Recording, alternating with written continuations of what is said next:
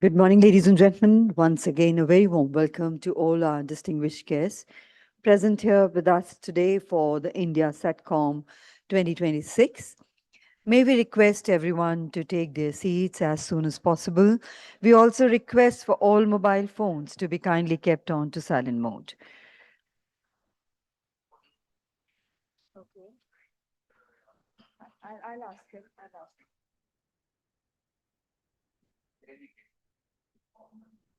Can we increase the volume? Volume बढ़ा दीजिए. Ladies and gentlemen, may I have your kind attention. All those seated at the back, am I clearly audible at the back? Can you give me a thumbs up? Thank you. So, ladies and gentlemen, once again requesting everyone to kindly be seated as soon as possible. All our distinguished guests are here with us at the venue, would be joining us any moment now. Once again, requesting for mobile phones to be kept on to silent mode so that we have an uninterrupted flow of the proceedings during the day. Thank you.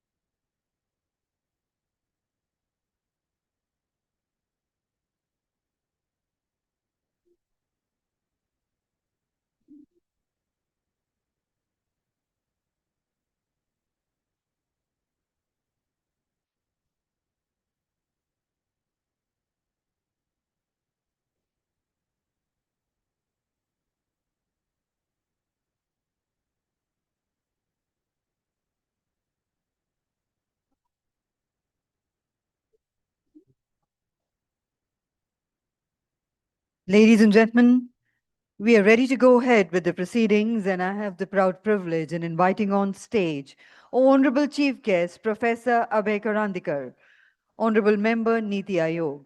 Let's put our hands together to welcome Sir onto the stage. I have the honor in inviting on stage special guest of honor, Ms. Sophia Nestius Booth, Director of Science and Technology, British High Commission in India. Warm welcome to you, ma'am. I have the privilege of inviting our special guest of honor, Shri Manish Sinha, Member Finance, DCC, Department of Telecommunications. Warm welcome to you, sir.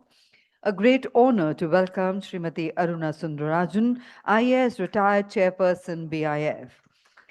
Honor of inviting Mr. T.V. Ramachandran, President, BIF, Mr. Rahul Vats, Director Corporate Affairs and Group CRO, Bharti Airtel and co-chair Setcom Committee of BIF.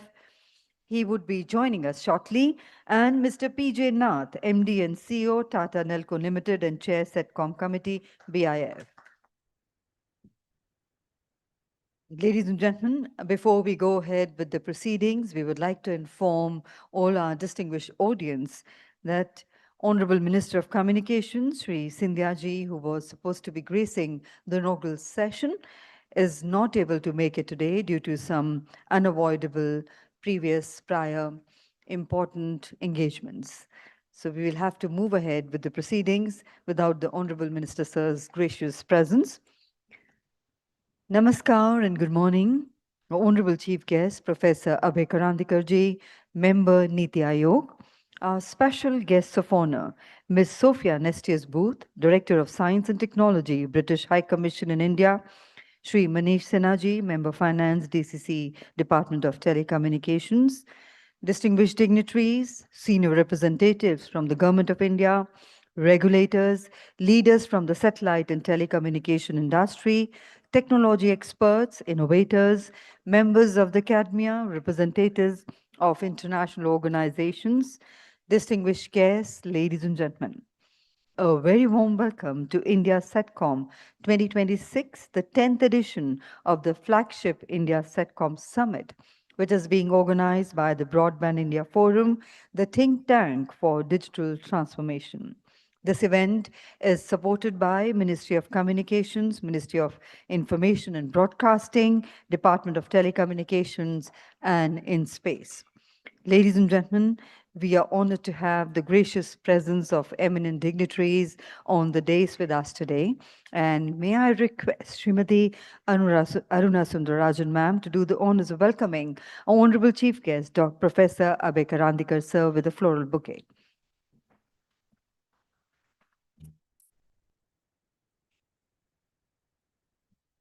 A round of applause, ladies and gentlemen, to welcome our honorable chief guest. Thank you, ma'am, for doing the honors. And I would request Mr. T.V. Ramachandran, sir, to kindly do the honors of welcoming our special guest of honor, Ms. Sophia Nestius Booth, Director of Science and Technology, British High Commission in India. A very warm welcome to you, ma'am. And may I invite on stage Brigadier Anil Tandon to kindly do the honors, he's DGBIF, to kindly do the honors of welcoming our special guest of honor, Shri Manish Sinha ji, Member Finance, DCC, Department of Telecommunications.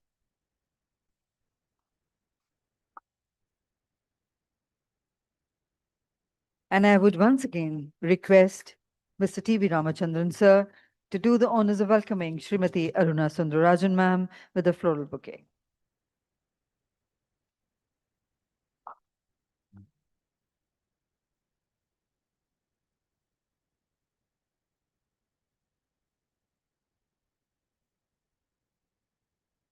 Like TV sir said, despite Aruna ma'am being very much a part of BIF, but we are honored to have her with us as our team of BIF. And that's the reason we would especially like to honor and welcome you, ma'am. Thank you very much indeed. And now, ladies and gentlemen, to formally welcome all of us to India Satcom 2026, it is my privilege to invite a distinguished former civil servant and one of the most respected voices in India's digital and telecommunications ecosystems, Srimati Aruna Sundararajan, IAS retired chairperson, Broadband India Forum, who has served the Government of India as Secretary in the Ministries of Steel, IT and Telecommunications, and retired as the chairperson of the Digital Communications Commission. During her distinguished public service career, she played an important role in shaping India's telecom and technology policies across areas including digital infrastructure, e-governance, digital payments, cybersecurity, and emerging technologies. And over to you, ma'am, for your welcome address. Let's put our hands together to welcome.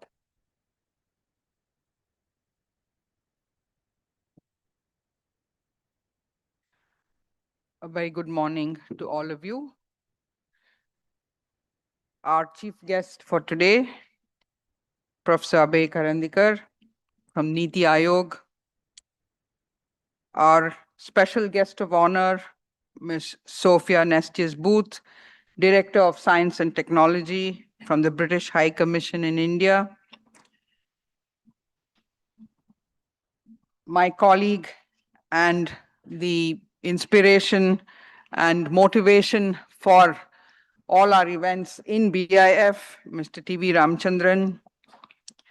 Our special guest of honor, Shri Manish Sinha, Member Finance, DOT. Mr. Rahul Watts, Director Corporate Affairs and Co-Chair of the Satcom Committee of BIF. Mr. PJ Nath, MD and CEO Tata Nelco Limited. Other distinguished guests on the stage and in the audience, team members from BIF, representatives from DOT, TRI, and ladies and gentlemen. It gives me great pleasure to welcome all of you to the 10th edition of India Satcom, which has over the years evolved into the flagship satellite communications conference of the Broadband India Forum. Over the last decade, this platform has emerged as a premier forum for constructive dialogue between government, industry, technology leaders, academia, and the global satellite ecosystem. The theme of this year's conference is very timely. It is Satcom, enabler for digital inclusivity and transformation. As we celebrate rightly the achievements of Indian telecom and what it has been able to do for millions or billions of Indian citizens, we still recognize that a very large number of Indians living in rural areas and in geographically challenging and economically underserved areas continue to experience significant connectivity gaps. So whether it is the Himalayan region, the Northeast, the islands, desert areas, forest, coastal belts, or border areas, terrestrial infrastructure alone cannot deliver reliable and affordable connectivity. Satellite communications, therefore, need to be viewed not in the Indian context as a substitute or competitor to terrestrial networks, but as a powerful complement that will complete the connectivity architecture of a digital India. As we all know, the satellite communications landscape globally and in India is undergoing an unprecedented transformation. Low Earth orbit constellations, high throughput satellites, software-defined payloads, cloud-native networks, and integrated satellite and terrestrial architectures are fundamentally changing what satellite technology can achieve. Latencies that once constrained broadband applications have reduced dramatically, opening new possibilities for education, healthcare, enterprise connectivity, resilience and disaster management, and mobility services. In India, we are standing at a particularly significant moment in this journey. The Telecommunications Act 2023 has laid the statutory foundation for a modern satellite communications framework. Discussions on satellite authorization, spectrum assignment, direct to device services, cybersecurity, coexistence of satellite systems, and global spectrum harmonization are shaping the future of this sector. These are not merely regulatory issues. They will determine how quickly India can achieve universal and meaningful connectivity while fostering innovation and healthy competition. As policymakers and industry work together, our collective objective must remain clear: to create a regulatory ecosystem that is transparent, neutral, technology neutral, investment friendly, and future ready, while fully safeguarding national security and consumer interests. In fact, this in sum is what BIF has been articulating as the fundamental principles of the organizations. Throughout the day, you are going to have deliberations on some of the most consequential issues before this sector: next generation satellite spectrum, direct to device communications, cybersecurity, satellite terrestrial convergence, enterprise applications, and the broader role of satellite technologies in building a resilient digital economy. I'm delighted to note that BIF will release two important white papers: one on direct-to-device communications and another on cybersecurity in satellite communications. Both these papers seek to contribute to the ongoing policy discourse by presenting international best practices, technical considerations, and we hope balanced policy recommendations. I do hope they will serve as a useful reference document for policymakers, regulators, industry, and researchers alike. As India aspires to become Vikshit Bharat by 2047, satellite communications will be one of the critical pillars supporting this national aspiration. Beyond connecting people, satellites will connect schools, health centers, enterprises, transportation systems, disaster response agencies, and strategic infrastructure. The success of this transformation, however, will depend upon continued collaboration. Governments, regulators, industry, academia, and international partners must work with mutual trust, shared purpose, and long-term vision. Forums such as India Satcom are valuable because they encourage open dialogue, evidence-based policy making, and collaborative problem solving. I congratulate the Broadband India Forum and particularly its satellite committee, our partners, our sponsors, and the organizing team for bringing together such a gathering of thought leaders.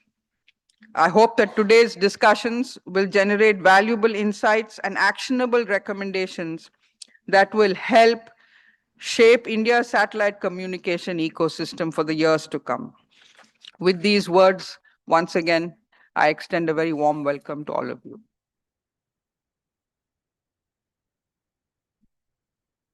Thank you very much indeed, ma'am, for that insightful and comprehensive opening address.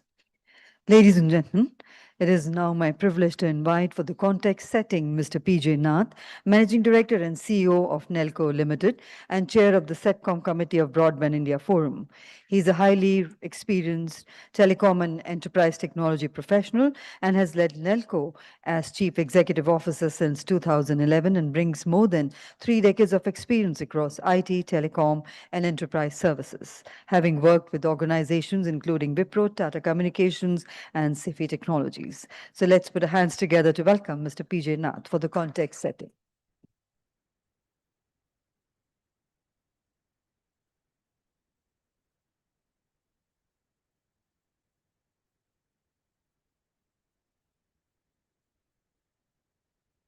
respected Professor Karandika, Ms. Sophie Nestus Booth, Mr. Manish Sinha, Ms. Ma'am Aruna Sundarajam, and TVR, and all the friends and colleagues from the industry in the gathering today. A very good morning and welcome to this important event today. At the outset, I would like to thank the organizing committee of Broadband India Forum for bringing together the policymakers, the regulators, the industry leaders, and the ecosystem partners in this gathering at a very crucial phase in India's digital and satellite communication journey. We are at a time when India's space sector has moved decisively from policy intent to demonstrated capability. And the most impact, the maximum impact of that has been into satellite communication space. It's okay. We appreciate the initiatives undertaken by the government and the Department of Telecommunication and InSpace and other stakeholders in creating an enabling environment for this sector's growth so far. Many of the initiatives have been taken by the government for the space sector and particularly for the satellite communication industry. Over the last few years, India has undertaken some of the key, quite a few initiatives, and some of the key ones are uh, the Satcom reforms of 2022, which helped in terms of self-certification being allowed, reduced bank guarantee for Satcom licenses, simplification of the process for getting in-principle approval by introducing interministerial committee, etc. The administrative spectrum assignment formalized for satellite services by way of enacting the Telecommunications Act 2023. Creation of InSpace has been a significant event in India. It is a single window authorization and felicitation agency for non-government entities. By 2025, it had issued more than 112 authorizations, with a majority of them granted to the private sector. Alongside this, the government has strengthened the financing and innovation ecosystem through initiatives such as the rupees 1,000 crore Space Tech Venture Fund, the 500 crore Technology Adoption Fund, the RDI scheme, and other measures supporting private sector participation and technology adoption. While it is not directly related to the SATCOM, but it is a very important initiative by the government for the space sector as a whole. These are not isolated policy measures. Together, they represent a fundamental shift from a predominantly government-led space ecosystem to the one where the government, industry, the startups, academia, and investors are increasingly working together. And I think that is what is defining the space sector overall in the country. Now, what's the next? The industry has welcomed the progress made in recent years, and we have been grateful for whatever has happened so far. But the investment in this sector increases. As it increases, the regulatory certainty and predictability become that much more critical. And that is what is the most important thing today, to have regulatory certainty and predictability. We are making continuous efforts towards streamlining approvals, be it in terms of the security approvals, be it in terms of faster spectrum assignment for non-GSO satellites. We are aware that the government is doing a lot around that, but the need of the hour is to really get it speeded up. But as we look ahead, I believe that we are entering into a different phase. The question is no longer whether India has created a policy architecture. We have done that, rather done a lot. It's just that some more initiatives need to be still completed. The question now is, how quickly can we convert that architecture into deployment, commercial scale, and having a national impact? Some of the important initiatives that are currently in progress, which we are all aware, but I'm just highlighting them.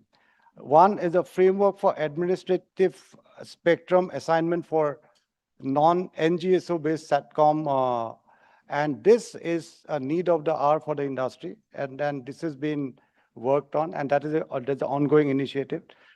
The other one is the Satellite Communication Network, or SCN, authorization framework. This is at a very important stage currently. It's under the TRA consultation. The framework will be crucial in providing regulatory certainty to both existing operators and new entrants.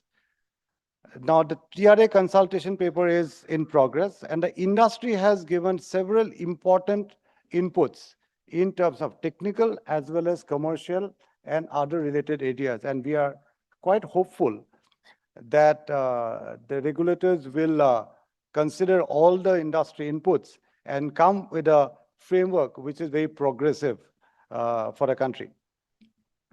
We also need to move towards a single window clearance mechanism, particularly because space and SATCOM deployments often require clearances involving multiple agencies. This we have been seeing. I think we are one of those part of the telecom ecosystem which requires clearance for multiple agencies. And therefore, simplifying the journey will reduce administrative effort and, importantly, reduce the time between investment and deployment of the services. We are aware that the government is actively considering reforms and the industry is keenly awaiting for the final outcome. As the new technologies emerge, our regulatory framework must remain technology neutral, proportionate, and future ready. The global satellite ecosystem is currently witnessing an unprecedented pace of innovation. New developments such as direct-to-device communication, satellite and terrestrial convergence, AI-enabled network management, software-defined satellites, advanced user terminals, inter-satellite links, non-terrestrial networks, and next-generation LEO constellations are rapidly transforming the industry. There's far more development that is happening, which is not even on the surface at the moment. It is important that India remains agile and responsive to these developments. The regulations should enable innovation rather than reacting to an innovation once it takes shape. And that will allow the technologies and business models to really flourish as we go along. India is at an inflection point. Satellite communication is transitioning from a niche technology into mainstream digital infrastructure. It is no longer limited to remote locations alone.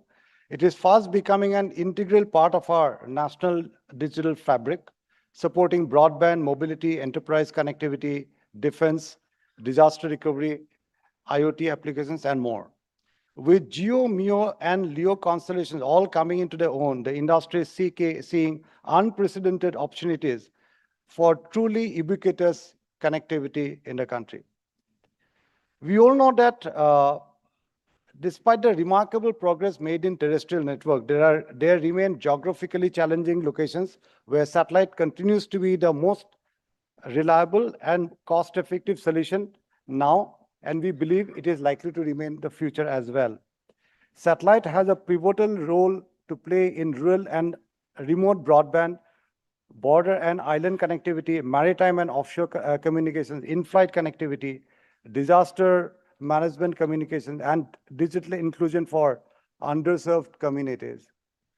We should look at the SATCOM not simply as another broadband technology, but as an additional layer of connectivity that can extend the reach, resilience, and redundancy of India's digital infrastructure.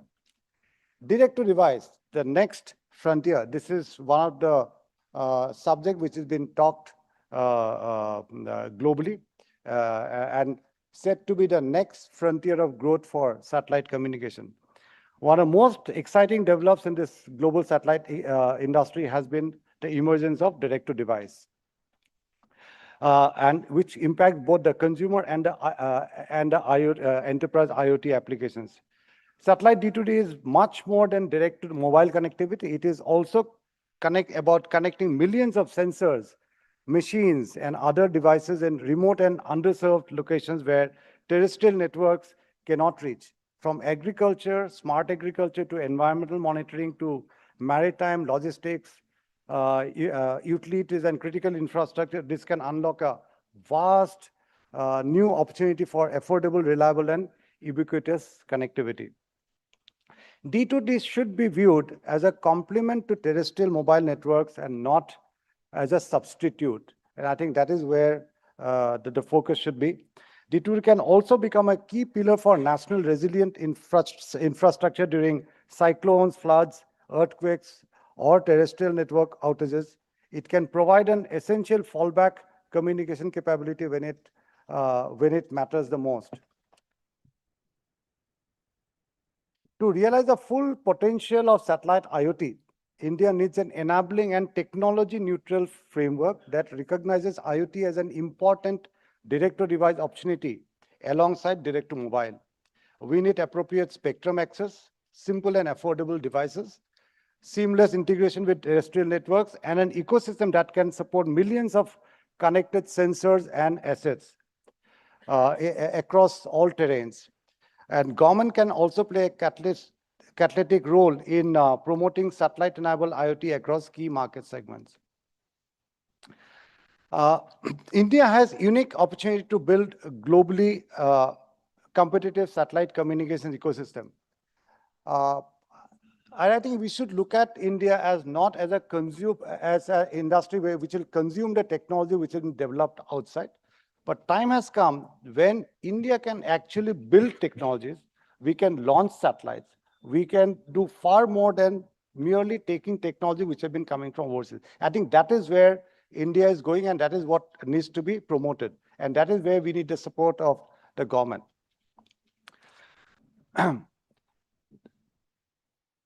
The future is not, okay, the one more point that we want to talk now is that the future is not about one technology versus another. It's not about geo versus LEO. It is not about terrestrial versus satellite. The future is about confluence of all technologies to create something much bigger. And I think that is where we all need to progress rather than competing against one technology versus the other. India should remain open to all technologies, Indian and global, that can contribute to a stronger and more evolved Satcom ecosystem.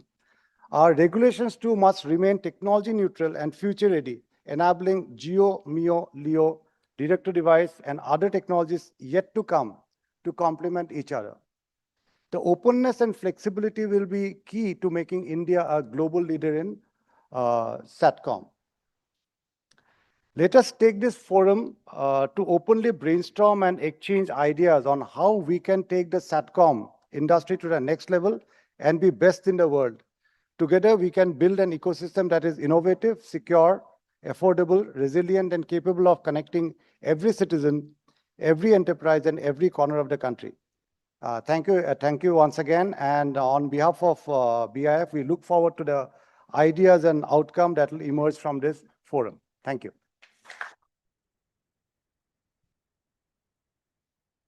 Thank you very much indeed, sir, for that excellent overview of the evolving Satcom landscape and the opportunities before India. Ladies and gentlemen, we are honored to welcome on stage Mr. Rahul Vats, Director, Corporate Affairs and Group Chief Regulatory Officer, Bharti Airtel and Co-Chair at the Satcom Committee of BIF. He's a telecom veteran with around 3 decades of experience. And may I invite you, sir, to kindly share the industry perspective. And as we have a little constraint on time, we would request all our esteemed dignitaries to keep an eye on the timer in the front. Thank you. Over to you, sir. Let's put our hands together to welcome.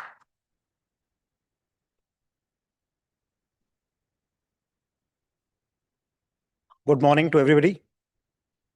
Seated on the dais, Professor Karandikar, the Bhishma Pitama of telecom industry, Mr. Ramachandran, Madam Sundarajan, Ms. Sophia from the High Commission, my friend and colleague, Mr. Nath, and of course, Member Finance, Manish Sinha. I was, while coming for this event, I was reflecting on what has really changed over the years since it's something TV has been doing annually. And on reflection, I was thinking that what has really changed is rather than just talking about policy reforms and market access, I think this year we are in a more certain situation. And even yesterday evening, I think the discussion was around deployment.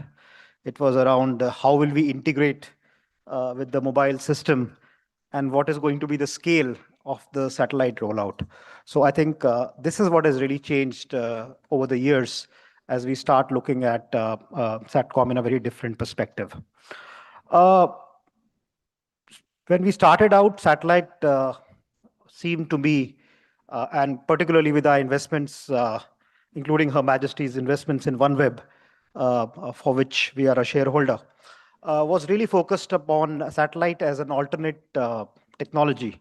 But with this integration now effort, and in next few years, we are really going to see the direct-to-device integration coming, and I think Satcom is now ready to take off to the next level, of where we want to see technology move in terms of the customer's need and requirement. What we have achieved is not less. Over the years, we have got in space as the regulator. We have got enabling foreign direct investment policy. And now we have got the Telecommunications Act, which is empowering us to do a lot of things which we had earlier thought are going to be difficult. Of course, we still require some clarity in terms of existing licensees to be enabled for this particular role, but I'm sure that is something the department is already seized off. So what has really changed? If you look at the large numbers, we still are a pygmy in terms of what's happening. Our space economy still is just shooting around $8 billion. And what we are really looking for in the earlier in-space vision, we talked about going up to all the way up to 44 billion by 2033 and then 100 billion by 2040. Looks a little far-fetched sitting in 2026. But then a lot depends on, once we start rolling out the services, what happens then is something which needs to be looked into. But with integration in mind, I think it's not something which looks unachievable to me anymore. We've got General Bhatt here sitting from Indian Space Association. More than 300 startups are part of his body, which shows the interest the sector has now generated in terms of what we are looking for in future. And this enthusiasm, particularly what happened with Skyroot and the investments we are seeing in a lot of startup ecosystem, is auguring well for the entire ecosystem to develop, in the space economy. ISRO had a difficult year this year, but we hope things will shift around with the season now starting afoot. And I'm sure the leadership which the ISRO has shown in the past is really going to shine up again, in the days as we start looking ahead. Let me now come back to Satcom space, and coming after PJ is always a little difficult because he's really the master and expert on capturing everything, and he leaves very little for me to say every time. And next time TV, you have to place me before Mr. Nath because it's very difficult to follow, suit after him. I think it's a very interesting space in Satcom for us. We have got our investments in OneWeb, and we just announced IRIS2 in Europe. So it's all charged up activity out there, and there's a huge amount of potential which is still, available. And the type of geopolitical situations we are seeing ourselves in, I think the Satcom will play a very important role, in the days to go ahead. In India, we already talked about having our own sovereign from one of the players. And then there are large investments happening, from Starlink, from Amazon. And so it's a market which is really charged up. Nelco announced yesterday a wonderful tie-up, and that's again looking up in future. What is the potential which is happening? And somehow when we look at satellite, we somehow always tend to look at only one part of the ecosystem. And last night, I think one of the things which came out was we have to look at the entire thing. So IoT is a market, retail is a market, enterprise is a market, and all of that is the combined potential which is available in this sector. As a combination of a telco and a Satcom, for us, this is a very interesting times. We are hoping for this integration to happen sooner rather than later. We already have IMT-based spectrum, and we see the direct-to-device market really paying out in the IMT spectrum as we start going ahead. Naturally, this is a spectrum which we have taken after paying considerable money to member finance, and so we hope our investments will remain fully protected as we move ahead to the next phase of growth for the telecom. One other observation I wanted to give is, which is the important part, is and I'm using the opportunity of member finance being here, is to really enable this last part. So we have got the visualization, of Digital Bharat Nidhi, trying to address the sites which are not easily accessible. And then, of course, we had the BharatNet connecting the fiber to the places where we could not reach. I think it's time to really, deepen the debate on the satellite acting as one more carrier, for going to these deep into the rural belts, which we have not been able to cover, or unhospitable geographies, which we have not been able to cover. I think that is something, I think the time has come now to really, because now we are reaching a point of the capacity as we are. And why that is important is because when we talk about broadband availability in rural areas, we have really seen the impact it has on health, it has on education, it has, on the facilities which can be made available for socio-economic growth of that entire region. I think as we look ahead this year, I'm sure this is going to be a pivotal year for Satcom in India. We have gone through a lot of maze of trying clarity on spectrum. I think the regulator has clarified that. We had a maze of security conditions which were there. I think that also is something more or less which is now, we are seeing stability coming out of that. And so I think the only thing now Flick remains is to really get the enablement of the spectrum, which I'm sure this is going to be an important year for rollout of Satcom services in the country. So with that message, I really want to thank the Broadband India Forum for this opportunity for me to deliver this address. And I wish them all the best. Thank you so much. Thank you very much indeed, sir, for all those valuable observations being shared today. Ladies and gentlemen, Broadband India Forum has prepared a white paper on direct-to-device communications, bringing together some global developments, technology considerations, regulatory issues, and the implications for India. And now to briefly take us through the key findings and recommendations of the white paper, may I invite on stage Mr. Karthik Berry, who's from Kyogen Consulting, to kindly make this presentation. Let's welcome him for the presentation.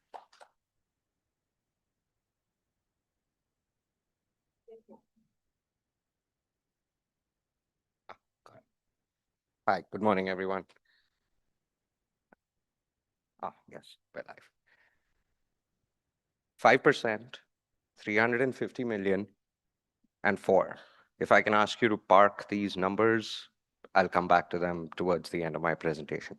And another one, 1.3 billion. In case you're wondering, that's not the population of India. Good morning, everyone, and a warm welcome to everybody on the dais. Thank you, ma'am, for the welcome address. Thank you, Mr. Nath, for setting the context. And Rahul, as always, thank you for adding to it. A few months ago, we were engaged by the BIF, by the Broadband India Forum, to develop a comprehensive comparative overview of direct-to-device services within India and across the world. It was a long, grueling exercise, but it's manifested in a ponderous tome of a report. We've made it easy for you to read it. We hope you're able to find insights in there.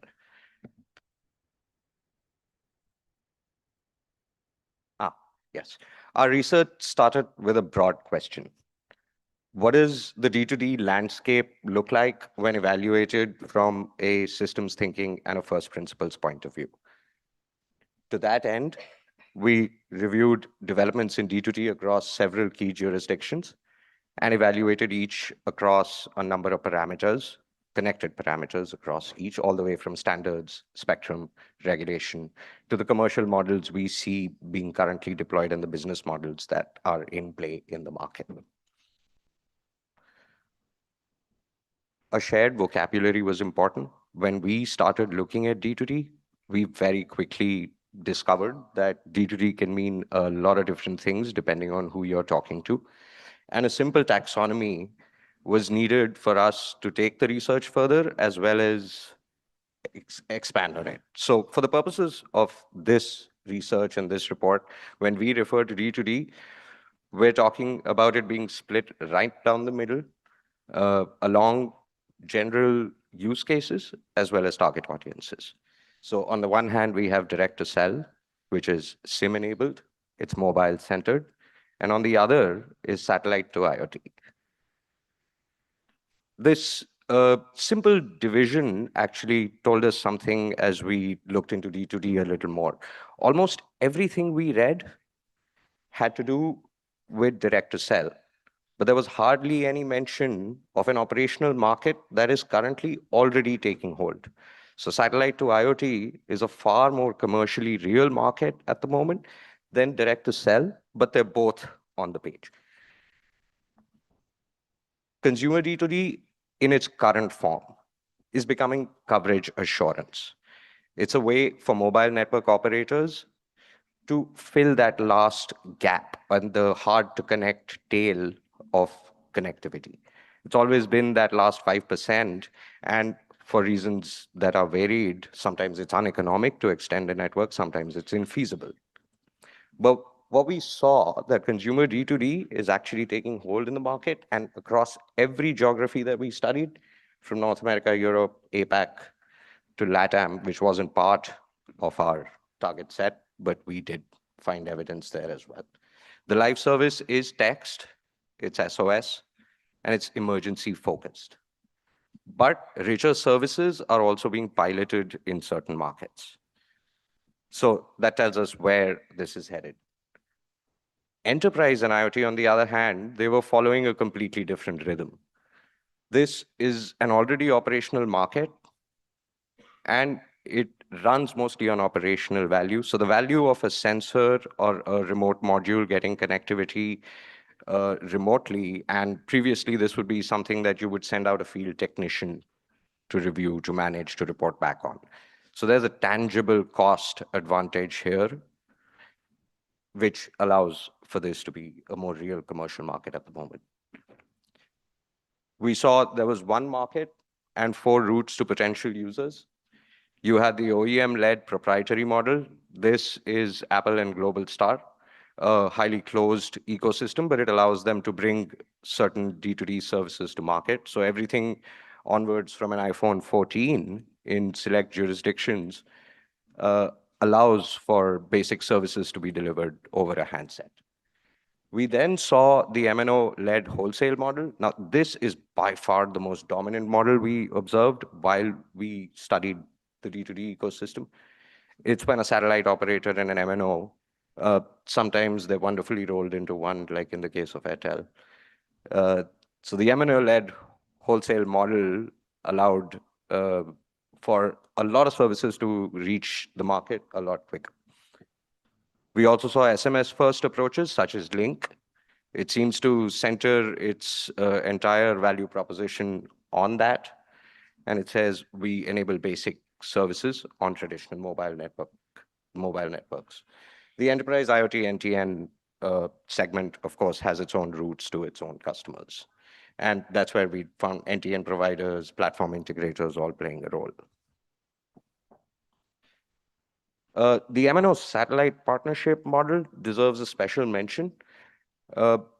This was dominant. Almost every market we look at, it's either T-Mobile, Starlink, it's AST signing up in the Middle East.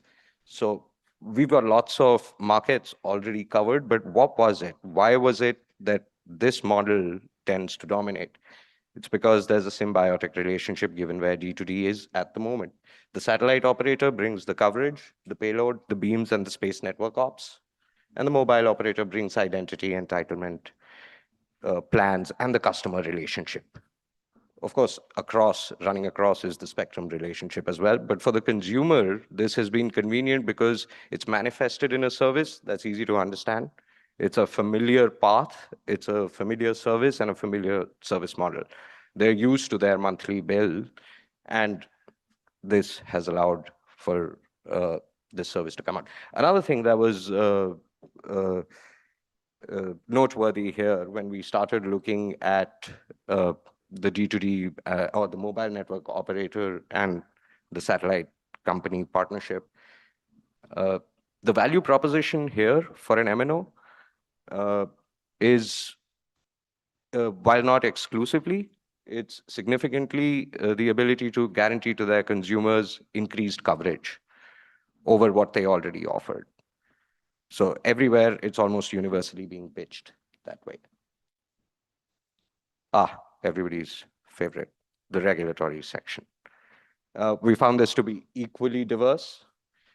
We have an MSS route. We saw New Zealand and EU adopt this. There's a hybrid satellite terrestrial route, which more commonly known as supplementary coverage from space. This is the US, Canada, and UK. And we also found other models. But regardless of which regulatory approach a nation took, they were all asking the same questions. What spectrum do we radiate on? Who owns the relationship? How do we protect incumbent services from interference? These were all common questions across each. Right at the end was band-specific studies. So we saw some cautious nations like Japan insisting that band-specific studies happen before there's any authorization. And once again, regardless of what regulatory approach was selected, everybody would be victim to the discussions and would be subject to how these three parallel tracks or two parallel tracks and then the national configuration as per that, how would that work? So 3GPP brings the capability. Release 17, 18, 19 all allowed for D2D to evolve to its current form in pieces. WRC is going to clarify the international spectrum question and what happens there. And finally, national frameworks are going to have to account for this service. One caveat here, of course, we do highlight that existing MSS-based IoT services, given that that spectrum is already authorized for use, do not have to wait for these tracks to parallelly complete. And which is why we also do see that a lot of enterprise IoT and satellite to IoT services are already finding their way to market.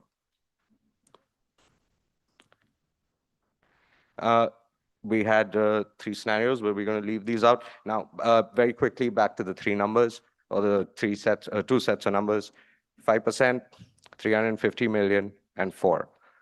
5% is the number of Indian households without a mobile phone.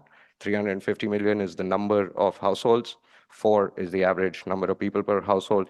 That gives us a market of 70 billion who are still unconnected. Now, we do not claim anywhere in the report that D2D is the silver bullet that solves this. But as we've seen with every incremental piece of technology, there's a marginal closing of the gap. So we are confident that even D2D addresses part of this. But then the bigger number, 1.3 billion. Not the population of India, it's the number of mobile devices. So if I could leave you with one thought for the remaining sessions over the day, what does it mean for the cybersecurity of a Satcom network when all of a sudden the attack landscape or the attack vectors are increased by billions of devices that are between smartphones and remote control modules? We've got something in those sessions as well, and hopefully this provides a frame for questions that we could answer then. Thank you.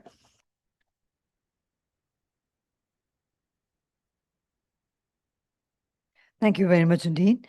And ladies and gentlemen, we'll wait for our Honorable Chief Guest for the release of this white paper.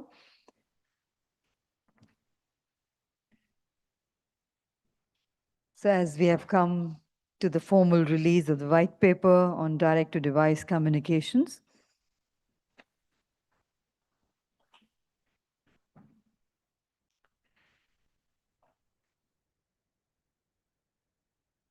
meanwhile, I would like to request our conveners of the Satellite Committee, Mr. Devashish Bhattacharya and Mr. Anil Jain, to join our dignitaries on the stage.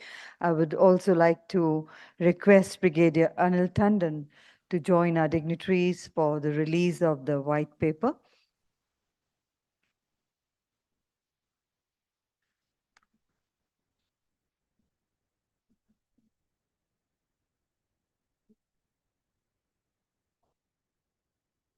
Can we have the address?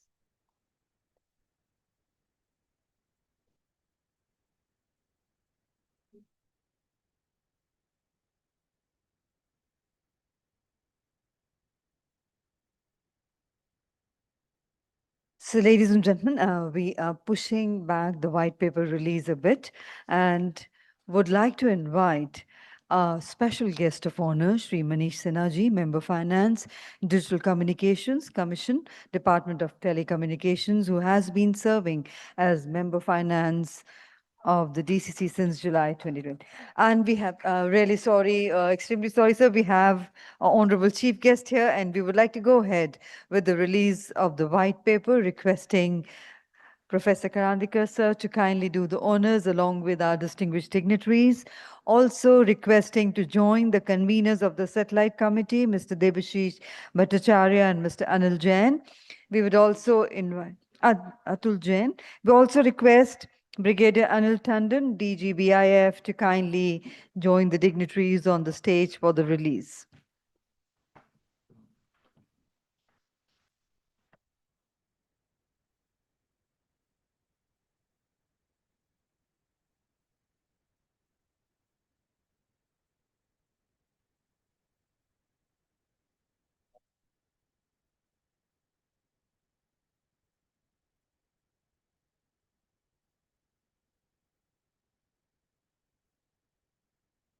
And a round of applause, ladies and gentlemen, for that release as we congratulate Broadband India Forum and all the experts and contributors associated with this white paper for coming up with this publication. Thank you very much indeed to each one of you.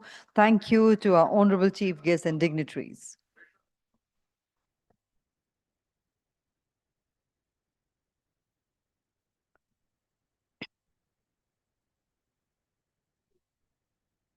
And ladies and gentlemen, I would now request our special guest of honor, Sri Manish Sinha ji, to kindly deliver his special guest of honor address. Let's put our hands together to welcome sir.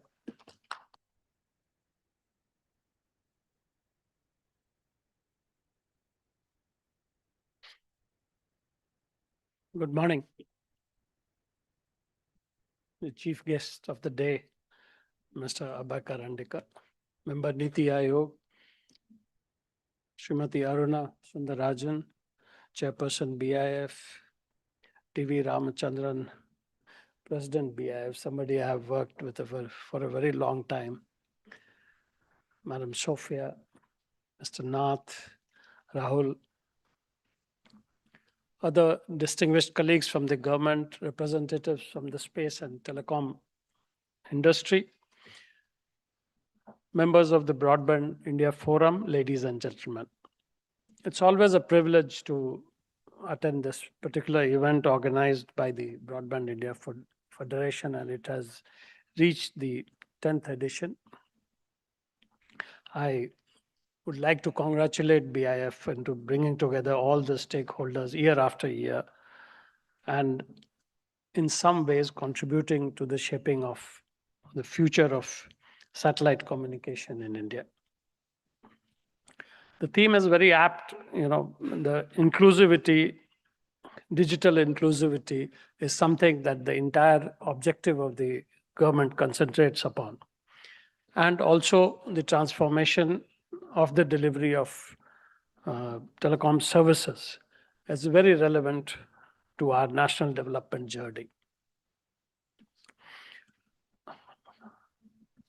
Me, together with Ramachandranji, Rahul Vats, all of us have been a part of the remarkable progress in the terrestrial connectivity.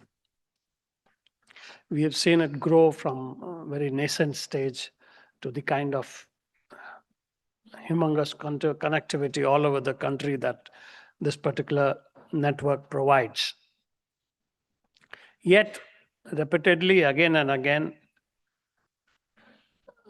the geography of this country reminds us that this kind of a network alone cannot address every connectivity challenge.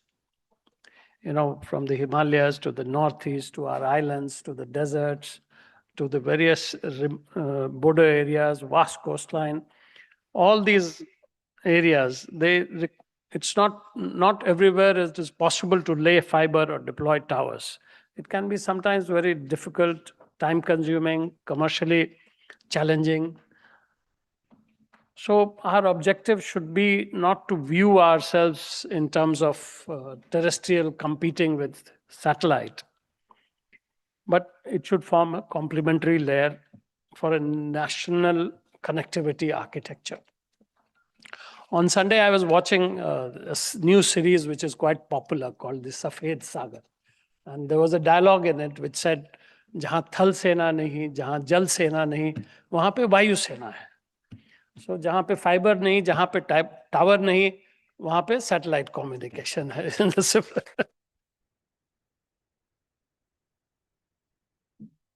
This is where the significance of this transformation of satellite sector begins. We in the DOT have been working steadily to create an enabling framework for the satellite-based communication, and this has been going on for the last 2 years. It is surprising, but you'll be amazed to know that the old Act, Telecommunication Act, has no mention of spectrum.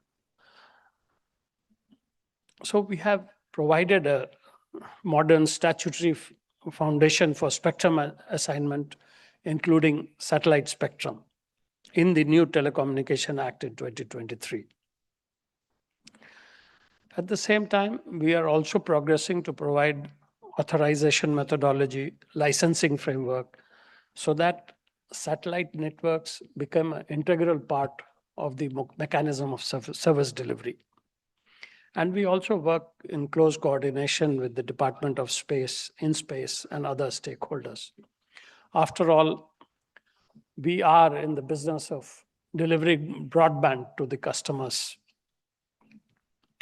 The authorization framework, for instance, already enables satellite-based voice, messaging, IoT-based services, data, and it aims particularly to serve the rural, remote, the underserved areas in the country. We are also making all these regulations technology neutral and hope to introduce new technology like LEO, MEO, and high throughput satellite systems, while we are coordinating the necessary network clearances and spectrum arrangements. These are at the final stages, and I'm sure in a short while, the satellite industry should be able to take off in the country. These are important steps in moving India from a traditional satellite communication ecosystem towards a more integrated satellite terrestrial communication environment. The next phase may require a still greater degree of policy innovation. It has especially been argued in terms of the emerging frontier of device-to-device connectivity. I have just been through the white paper, and I find the economic models that have been discussed in this white paper as something that we can all look forward to and take it forward. Mr. Ramachandran will remember how the terrestrial networks took off. And when we reached that criticality of a standard tariff of maybe say 1 rupee, the industry really took off. So from a total income of somewhere around 40 to 50,000 crores, in 2008, we are touching 1 lakh crore approximately. With the introduction of 5G, from the time I have joined the Digital Communication Commission, the revenues of this sector have grown from about 1.5 lakh crore to more than 3 lakh crore, maybe even 3.5 lakh crore now. So as Rahul was whispering to me that just as he arrived, that they're feeling good and matured, and they seem to be doing well so far as the terrestrial, all operators in the terrestrial domain are concerned. The paper is therefore particularly relevant because it brings together the technological, the regulatory, and commercial dimensions of D2D, and helps us distinguish what is technically possible today and what is likely to mature over time. There are challenges in terms of capacities and what are the scales that we can actually achieve through satellite communication. And that raises challenges in the kind of investments that we can make, the kind of investments that it draws, what are the possible costs that we are going to incur, are the returns going to be commensurate with that, and perhaps in a complementary manner of development, there will be compensation from other services, and it will only help satellite to grow and give you the necessary support that will be required in the initial years of operation. Therefore, D2D, in my view, should be approached both with ambition and realism. It is not necessarily the value to replicate terrestrial broadband from space. It basically starts off with providing a safety net, which is to provide for emergency communication, disaster management, remote and rural areas coverage, transport corridors, maritime corridors, and low-rate IoT systems. This is a complementary layer rather than a replacement of terrestrial network. India is also participating in the global policy evolution, including the discussions surrounding WRC 27 agenda. The TRAI consultation paper for satellite communication network authorization and spectrum assignment is another step in this journey. And it will, amongst other issues, also examine the role of D2D. What are the responsibilities of satellite providers and service providers, and the kind of spectrum arrangements there will be between the two kinds of networks. There is no doubt that satellite can contribute significantly to the digital infrastructure, support schools, healthcare, agriculture, logistics, aviation, maritime services, critical infrastructure, and disaster management, while also extending connectivity to communities that conventional networks may find difficult to reach. So now our objective is not only to connect to more and more people, we have to make it affordable, reliable, resilient, and available at all times. So as we move towards Viksit Bharat, our digital infrastructure must be capable of reaching every geography, supporting every sector, and remain dependable in times of disruption. So the future of telecom networks is not just satellite versus terrestrial or telecom versus space, but an integrated communication system which has fiber, which has mobile, which has Wi-Fi and satellite, each performing role for which they are well suited.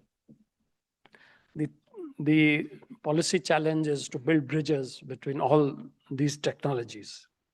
We have the market, we have the talent, we have the institutional capabilities, and we need to deploy all of it to ensure that there is seamless relationship between all these technologies, and that together they help us to grow and strengthen the telecom infrastructure that we have around the country. There are new regulatory frameworks that for assigning spectrum on way. The capacities and scalability, as I said, of communication services on satellite will make the entire operations economically viable and also investor friendly. I think besides looking at the Telecom Act, we should also look at the Indian space policy, which has been quite a game changer. It allows to remove old monopolies and build a forward-looking ecosystem where the regulator, research institutions, and the private sector operate in complete synergy. I think the achievements of Skyroot has also created history in the recent times, and that kind of a growth is also good for the nation. Simultaneously, we have to also look at how much of the global space economy we can occupy. And towards that, I'm seeing our operators take steps to join the family of operators providing satellite communications. We need to get orbital space. We need to bid. Why for that? ITU needs to be convinced, persuaded to change its methodologies of allotting orbital space so that more and more operators from India can become a part of this growing economy in the country. I hope India, with these initiatives, is able to capture a substantial part of the global space economy in the future. Thank you very much.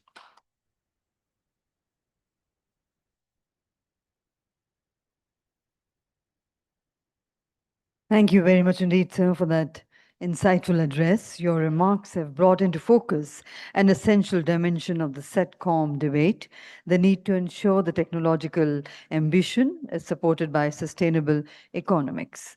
Thank you, sir. Ladies and gentlemen, satellite communication and space technologies are inherently global. And today it's a pleasure to have with us Ms. Sophia Nestius Booth, Regional Director, Science and Technology, British High Commission in India.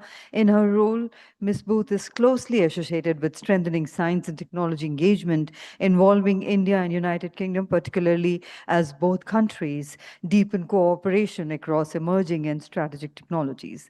And let's put our hands together to welcome our special guest of honor, Ms. Sophia Nestius Booth, for her address.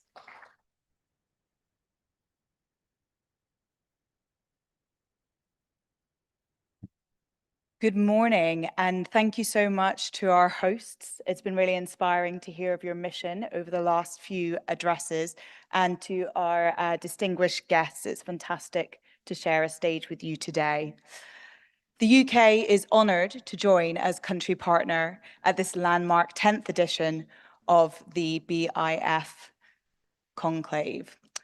This feels like a very pivotal moment for India's Satellite Communications Centre. India's ambition in this space is bold and inspiring, as we've been hearing. I heard that you plan to grow the space sector to $44 billion by 2030, with Satcoms, Earth observation and navigation critical to that. The Indian Telecommunications Act of 2023 and the ongoing reforms are creating an investor-friendly ecosystem that welcomes international partnerships and private sector innovation. This is all very exciting for the UK, and we see it as a time to seize the opportunity to bridge gaps and deliver an impactful partnership. Our pitch to you is that the UK is a global leader in satellite telecommunications. We have strengths spanning satellite design, low Earth orbit, manufacturing, network operations, and advanced connectivity services. Our capabilities support global aviation, maritime, defense, and enterprise sectors across the world. And as Rahul mentioned earlier, the UK is also a market. So we would be very excited to see Indian innovation, Indian startups, Indian investors in this space to work with us. We also have significant research institutions and companies who are pioneering advances in low Earth orbit constellations, software-defined satellites, AI-enabled networks, and secure communications.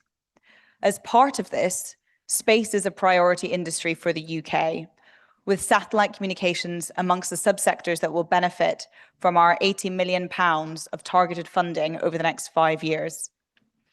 Combined with expertise across the full Satcom value chain, from payloads and ground infrastructure to user terminals and managed services, this makes the UK a strong partner for secure and resilient connectivity.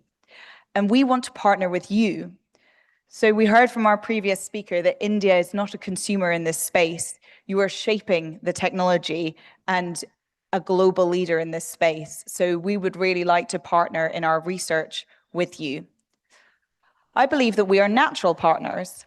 Our recently concluded UK-India Comprehensive Economic and Trade Agreement, which was concluded last month, provides an important foundation for deeper collaboration by strengthening the framework for trade and investment. For the Satcom sector in particular, it provides a framework and confidence to deepen the UK-India commercial partnerships.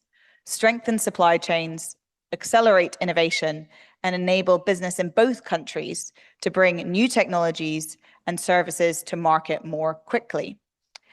And in this, we are building on existing success. Eutelsat OneWeb, backed by Bharti, as we heard, demonstrates how UK technology and Indian investment can combine to create globally competitive satellite communication capabilities. We see similar opportunities across the value chain, from satellite manufacturing and Earth observation to connectivity services and user terminals, with companies such as Viasat Inmarsat, All.Space, Avanti Communications, and Surrey Satellite Technology, bringing expertise that complements India's rapidly growing space ecosystem. We want to see more UK companies establishing partners and investing in India's growing satellite communications market, while supporting Indian space and technology companies looking to expand internationally through the UK's world-leading space, finance, and innovation ecosystem.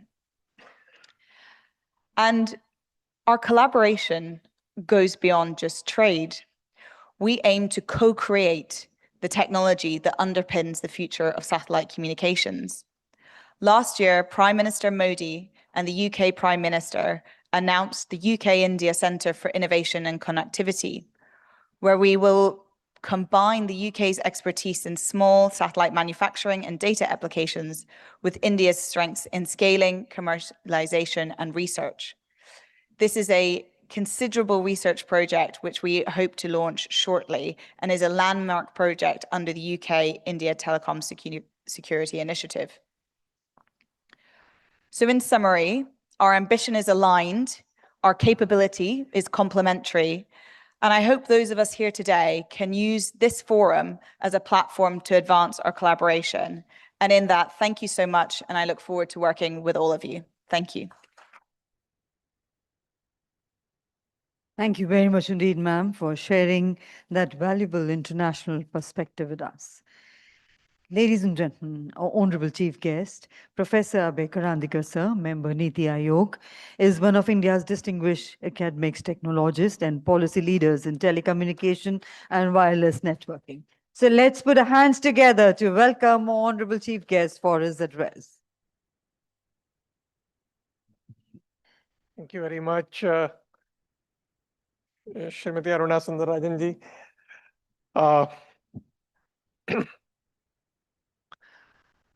Mr. T.V. Ramachandran, Sri Manish Sinha, Ms. Sophia Nestius-Puth, Mr. Rahul Vats, and Mr. P.J. Nath, all the distinguished guests.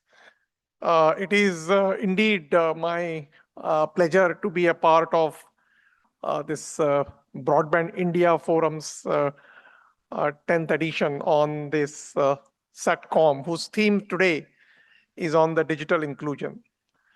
So 5 speakers before me have touched upon all the aspects of the satellite connectivity, from regulations to the importance of inclusion. And therefore, I don't have much points which are different than this. However, I will touch upon some aspects, which were not elaborated by the earlier speakers. I think, as was emphasized, that today, we have made tremendous progress in the terrestrial communications. We are one of the largest, 5G networks in the world. And our data consumption, mobile data consumption per user is also perhaps, the largest in the world. We are almost 30 GB per user per month, we are consuming.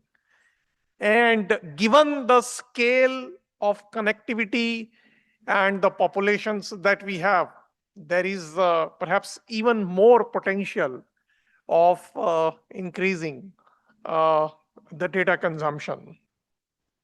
Now, in this context, therefore, the satellite connectivity is becoming extremely important to move from what we had coined the word universal services and to a universal digital opportunity. While terrestrial networks will remain the backbone of our connectivity, whether it is fiber or cables, and fiber and mobile networks will continue to carry the overwhelming majority of the traffic.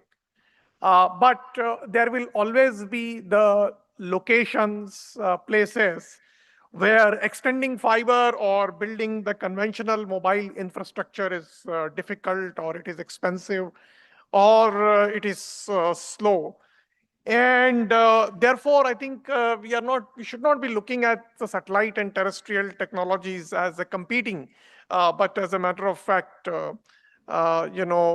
complementary technologies forming part of the national digital backbone infrastructure to take us our motto of universal connectivity to a universal digital opportunity. Uh, Now, more and more convergence between satellite and mobile networks are happening. 3GPP standards are already incorporated the non-terrestrial networks, and satellite communication is therefore gradually becoming part of a broader mobile ecosystems. And the movement towards direct to device connectivity also can have a profound implications for this convergence. Now, as was pointed out by Mr. Manish Sinha, that technological availability does not automatically create the inclusion. And particularly in a country like India, which is a very cost-sensitive market, connectivity that people cannot afford will not turn out to be a meaningful connectivity. And therefore, the biggest challenge for the satellite broadband will be the economics of the connectivity.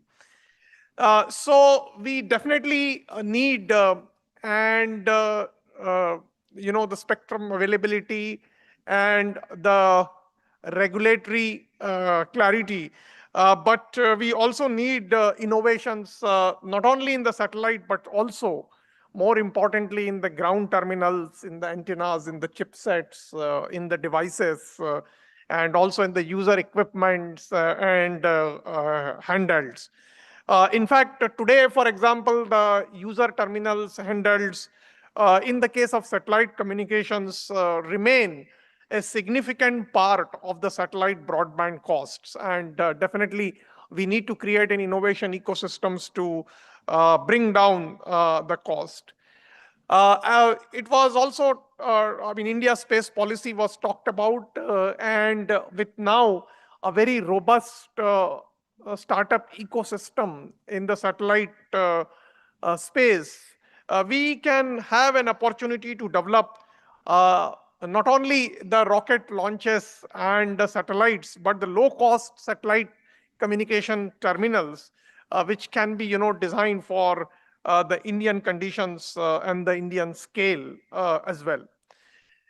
Also, I think I would like to stress here that we should not assume that every rural household will immediately require an individual satellite terminal. In fact, in this context, therefore, different architectures of providing broadband connectivity may also be more economical and cost effective. And therefore, the satellite backhaul can also be an option where the satellite can provide backhaul, just like in the case of BharatNet, where the fiber connectivity was provided to the gram panchayats and the villages around it were served through the different mediums. Similarly, the satellite backhaul can be provided to a gram panchayat or a village or a common service center. And then, it can support even the mobile towers in the locations where the fiber connectivity is becoming difficult. Today, therefore, the reforms in the space sectors and the emergence of the private space company have created a completely new environment for innovations. And as I mentioned, not just in the rocket launchers or the reusable rockets, but also in the case of broadband satellites and the satellite user terminals. Now, there is, of course, a very significant policy challenge that was also mentioned. As you know, that the Telecommunications Act 23 have alluded to it. But as all of you know that unlike the terrestrial communication, satellite communication operates across national border, and therefore we need a regulatory environment which not only encourages innovations and ensures the efficient spectrum utilizations, but which also protects the existing services and addresses the important national security requirements. So we need, therefore, a balanced regulatory environment which allows innovations to flourish, which allows sort of cost-effective satellite broadband services to be delivered.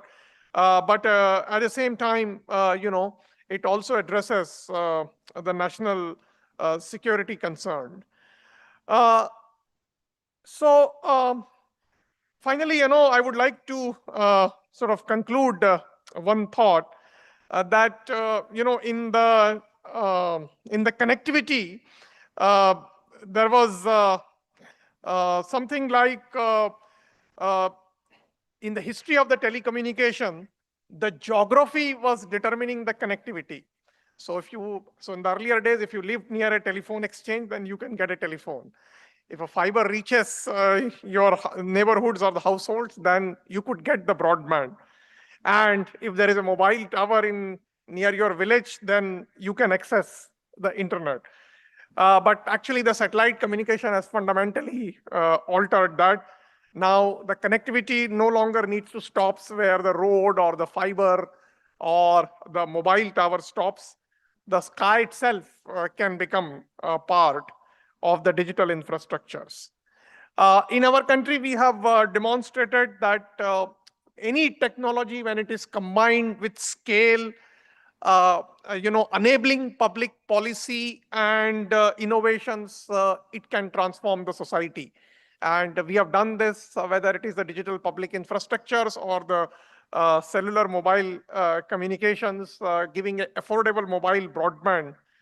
Now there is an opportunity for integrating the satellite communications with our existing fiber, 5G, 6G, and the digital public infrastructure to provide an overall vision of digital inclusion at scale and also in an affordable way.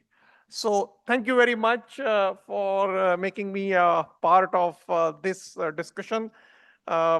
We from the Niti Aayog, we look forward to engaging with all of you for creating an enabling policy and regulatory environment for having a robust innovation ecosystem in the space. Thank you very much. Thank you very much indeed, sir, for that highly insightful and forward-looking address. We also thank you, sir, for your guidance and graciously joining us at India Satcom 2026. And now to formally close the inaugural session, I have the pleasure of inviting Mr. T.V. Ramachandran, President Broadband India Forum, to propose the vote of thanks. Let's put our hands together to welcome sir.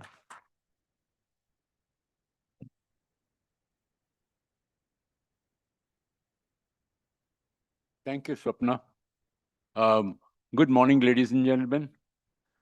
It's my great honor to propose a vote of thanks at the end of this inaugural session of our conference this morning, India Satcom 2026, on Satcom as an enabler for digital inclusivity and transformation. Respected Chief Guest, Professor Abhay Karandikar ji, Member Niti Ayog, special guest of honor, Madam Sophia Nestius Booth, Regional Director, Science and Technology, British High Commission, Government of UK. Special guest of honor, Shri Manish Sinha ji, a member, a respected member, Finance, Digital Communications Commission, Ministry of Communications, our esteemed BIF chairperson, Madam Aruna Sundarajan ji, BIF Satcom chairman, Mr. P.J. Nath, our BIF Satcom committee co-chair, Mr. Rahul Watts, distinguished dignitaries on the dais and off the dais. I see a galaxy of luminaries standing before me, sitting before me, and I can't thank you all enough for being here for this morning.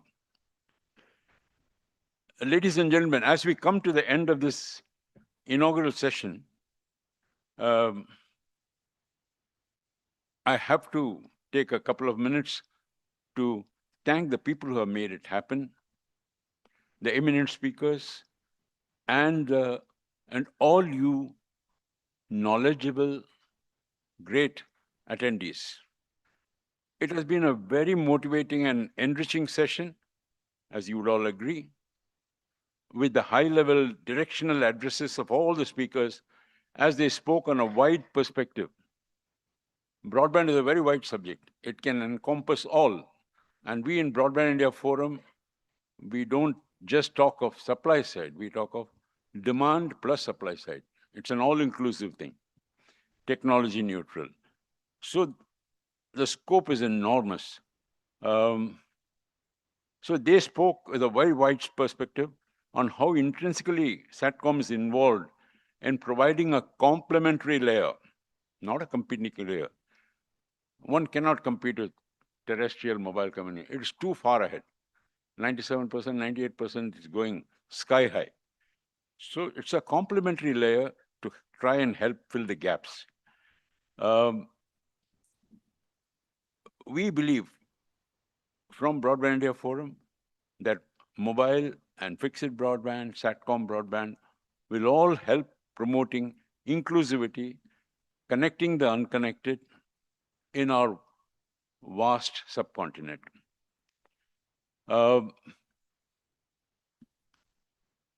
Firstly, my special thanks to our chief guest, Professor Abhay Karandikar, member Niti Ayog, for being so kind as to take valuable time from his extremely busy schedule to preside over the event today, and his inspiring special address, which highlighted the importance of the role of Satcom, and he coined a really beautiful term, universal digital connectivity. It's not a problem, and that is not a challenge. Here we see an opportunity and a very quick back-of-the-envelope calculation, sir, tells me that there'll be a few lakhs of crores lying there for us to reap. Because, as we all know, although we have reached a very high penetration and all that, if you take out of all the multiple SIMs and other aspects, there are still about 47% unconnected people. And today's connectivity is not just voice connectivity. They want net connectivity, broadband connectivity, even not dial-up connectivity, broadband.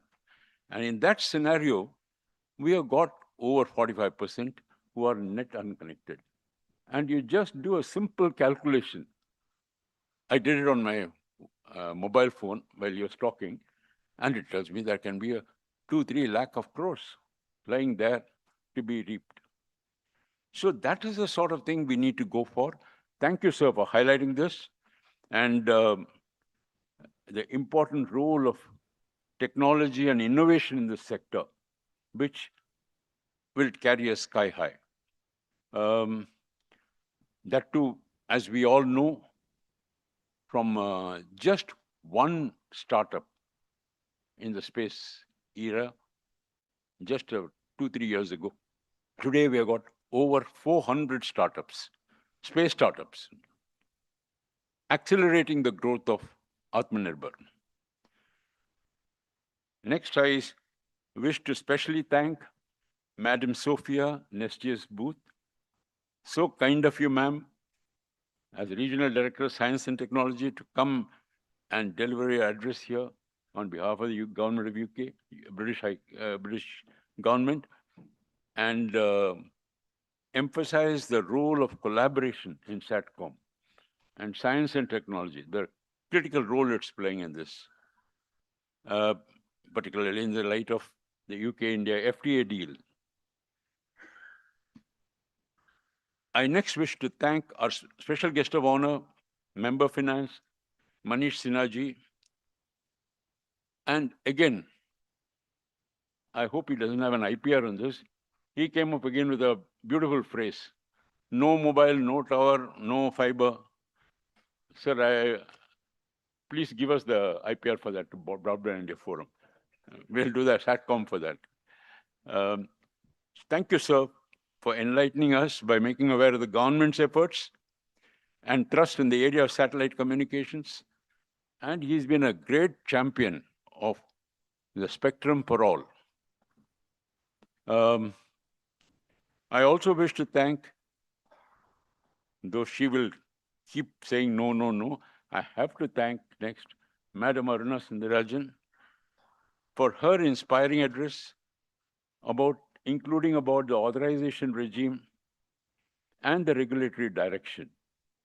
You very rightly pointed out the pivotal role that we could play from Satcom for Viksit Bharat. I thank you, ma'am, for your address. My sincere thanks next to our chairman, Satcom committee, Mr. P.J. Nath, and our co-chair, Mr. Rahul Watts, who came rushing despite some other engagement and just made it in time for his slotted time. Both of them provided deep insights to the on-the-ground situation and the challenges and opportunities in this sector. And you can all note that both of them are very bullish about the sector. In fact, everybody on the dais has been like that. We are all afire to go. And I think that will happen. A great paper was released by, thanks to the efforts of Mr. Karthik Berry and his team from Cogent Consulting. A great paper, and I must thank him and the BIF committee, which made it happen. The white paper released is not a position paper. It's a white paper. I want to make that very clear. As my Director General keeps reminding me, it is not a position paper, it's a white paper. So it is a review. And it's going to be very, very useful document, reference document for all of us when D2D is happening already. I would be amiss if I did not thank all our sponsors. Our principal sponsor, Amazon, our country partner, Government of UK, platinum sponsor, Nelco, Tata Nelco, our silver sponsor, Airtel, Qualcomm, and we. Our startup partner, Dhruva Space, and media partner, Communications Today. I'm also very grateful to Mr. Shashidharan, MD Bharat Exhibitions, who always is with us, standing and helping us organize the event. Last but not the least, the unputtable guy, Debashish Bhattacharya, who keeps going at us until we do it. So thanks to my complete team, Brigadier Anil Tandon, Debashish, Atul Jain, both are conveners of this, and the entire team who made this happen. Thank you all.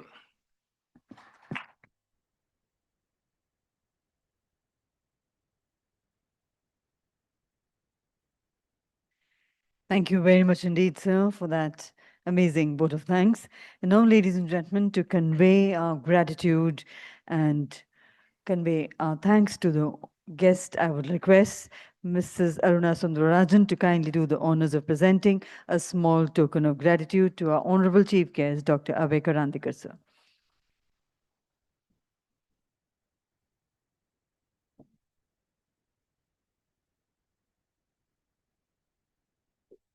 Thank you once again, sir, for sparing your valuable time in gracing this occasion. I request you, ma'am, to present a token, a memento to our special guest of honor, Ms. Sophia Nestius Booth, Director of Science and Technology, British High Commission in India. We present to Shri Manish Sinhaji, Member Finance, DCC, Department of Telecommunication, our special guest of honor. Thank you, ma'am, for doing the honors, and may I now invite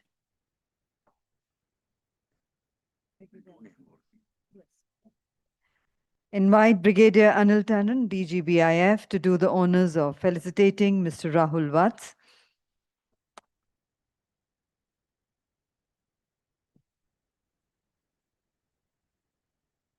And to Mr. P.J. Nath.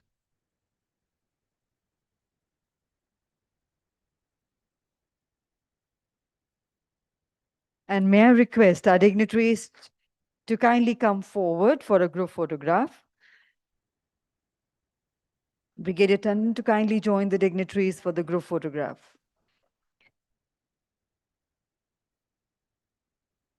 And with that, ladies and gentlemen, all the conveners of the Satcom community to kindly come up.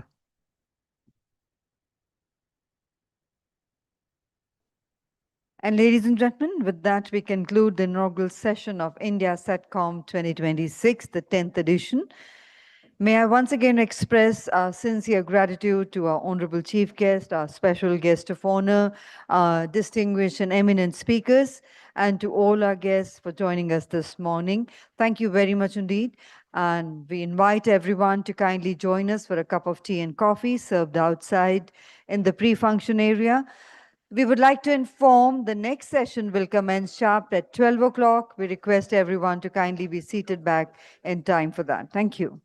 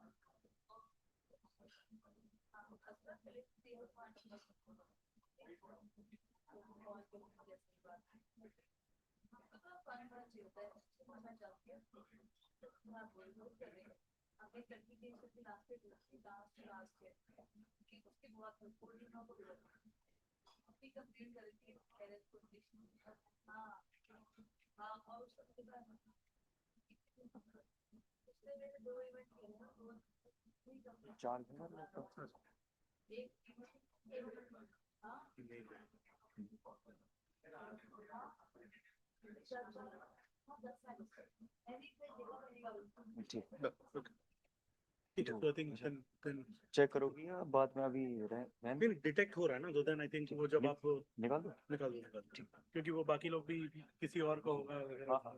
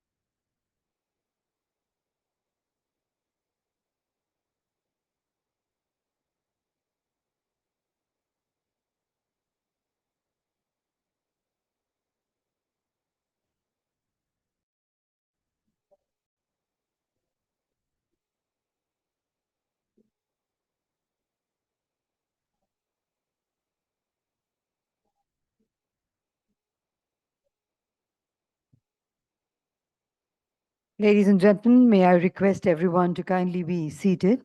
We're ready to go ahead with the proceedings of session 2, which is a panel discussion session.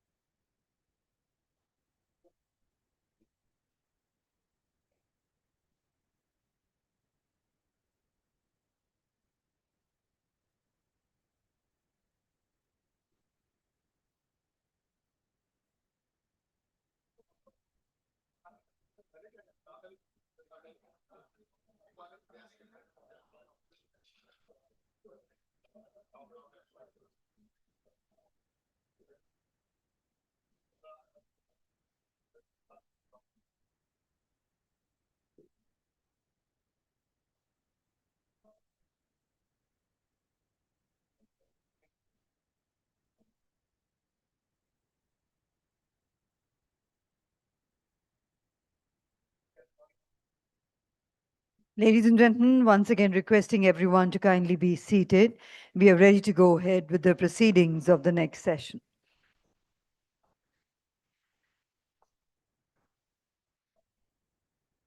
And I have the privilege in inviting on stage our distinguished session chair, Shri M.K. Patnaik, Joint Wireless Advisor and RLO Mumbai.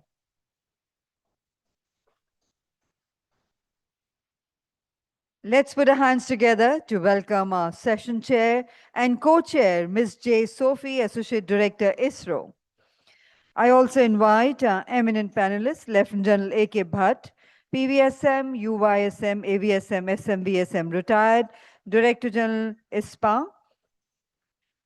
I invite Mr. Ravi Gandhi, President and CRO, RGO, and Reliance Retail Consumer Products. I invite Mr. Puneet Rathore, Lead Technical Standards and Spectrum Engineering, Qualcomm. And joining us online is Mr. Gokam Tok, Associate Director, Space and Connectivity Access Partnership, London, and Mr. Jose Fiu Vidal, APAC Regulatory Lead for WRC Spectrum Strategy, Amazon Leo. So, ladies and gentlemen, we now move to one of the most critical conversations of India Satcom 2026, Spectrum for Next Generation Satcom. Our panel brings together an eminent group of experts representing government, the space sector, telecom operators, technology and standards, global policy, and next generation satellite systems. Our distinguished chair, Shri M.K. Patnaik ji, Joint Wireless Advisor, Department of Telecommunications, Government of India, is a senior officer associated with India's wireless planning and spectrum management ecosystem and brings valuable regulatory and technical experience to a discussion that lies at the very heart of the future of satellite communications. And I have the privilege now in handing over the proceedings of this session over to our session chair. The proceedings includes the opening and closing remarks by the chair and the co-chair, followed by the panel discussion, and we will have question and answer in the end if the time permits. And the time duration of the session is 50 minutes. With that, I hand over to Shri M.K. Patnaik, sir, to kindly carry forward the panel discussion session proceedings. Over to you, sir. So thank you for the introduction. We start the session on Satcom for the next generation, spectrum for the next generation satellite communication. Ladies and gentlemen, we have had a very nice morning session in which we had the pleasure of listening to some of the foundations of, or some of the fundamental concepts and the requirements of how the spectrum will play a key role in the days to come in shaping the future of satellite communications in India. So spectrum is the foundational resource that will determine the pace and scale of satellite communications in India in the days to come. As satellite technologies evolve from traditional GSO systems to the LEO and the MEO systems, spectrum policy has become central to enabling the ubiquitous broadband connectivity and then enterprise system connectivity, mobility services, Internet of Things, disaster management, and device-to-device communications. So the Telecommunication Act 2023 has ushered in a new era, and we have ended almost 12 years of waiting to come to a new form of an act, which is very modern in its outlook and its approach, which is very flexible to accommodate a lot of requirements that the new telecom or the Satcom throws the challenges that these new advents, new systems throws at us. So India has then subsequently, TRI has given its recommendation, and we have had several rounds of consultations, and these recommendations are regarding allocation of spectrum and the pricing of spectrum, and which also include a concept of differential pricing to boost and to make the spectrum affordable at the rural areas. And I would also say that the International Telecommunication Union is the global agency which decides which allocation has to be made for what satellite communication and terrestrial communication. And in the WRC 27, we have a satellite-related dominance in which at least 10 agenda items are dedicated to satellites. And many of them are dedicated to mobile satellite service, where I think the cream lies today and where most of the developments are taking today. So one of the policy challenges for the government is to balance the requirement between the societal sector and the commercial sector. The societal sector, for example, the railways use it the way you read your train timings and how it is updated in your mobile phones and systems. It requires the use of spectrum. It is called mobile satellite spectrum. And our defense forces also need spectrum. And then we also need spectrum for the commercial services. So to strike a right balance between them is one of the key policy challenges that we are facing today. So in the panel discussion that is to follow, we are going to discuss on a number of issues. We have got very key experts among us. Some of them are joining joining us online, and hopefully we will address all of those issues which is there in your minds and which is in our minds. So with that, I think I would request co-chair Ms. Sophie to speak a few words before we get down to the core of our discussion. Thank you.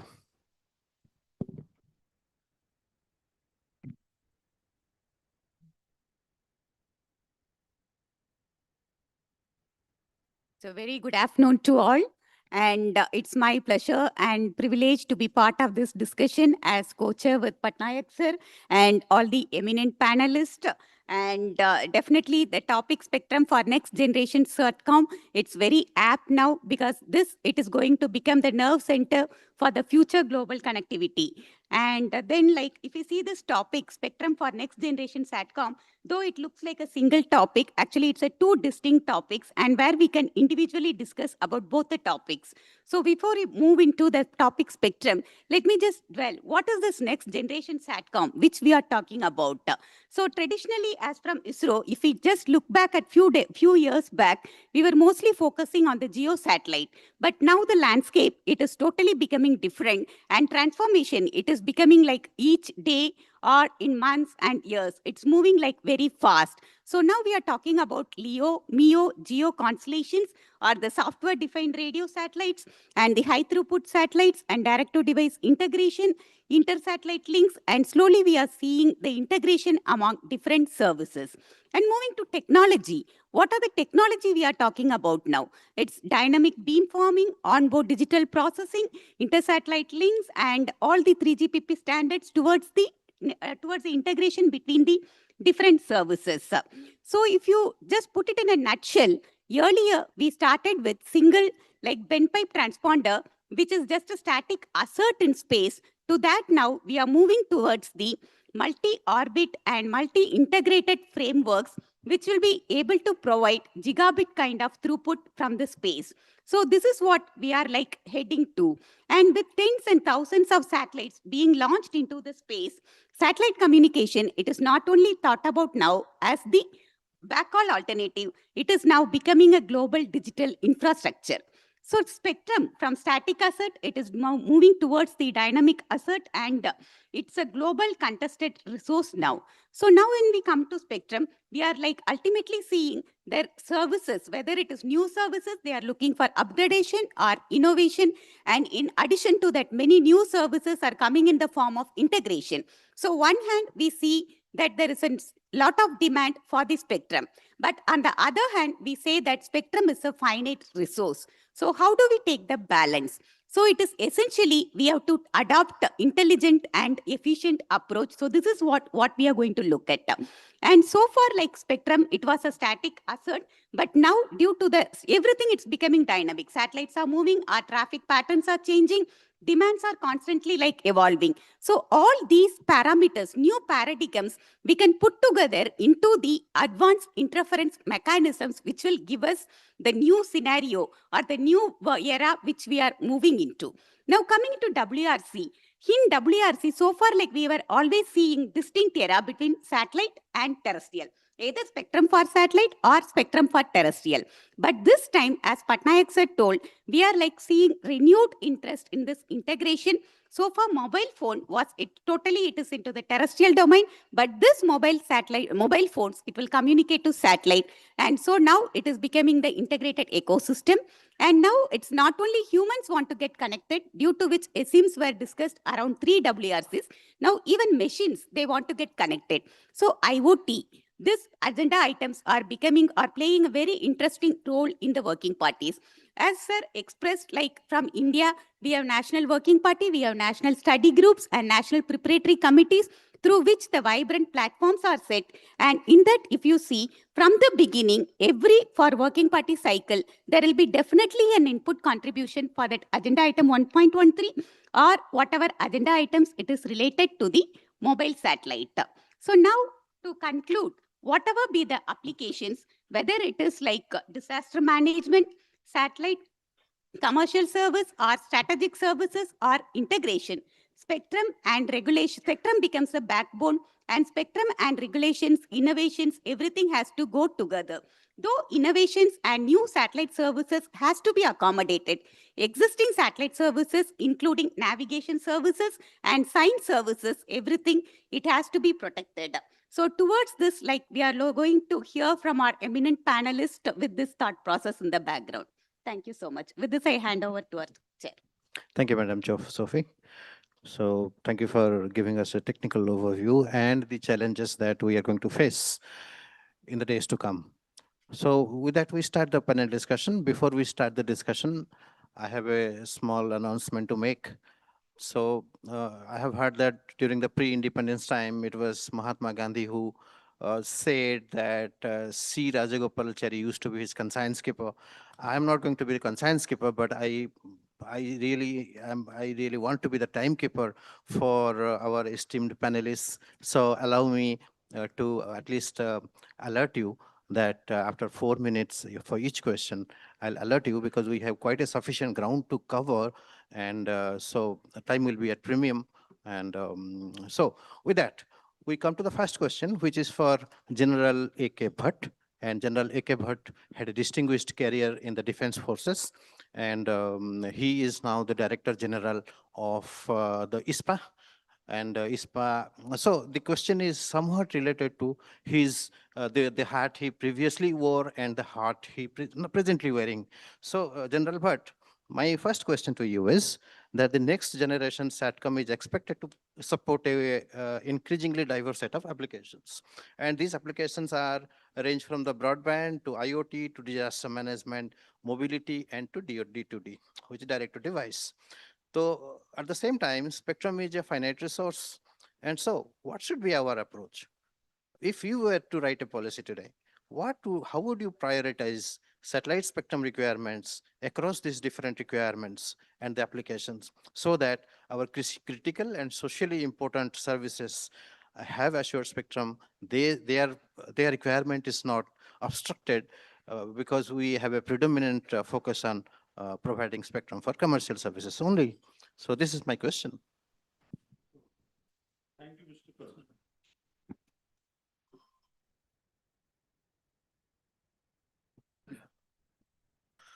Thank you, Mr. Patnaik. And firstly, my thanks to Broadband India Forum to give me an opportunity to speak here.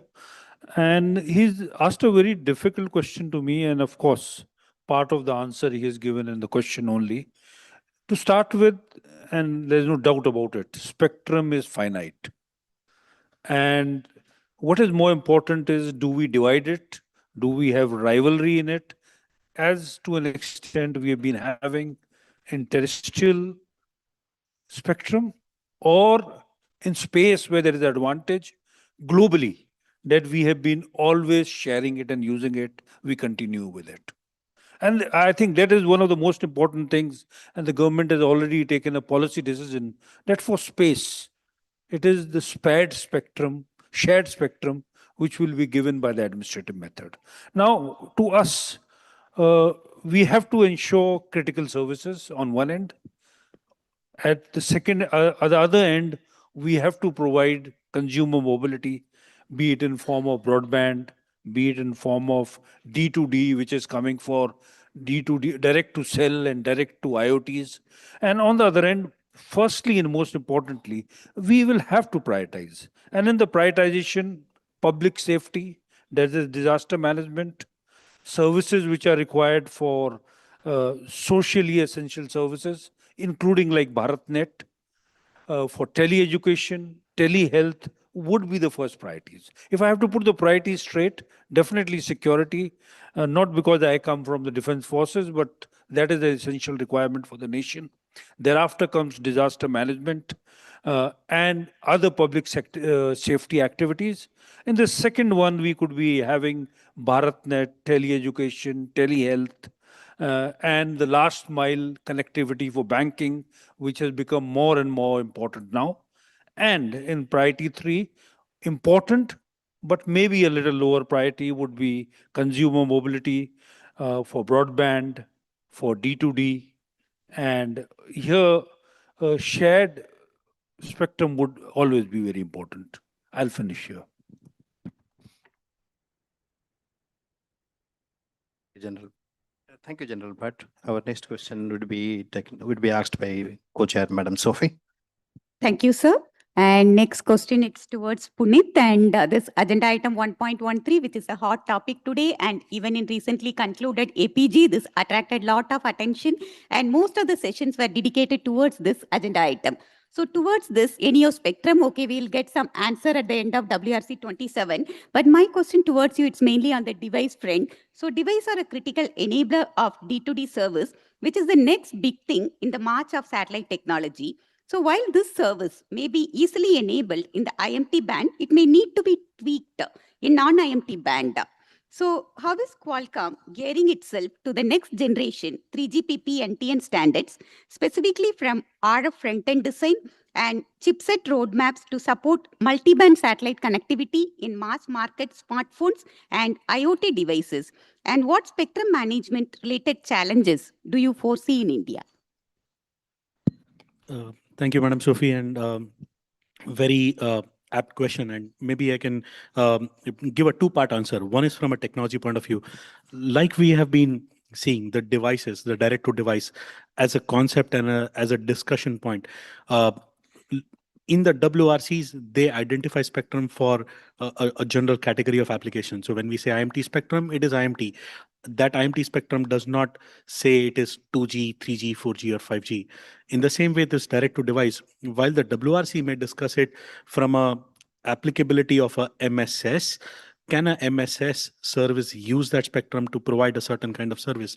And when we talk about the device, the natural concept becomes that can our devices today, the phones that we have today, the legacy phones, can they access the service? And from a 3GPP standardization point of view, one of the key elements is that the devices that we have in our hands today, they are expecting the base station. They are standardized, developed, designed, tested for a base station which is few hundreds, few kilometers away, which is a macro base station, 4-5 kilometer radius. Going further up, if the base station is higher up in the sky, maybe a flying balloon, that base station is now tens of kilometers away. The moment we talk about direct to device or MSS, then that base station is 500 kilometers away from the device. In the downlink, all the smartness intelligence can be put into the satellite so that it allows all the pre-compensation, all the intelligence, so that the device does not even realize that in the downlink where the signal is coming from. But in the uplink, when the device is actually sending the signal up, the footprint of the satellite could be hundreds of kilometers big. If the device is not aware, then the base station will have to, at the scheduler level, will have to keep a lot of empty slots, because the cell phone which is at the nadir, that signal and the time difference between the device which is at the cell edge or at the border of the footprint, the time difference in terms of propagation loss and the signal that is arriving at the satellite, there will be a big overlap. To account for that overlap, some empty slots will have to be put by the satellite so that we are not overlapping in terms of the received signal. If the device is aware that it is talking to a satellite, and which is what the 3GPP NTN standardization would do, so then the device is fully aware. It can allow for this pre-compensation. It can add that timing advance in the transmission itself, so that the full spectral efficiency can be optimally managed. So fully 3GPP compliant NTN aware device would be able to utilize the spectrum in a more efficient way. And from a D2D perspective, then it would be more efficient use of the spectrum. And then eventually, whatever part of the spectrum is made available in agenda item 1.13, that will allow for a more efficient sharing of the spectrum between the terrestrial networks and the satellite links. So there are already previous examples in the ITU radio regulation framework where mixed usage, which is uplink downlink mix, where the satellite component of IMT, so downlink, there are existing frameworks which could make it more efficient and easier to manage the interference issues. So eventually some things of that nature may emerge as the outcome. So with that, I'll briefly summarize this point. Thank you. Thank you, Dr. Rathod. So Dr. Rathod comes from Qualcomm and he is the lead technical expert there. And so it was like listening from the horse's mouth itself. And the next question is for Sri Ravi Gandhi. Raviji has been a government servant for a very long time. After that, he has joined Reliance Jio, and in both his domains of work, he has brought new perspective, new ideas to anything that he does. So innovation is a word, I think Raviji is innovation personified. So I'll ask him a very difficult question because considering that, considering his expertise on this matter. But Raviji, so India is looking forward to satellite services, and the key objective of ours is to ensure that the spectrum framework that we make that support integrated satellite terrestrial connectivity, while at the same time remaining investor friendly and technology neutral from the perspective of efficient spectrum utilization. So, what spectrum management principles should guide India's spectrum policy to maximize consumer benefits and at the same breath encourage innovation across both telecom and satellite domains? Thank you, sir. Since you have talked about integrated networks and efficient use of spectrum, if we go back around 10, 15 years ago, there used to be 2G spectrum and then 3G spectrum, 4G spectrum. And the difference was the way it was allocated or assigned to the operators. So one was assigned on different commercial term, the other was assigned on different commercial term. And then we liberalized it. So once the moment we went for liberalized spectrum, you can use it for any technology. Now the difference between the terrestrial spectrum, which is the liberalized spectrum, and the satellite spectrum is also majorly the way it is assigned and way it is used. So the terrestrial spectrum is assigned in an exclusive manner to particular user where they can use it, and the satellite spectrum at present is being assigned in a shared manner, in a coordinated way. Various users can use it. So since the assignment methodology is different, integrating, having a flexible use. So the term flexible use has been used at various places, wherein the same spectrum can be used between terrestrial and satellite. So the biggest challenge for the flexible use is how it is assigned. Because if it is assigned in a shared mode and the assignee does not have the full right of the spectrum, obviously they cannot change the use of that. They have to limit the use for which it has been assigned. So for having the integrated network and integrated use, probably I think we, in a long run, not immediately, but in long run, probably we'll have to see the assignment methodology. But in the current form, when we talk about new technologies, probably I think you were about to mention about NTN and the integration between the terrestrial and the satellite network. So the terrestrial networks, or typically these kind of devices, operates on particular bands which are our IMT bands, and most of these devices are not tuned to the satellite bands. So if these bands need to be included into the satellite, there are various challenges. How do you ensure that the terrestrial spectrum is allowed to be used for satellite?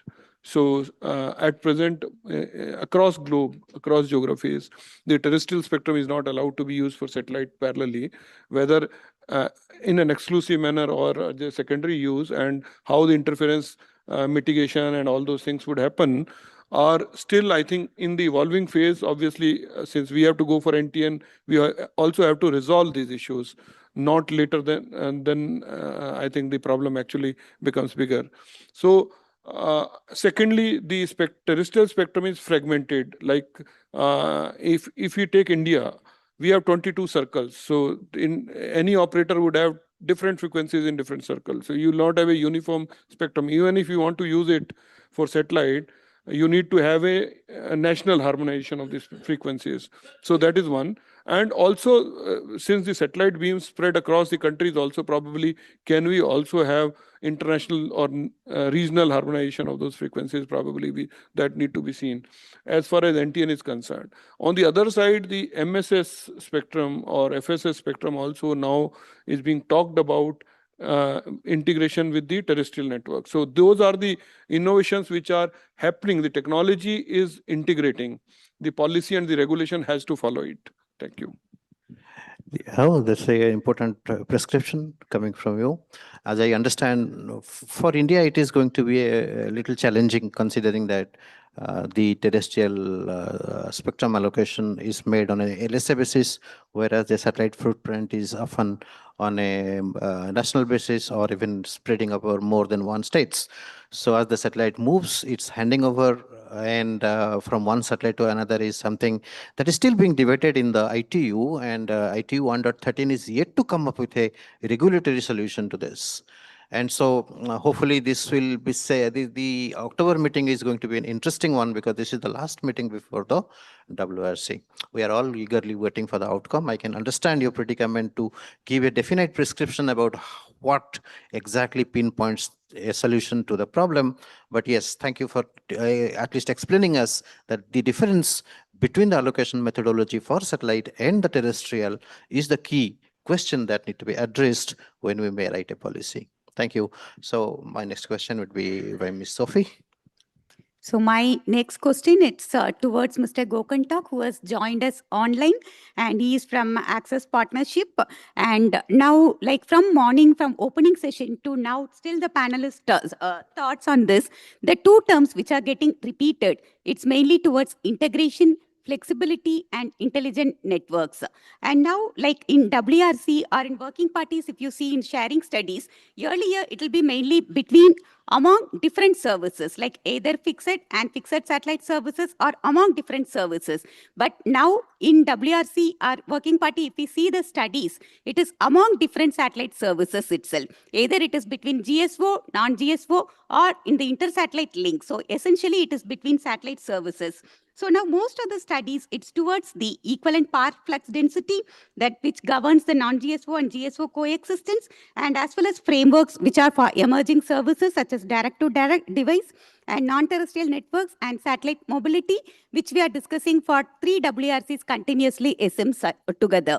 And so based on this particular international work and based on the regulatory and technical developments at the ITU level, what are the things you feel that are most relevant for India as it builds a future-ready framework for next-generation satellite communications?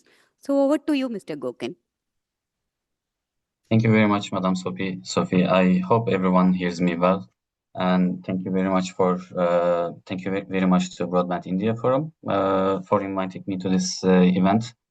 I wish I was physically present there, but I think being able to share my opinions online is going to be enough for today.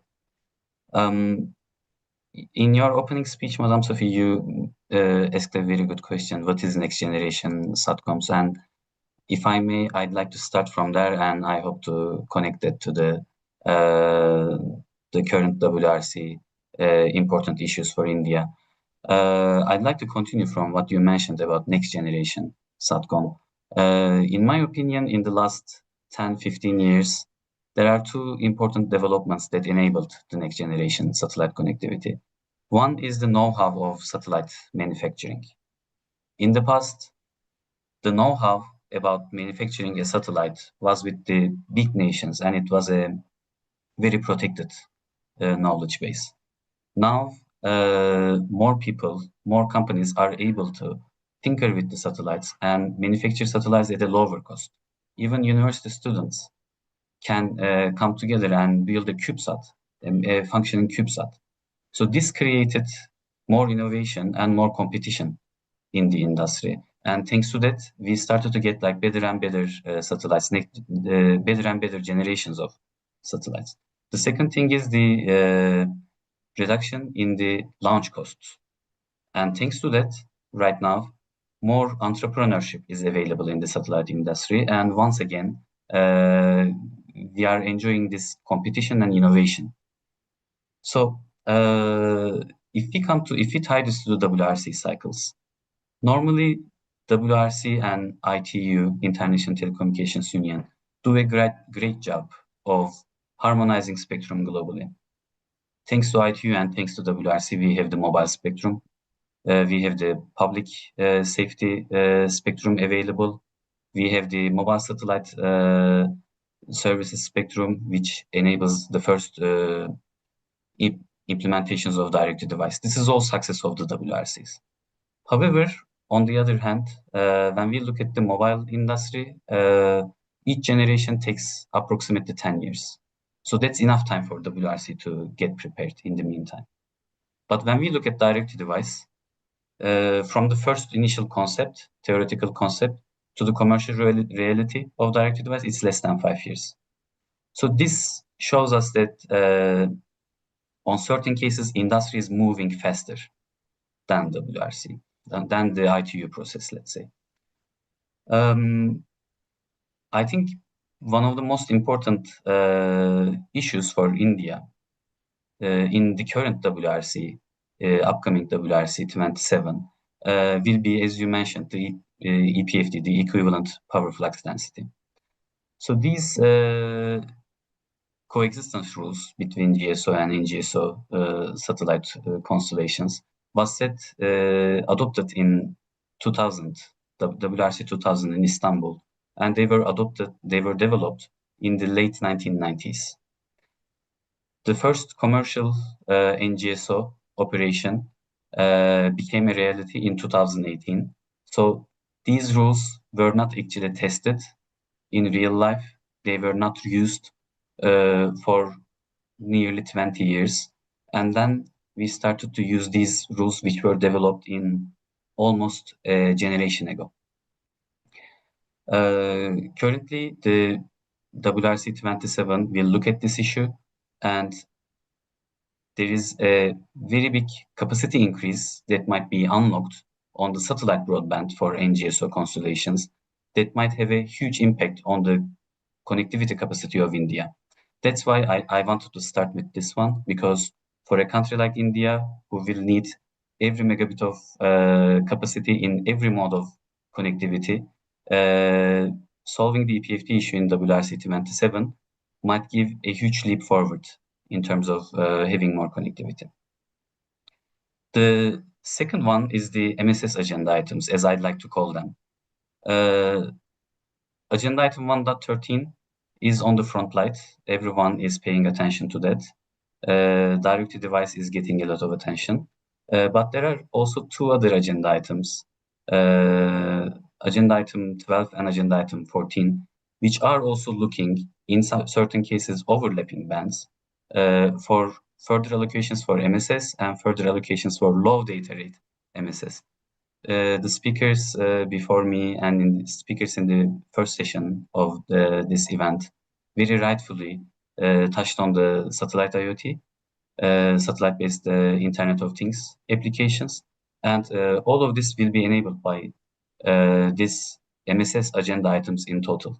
And because there are overlapping bands in these agenda items, we need to treat them all together. It's impossible to divide them from each other.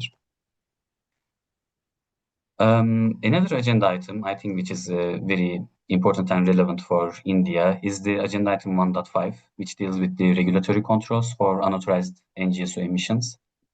This is obviously a very, very important national sovereignty issue, but at the same time, we have to recognize that the NGSO constellations have different characteristics than GSO constellations, and they need to work depending on the rules that we are going to put on them.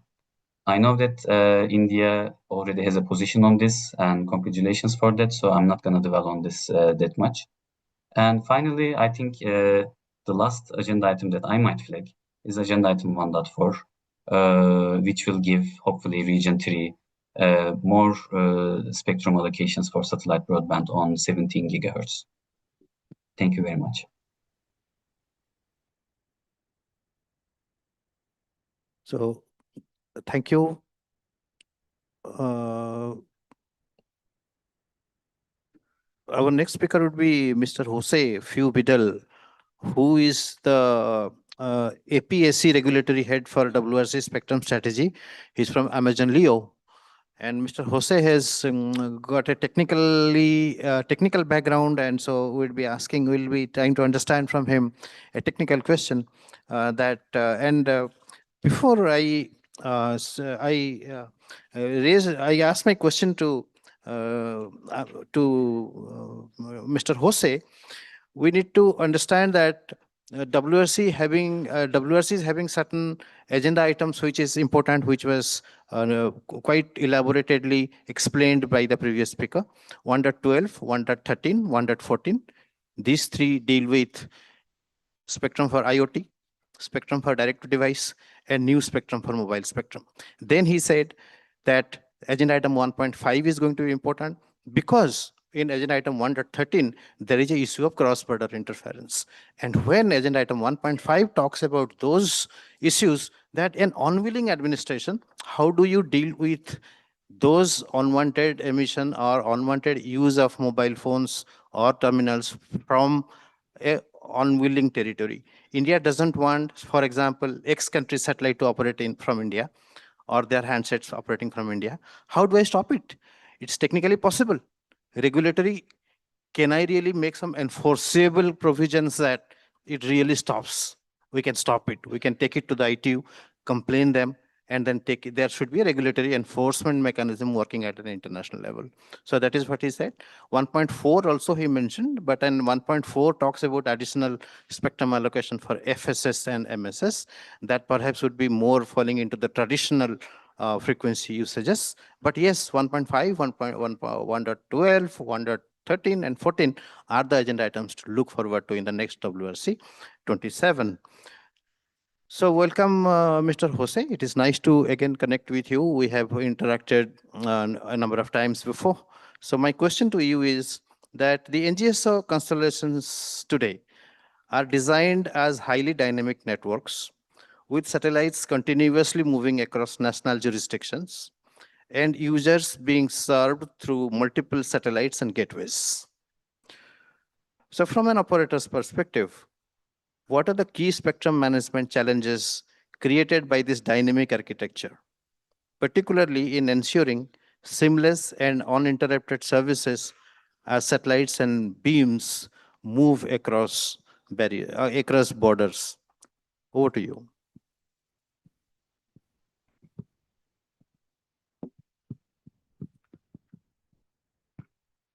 Can you hear me? We cannot hear you. Maybe you are muted. Unmute yourself, please.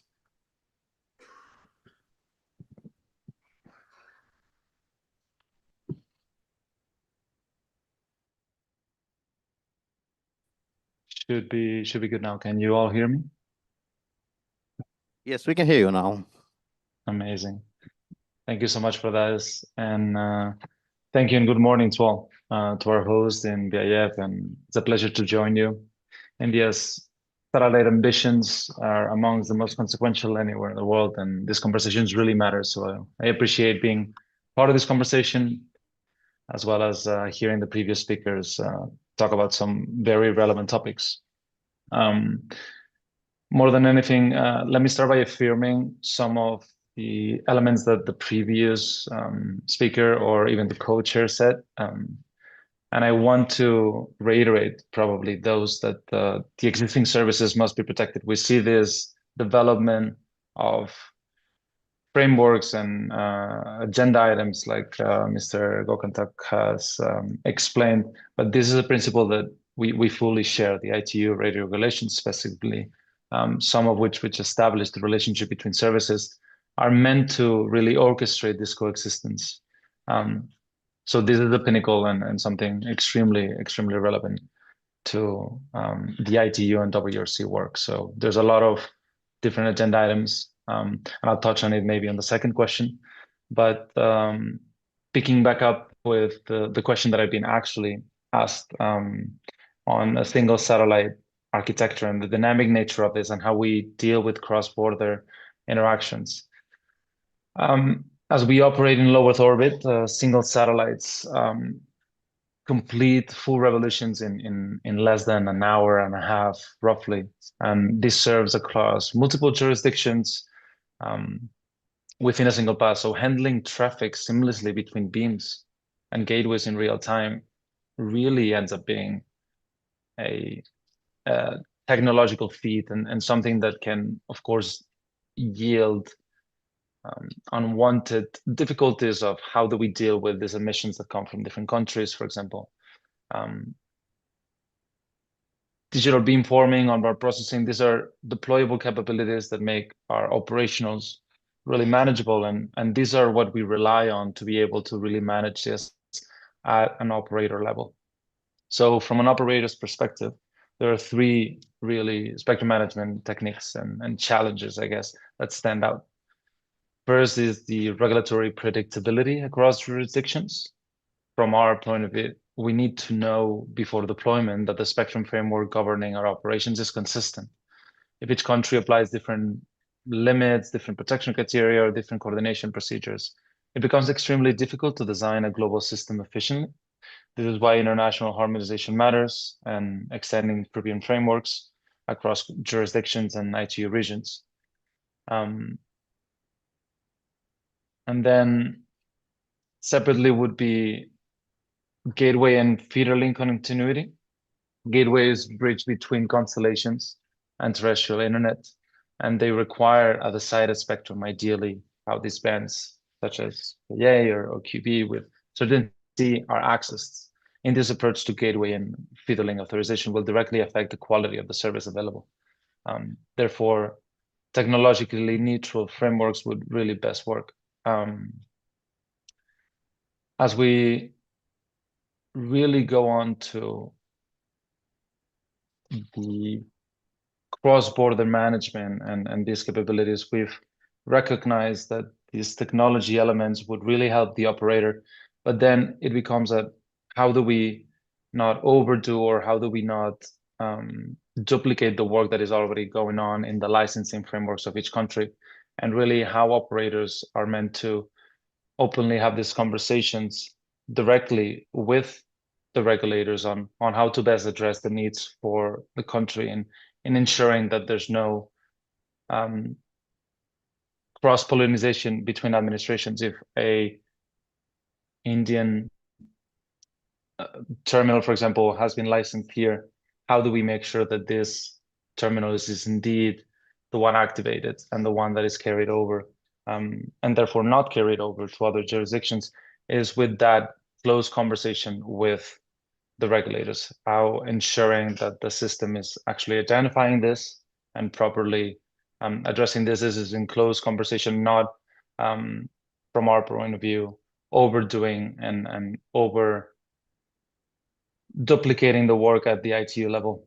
We believe the national frameworks provide this type of structure, and it is through the implementation that directly address the needs of the nation that we can properly work through this. We're working very closely with India in implying or applying the necessary checkpoints in a technology perspective, so that we can ensure to InSpace and Ryan and the other regulatory bodies, DOT, that we are indeed allowing our services to not be turned on in places where the jurisdiction is not allowing them to do so. So yeah, relying on the technology, but also very openly discussing about the capabilities and not overburdening on a rule of thumb kind of overarching blanket license, but rather really working on how these operators can each implement the capabilities that will ensure that. Thank you. Yes, thank you. That was an important point, that when the satellites move over countries, and each country has got its own regulation, and whether each country permits certain satellites, which country may not permit certain satellites. So they are very fine level of control will be necessary. And this is perhaps one of the most contentious issue which is being discussed under agenda item 1.3. 1.13, I beg your pardon. So this is one of the contentious issue for no reason. I mean, there is a very sound reason for that. And the reason is that there is a coordination mechanism. It is possible to devise a coordination mechanism between countries under a section called Article 9 to harmonize the spectrum use between different countries, between neighboring countries. But this is a challenge which is much higher than that. You may find a regulatory harmonization of spectrum, but the national regulation is different from the way international regulations work. And that is why Mr. Jose has rightly pointed out that the satellite beam switching need to be very finely controlled, that when it moves over a certain territory, it understands that this is a forbidden territory and then switches off its beam. And this is a technical challenge, technological challenge, which is for the satellite operators to address it. So with that, we come to the first round, completion of the first round. So the second round may be initiated by Madam Sophie. Thank you. Thank you, sir. So next round of question, it starts with Bud, sir. So during the last round, like you touched upon the many important applications carried out by satellite services, especially disaster management and strategic services, commercial services, IoT, integration, all those things. So far, actually, it is dependent on only one single platform. Even if we talk about backup capacity, it may be the additional capacity on the same satellite or it can be on the other satellite. But nowadays, we are talking about more integrated, like multi-mode and multi-orbital kind of platforms. So in this scenario, what do you think that, so which calls for distributed gateways, feeder links, and user links across multiple orbits? So it has to function seamlessly across the entire orbit platforms, and at the same time it has to be like in the situations of congestions and interference, or when there is some disruptions as a country, how do we handle this situation? Thank you, sir. Sophie, it's a very complex question, and especially for a non-technical man like me. But still, I'll try to put in an effort on it.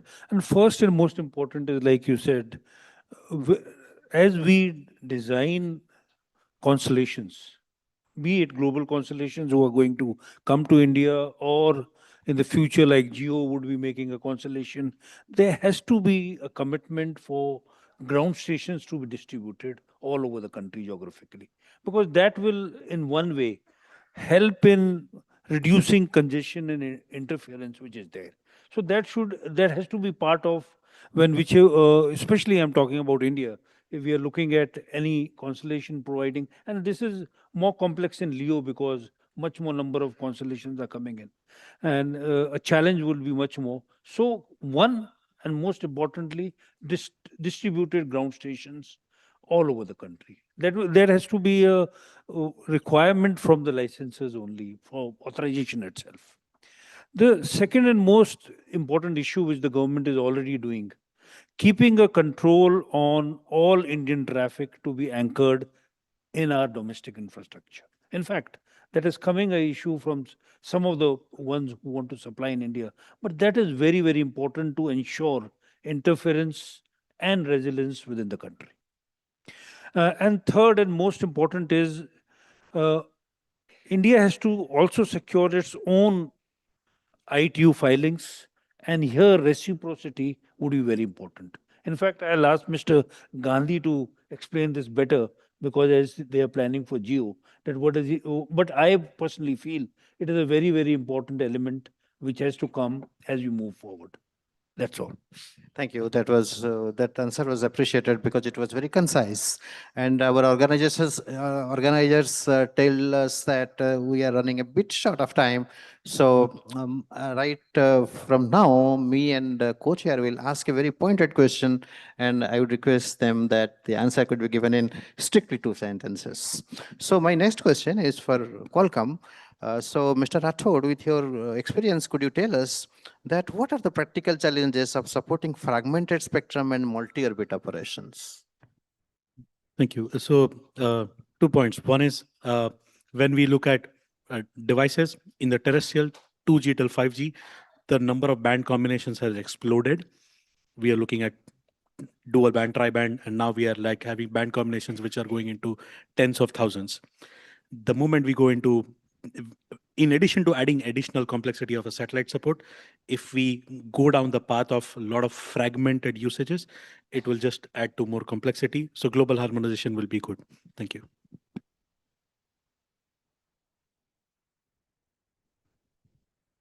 So now my query is to Ravi Gandhi, sir. And sir, you have exposure both in satellite and terrestrial domain. So to ensure harmonious coexistence between satellite and terrestrial services, what are the specific measures which can be taken from Indian point of view? Can you please throw some light on this? This is a really heavy loaded question. terrestrial and satellite would always coexist the way fixed line and mobile had been coexisting. At one point of time, people thought that mobile has come, now fixed line will not be there, but fixed line stays there. The same way satellite has its own benefits like coverage, ubiquity, but it has its limitation in terms of capacity. Terrestrial may have pockets of coverage, uncovered areas, but it has enormous capacity. So both have their own role to play, and they both can coexist together. Thank you. Thank you, Raviji, for that brief answer. And my next question is for Mr. Tok, Mr. Gokhan Tok.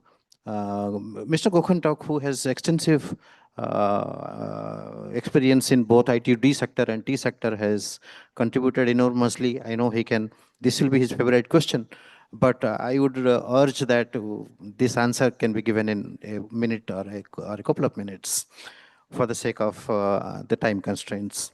So my question is, what concrete policy levers would you recommend to Indian authorities to simultaneously encourage public investment and safeguard the incumbent and cross-border operations? Thank you very much. I'd like to start with two disclaimers. First, I'm not an India expert. Of course, I've been blessed to come to India once, but that's not enough. I'm expecting more invitations. And the second is when I give my recommendations, I mean, they should not be understood as criticisms about the Indian administration. These are just recommendations to make everything better. I think the first suggestion that I would like to share is the regulatory clarity and transparency. For investors, timeframes and structured, transparent fee schedules are very important to know what's going to be the cost and how they are going to prepare for their return on investment in a certain time frame. The second important thing is regional harmonization. Regional harmonization is important for all connectivity modes, but in the satellite connectivity, especially for NGSOs, it is much more critical than the other services. I'd like to give the example of the Earth Station in Motion applications. These are the satellite terminals that we put on a plane for in-flight connectivity, or we put on a train, we put on a truck, and then the truck goes cross-border. So these services are by nature cross-border, and if there is no alignment between the neighboring countries or in a region, they will not work properly. India should contribute to regional harmonization efforts in APT, and India has a capacity, the institutional capacity to actually be the leader on that area. And finally, what I would suggest is looking at the utilization of every piece of spectrum. So assignment is always a difficult and enduring process. But after the assignment, we should look if the critical scarce spectrum resource is put into good use. Is it bringing socioeconomic benefits as intended to the Indian public? And is there any alternatives to that specific spectrum band that we can move to somewhere else and use it for maybe for a different service? So this spectrum assignment should be continuously reviewed from multiple angles, including the socioeconomic benefit. Thank you very much. So with that, we come to the close of this session. We had very extensive discussion on diverse topics, starting from the incentivization of the emerging services, while at the same time ensuring that there is no bottlenecks for the existing operations and existing services. Many of them are meant for the masses. So with that, I think I would like to thank all our participants and all our speakers for the discussions and for the point of view what they presented before us. And so with that, I close this session. Thank you so much.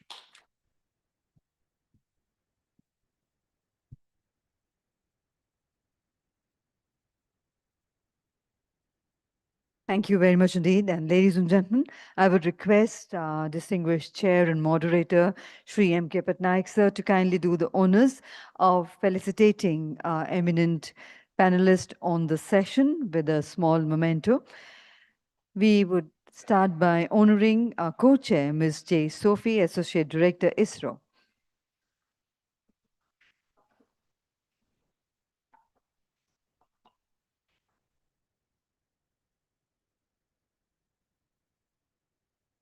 Thank you very much indeed, ma'am, for gracing this occasion. We would like to convey our gratitude to Lieutenant General A.K. Bhatt,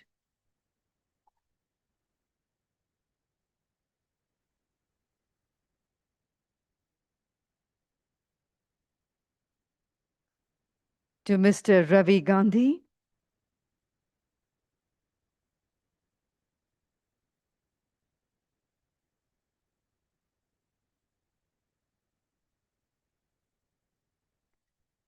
to Mr. Puneet Rathore,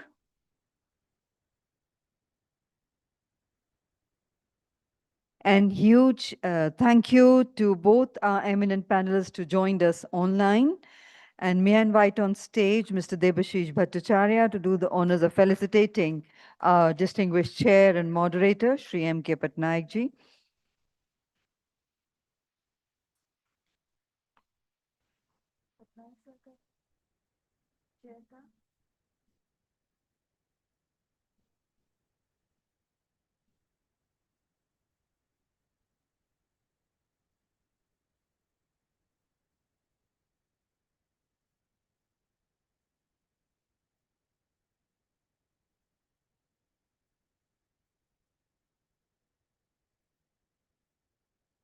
Thank you. May I request dignitaries to come forward together for a group photograph.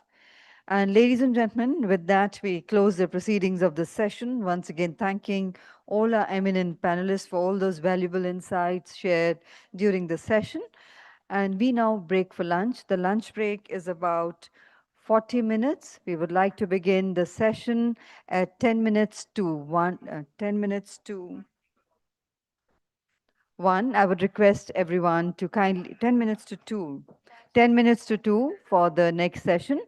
At 1:50 precisely, we would like to go ahead with the proceedings of the next session, requesting everyone to kindly be seated back in time for the next session. Thank you.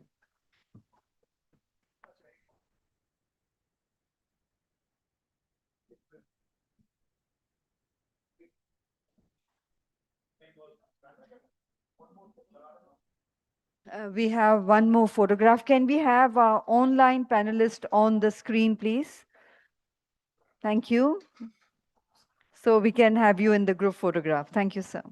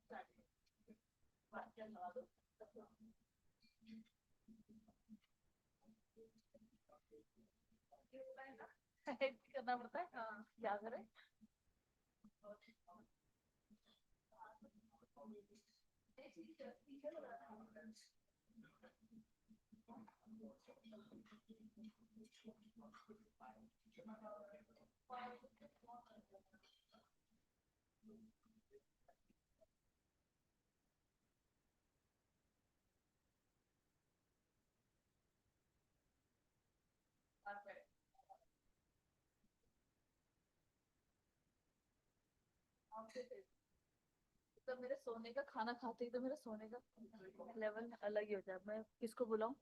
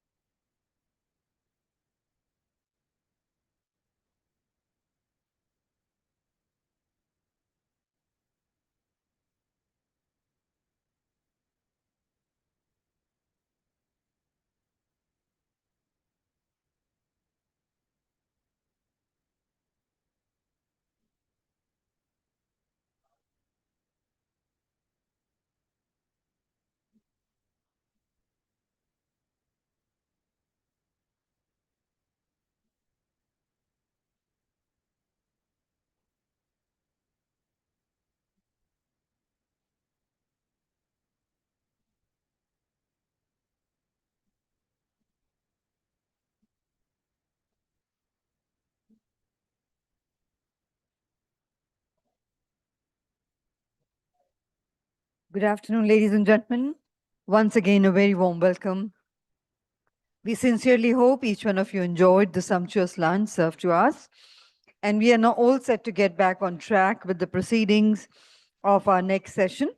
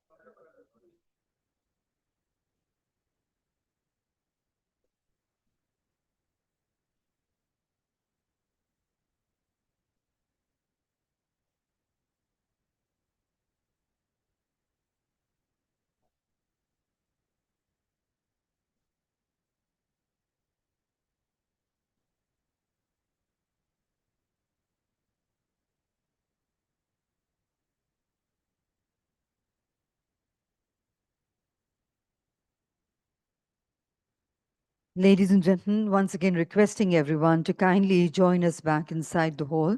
We're ready to go ahead with the proceedings of the next session.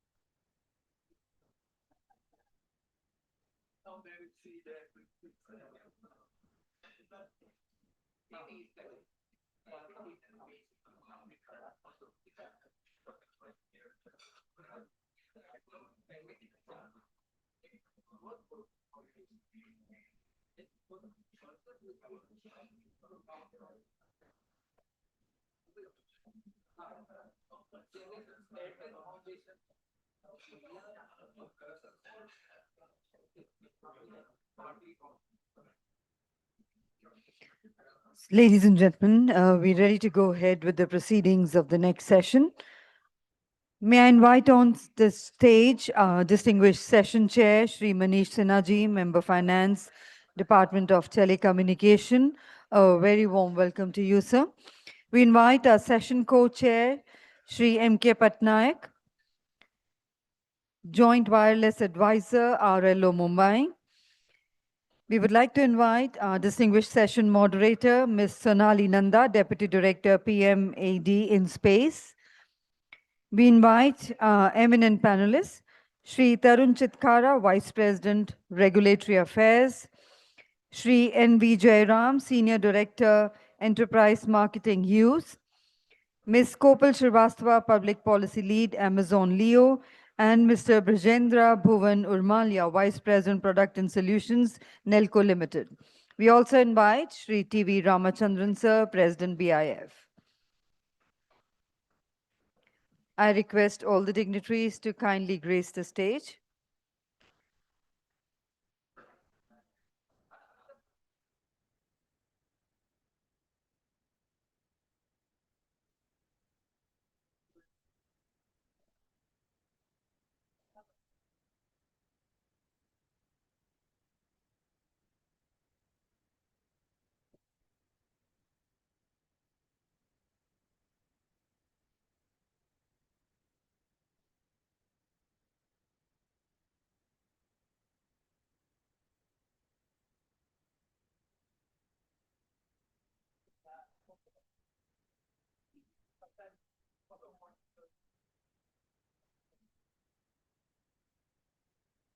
Ladies and gentlemen, let's put our hands together to welcome esteemed panel on the stage for this very special session. We are just awaiting the arrival of Sri T.V. Ramachandran Sir to begin the proceedings.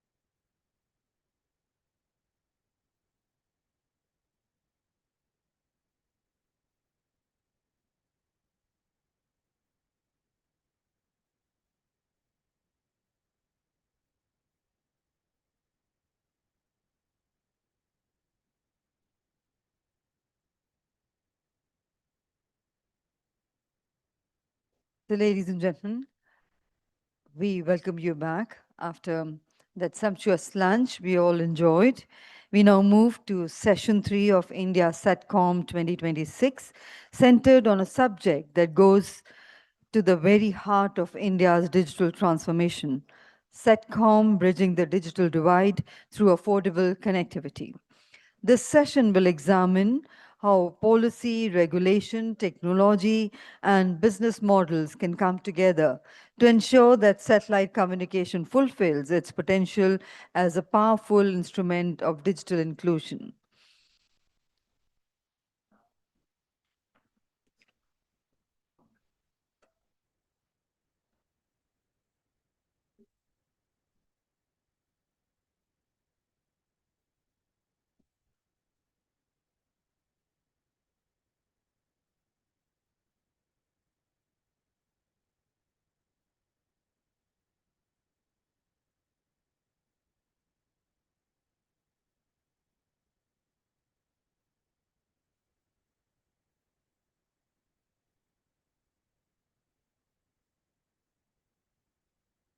And ladies and gentlemen, to set the tone for this very important session, may I invite Shri T.V. Ramachandran Sir, President Broadband India Forum, for setting the context and the welcome address.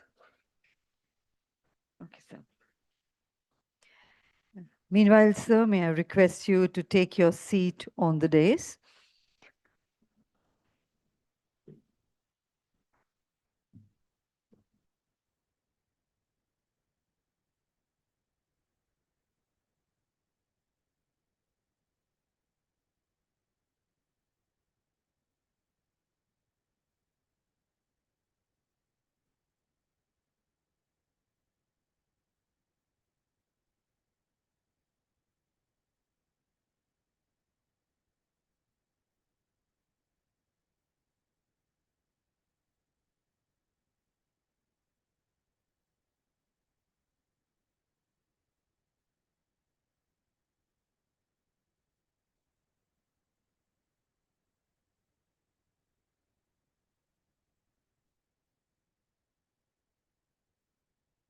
So, ladies and gentlemen, let's once again welcome TV Sir with a warm round of applause.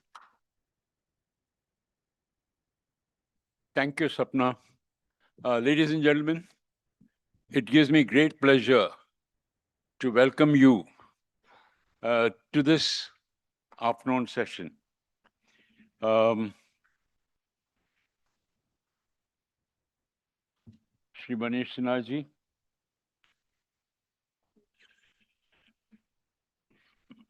thank you. Mr. Patnaik, yeah. Mr. Patnaik from WPC, Madam Sonali Nandaji from InSpace, and distinguished dignitaries on the dais.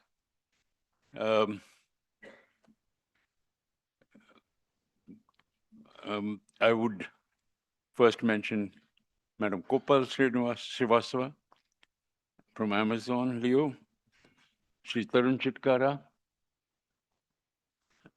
from Airtel,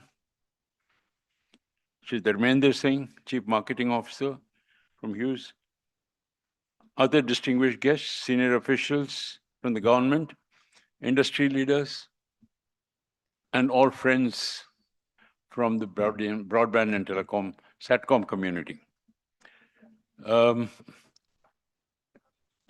As I said, it's a great pleasure to extend a very warm welcome to you on the occasion of the start of session 3, which is on the theme Satcom Bridging the Digital Divide through Affordable Connectivity.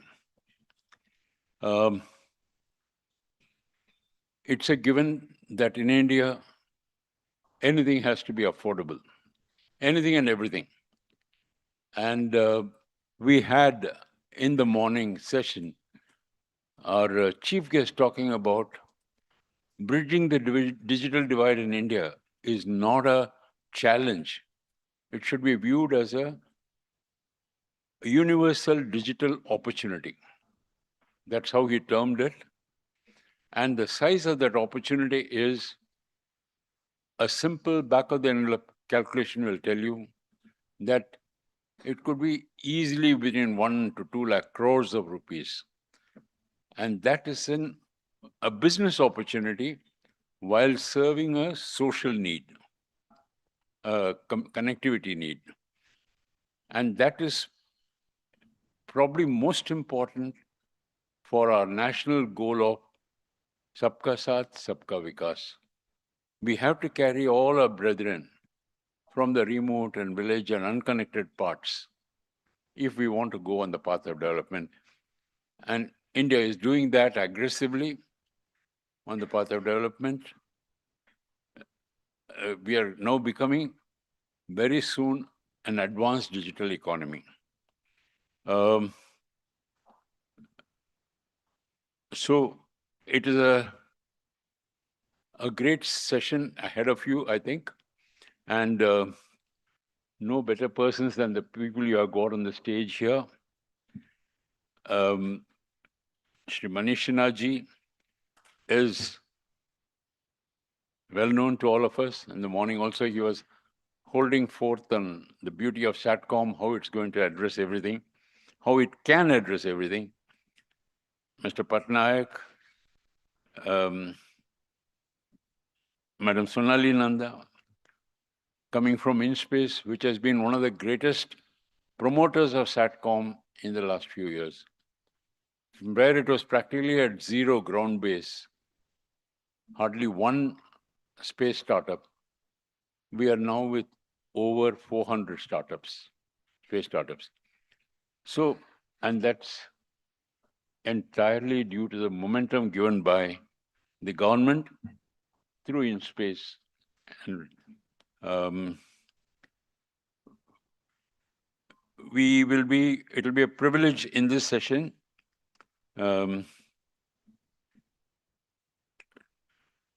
their address and also for the release of the second white paper of today. Again, thanks to our good friend, Mr. Karthik Berry of Cogent Consulting. Morning, we had released a white paper on D2D, And this afternoon one is also going to be something very, very contextual for Satcom, because where we all talk of security and cyber security and all that. So a white paper is coming on the subject in this session. In this scenario, therefore, Broadband India Forum maintains that our approach is India's digital future cannot be just by one isolated technology. It has to be a holistic scenario, a play of all technologies, whether it is fiber, whether it is Wi-Fi, whether it is Satcom, mobile, all of them not equal, but equitable. So we need to have a suitable proportionate play of all the operators, all the technologies, and there, our Indian Satcom is going to play a great vision. We believe that we have the policy vision, the regulatory bandwidth and the initiatives, the technological capabilities, and entrepreneurial energy to build one of the world's most vibrant Satcom systems. We have been able to do, as ISRO and Department of Space have shown us, we can do the same things that are being done abroad at a fraction of the cost. We have shown that in our launches. We have shown that earlier in mobile. We'll show that again in Satcom. That is our confidence. And Broadband India Forum remains committed to working closely with the government, the industry stakeholders, the TRI regulators, and the entire broadband ecosystem to realize this vision as soon as possible. I once again thank all of you for joining us this afternoon and look forward to the interesting and useful discussions that are sure to follow. Thank you, ladies and gentlemen. Thank you very much indeed, sir, for a very appropriate address, opening address for this session. And now, ladies and gentlemen, I have the proud privilege in inviting our distinguished and eminent session chair, Sri Manish Sinha, Member Finance Department of Telecommunications, to kindly give his special address.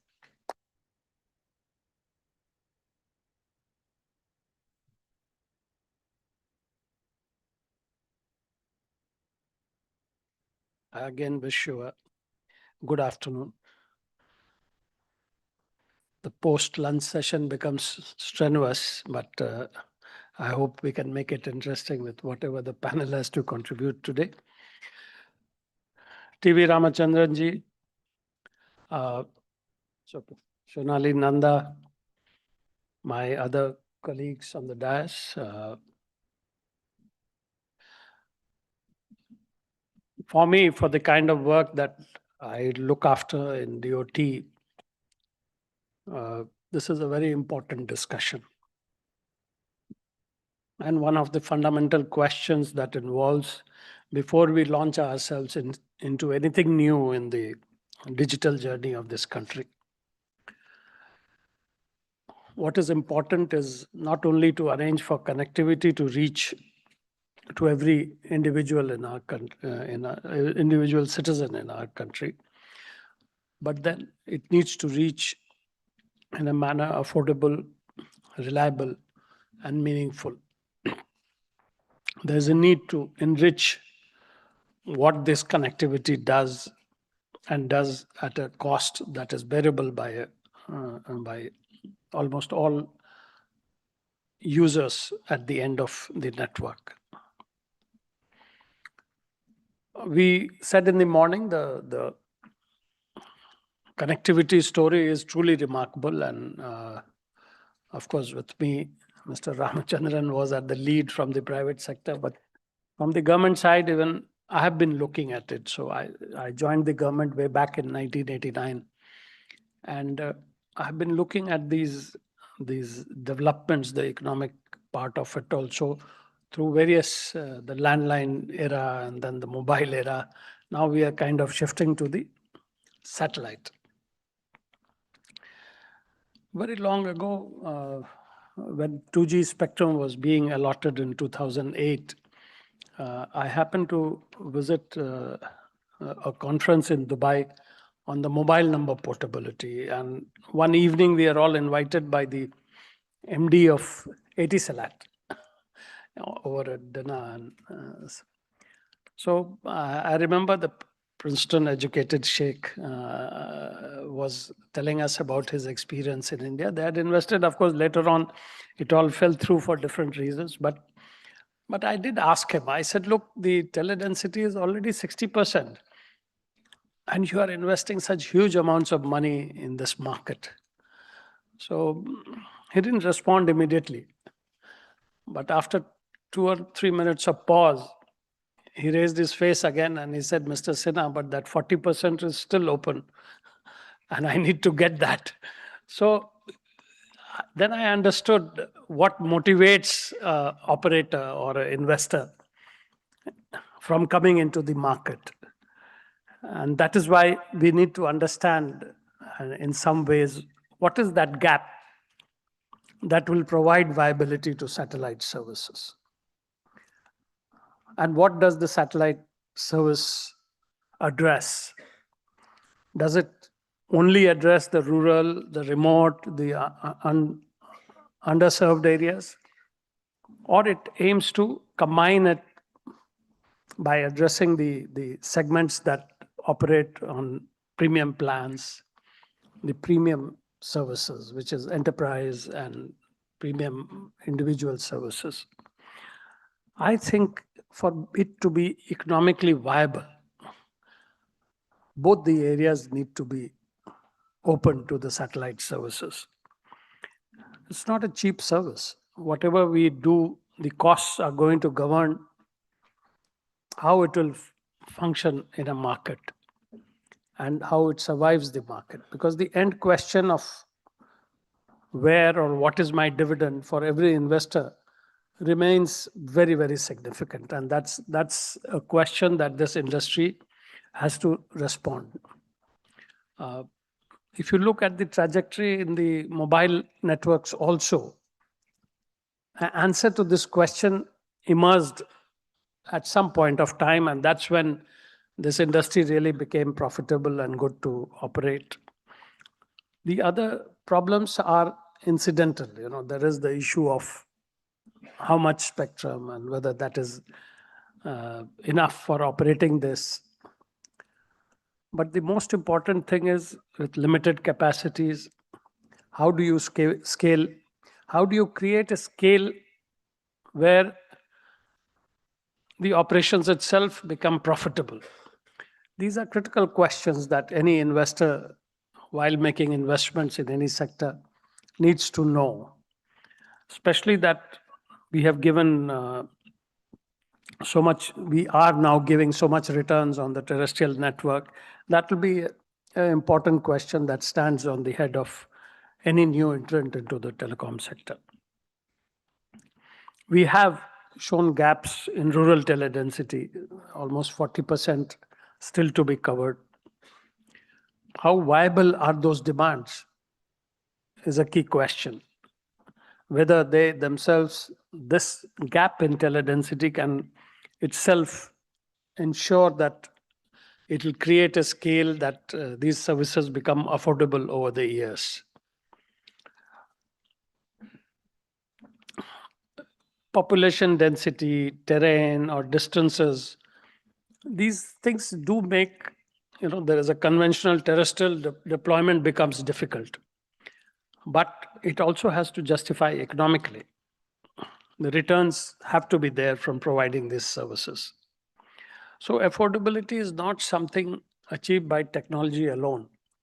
And there are issues of entire ecosystem, providing sufficient scales to the OEM, If you look back at what happened, the examples that happened in the terrestrial industry, those scales have to, emerge in the satellite ecosystem also. So launch costs to ground equipment, terminals, spectrum, backhaul, power, installation, and maintenance. Innovations across this value chain that can affect the affordability of this service are also very important. What are the business models that we are going to use across communities, institutions, enterprises? You can't treat remote locations as an isolated market. So building those commercial models, I was seeing something in the morning. I think the consultant has identified certain areas, but it needs to be looked at what is the volume of revenue that these commercial models will generate, and whether that is a viable for continuing giving life to the industry at current costs. So D2D comes as an added dimension in this equation. It extends satellite connectivity to ordinary mobile devices where terrestrial coverage is unavailable or disrupted. Very significant for emergency communication, digital payments, etc. But again, all these markets have limited deployment. In addition to the issue of affordability, I'll just take a minute or two more. So cybersecurity is another area of concern, and I think there was a lot of hesitation initially because security itself of this new technology, understanding and the new technology, only then can you design security systems around it. So that understanding itself is growing. What we need to protect from cybersecurity attacks is something that we need to get forward. So the opportunity before us is not just to connect the last village, that's a good way to put it, but it sounds very romantic. But business is more hard-nosed than just achieving that. And providing a resilient and inclusive communication ecosystem that sustains itself, is sustainable in many ways. That's where we need to move simultaneously while we are planning the new technology and its development in the country. So let's hear from all the distinguished panelists on how we can make this vision commercially viable, technological, practical, secure, and socially transformative. I wish this session a very productive deliberations. Thank you very much.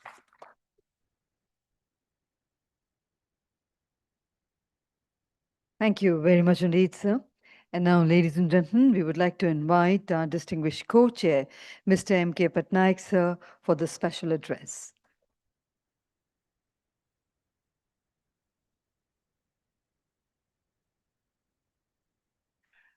Thank you.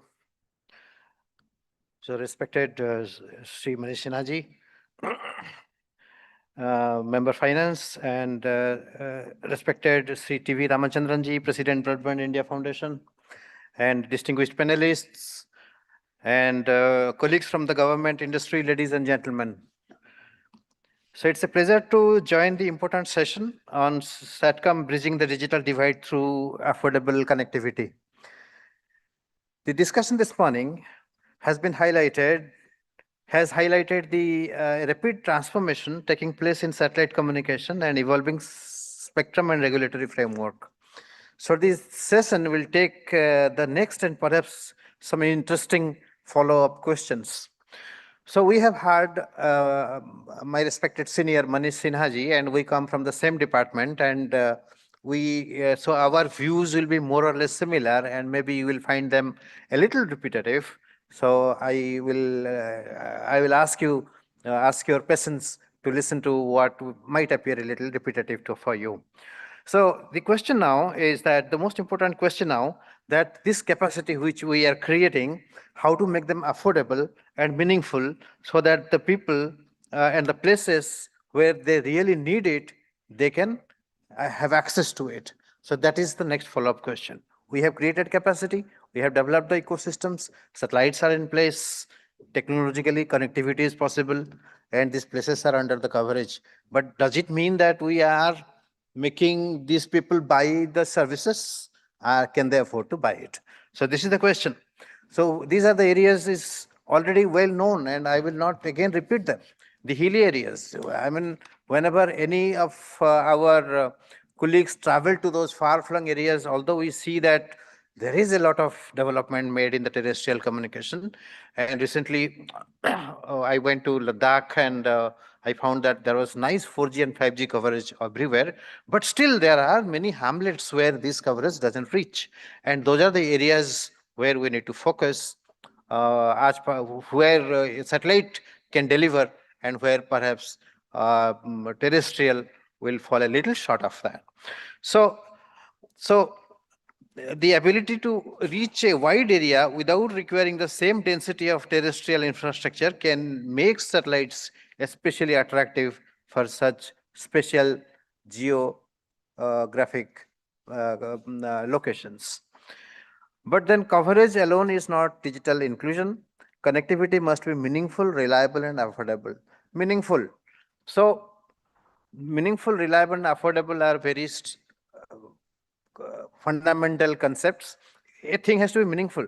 So, supposing we are giving satellite connectivity to a school, and it need to have appropriate bandwidth available for the number of students that it have to be meaningful, not only connecting it through a low connectivity application or low connectivity satellite link will not be meaningful for them. Similarly, it has to be reliable. We need to ensure that the satellite services are available 24/7 into 365. And there is no dearth of spectrum, or where, because this will again require that we manage our interferences very efficiently. Satellites, when there will be more and more satellites in the sky, the chances of interference will increase.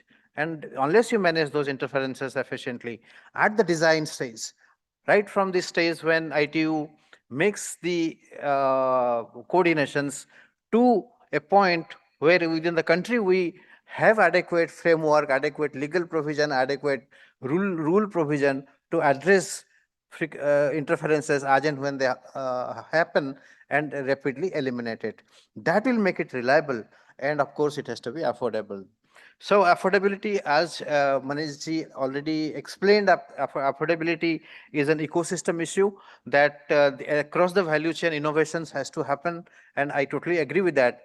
But Manishji also said that it's not only a technical solution. I have a little difference of opinion. I hope, sir, I'm not saying anything very radically different, but I think technology plays a very important role here. Supposing you remember that once QPSK used to be the norm in GSO, even BPSK, QPSK used to be the norm. Now much higher modulation is possible, and increasing the bandwidth that is possible for a given bandwidth.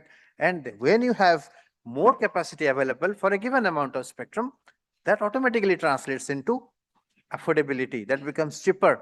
It may not have a direct correlation, but it has a enabling factor to make certain commodities, certain service cheaper, because now they are produced, the same raw material produces much more value to sell. So that is why, yes, technology has a role. That is my view. And so there is another point, that satellite alone is not sufficient for a country like ours. We need to think about hybrid systems. Hybrid systems are what? It's the same Broadband India forum foundation was instrumental in getting a 6 gigahertz band delivered. I mean, it was released. And I have seen Ramachandranji really having a heroic and very brave fight to get this done. And I think that was a very applaudable moment. And supposing we have to deliver certain connectivity to a group of people in a village, and in that case, it is not necessary or may not be necessary to give satellite connectivity to each person on a person-to-person basis, rather a group delivery. And the group delivery model is that satellite creates a hub point in a village, and then the last mile connectivity is achieved through Wi-Fi or any other terrestrial means. And that is why a hybrid system can help us to achieve something we call as digital connectivity for all. And cybersecurity aspect is, Manish sir has explained, cybersecurity is something that is extremely important, but coming from WPC wing, perhaps that's not my domain, and so I will not say much about cybersecurity, but it is not a question to be underestimated or undermined. And as I understand, the importance of cybersecurity is why it is more increasing is that because the terrestrial and satellite systems are being integrated, and terrestrial systems do have a critical requirement for cybersecurity. The requirement of cybersecurity now automatically and naturally extends to the satellite domain also. So these were some of the key points, and at WPC Wing, we are committed to making spectrum available, and we would like to see that everybody has, every organization, every sector get the spectrum it requires, and we are committed to that. And we really worked very hard to get the 6 gigahertz band available for public use. Now we are trying to get the 70 gigahertz band also possible. Negotiations are on. Hopefully, we'll be able to do that also. With that, I think the future is a very collaborative system between satellite, between terrestrial, between licensed, between unlicensed, and between different models and different this thing. And I invite you that with this Amrit Kal, everybody is invited to take a initiative and make innovations, and we are there to support you. Thank you very much, ladies and gentlemen, for your time.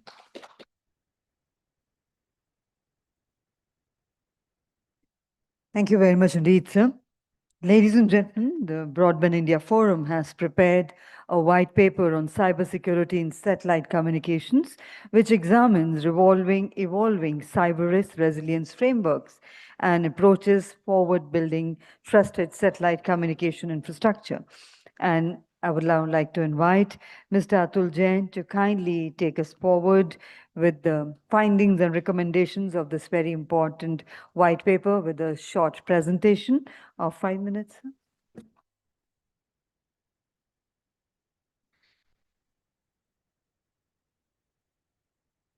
Respected Manish Sinha sir, Patnaik sir, Sonali ji, and distinguished leaders on the dais of the dais. Two committees of BIF, Satcom and Cybersecurity committees, they have contributed to this paper, and we are thankful to both the committees, members of both the committees, for their valuable contributions. We are also thankful to Mr. Karthik Berry for writing this important paper for us. As you know, satellite communication has become a vital layer for the modern digital infrastructure.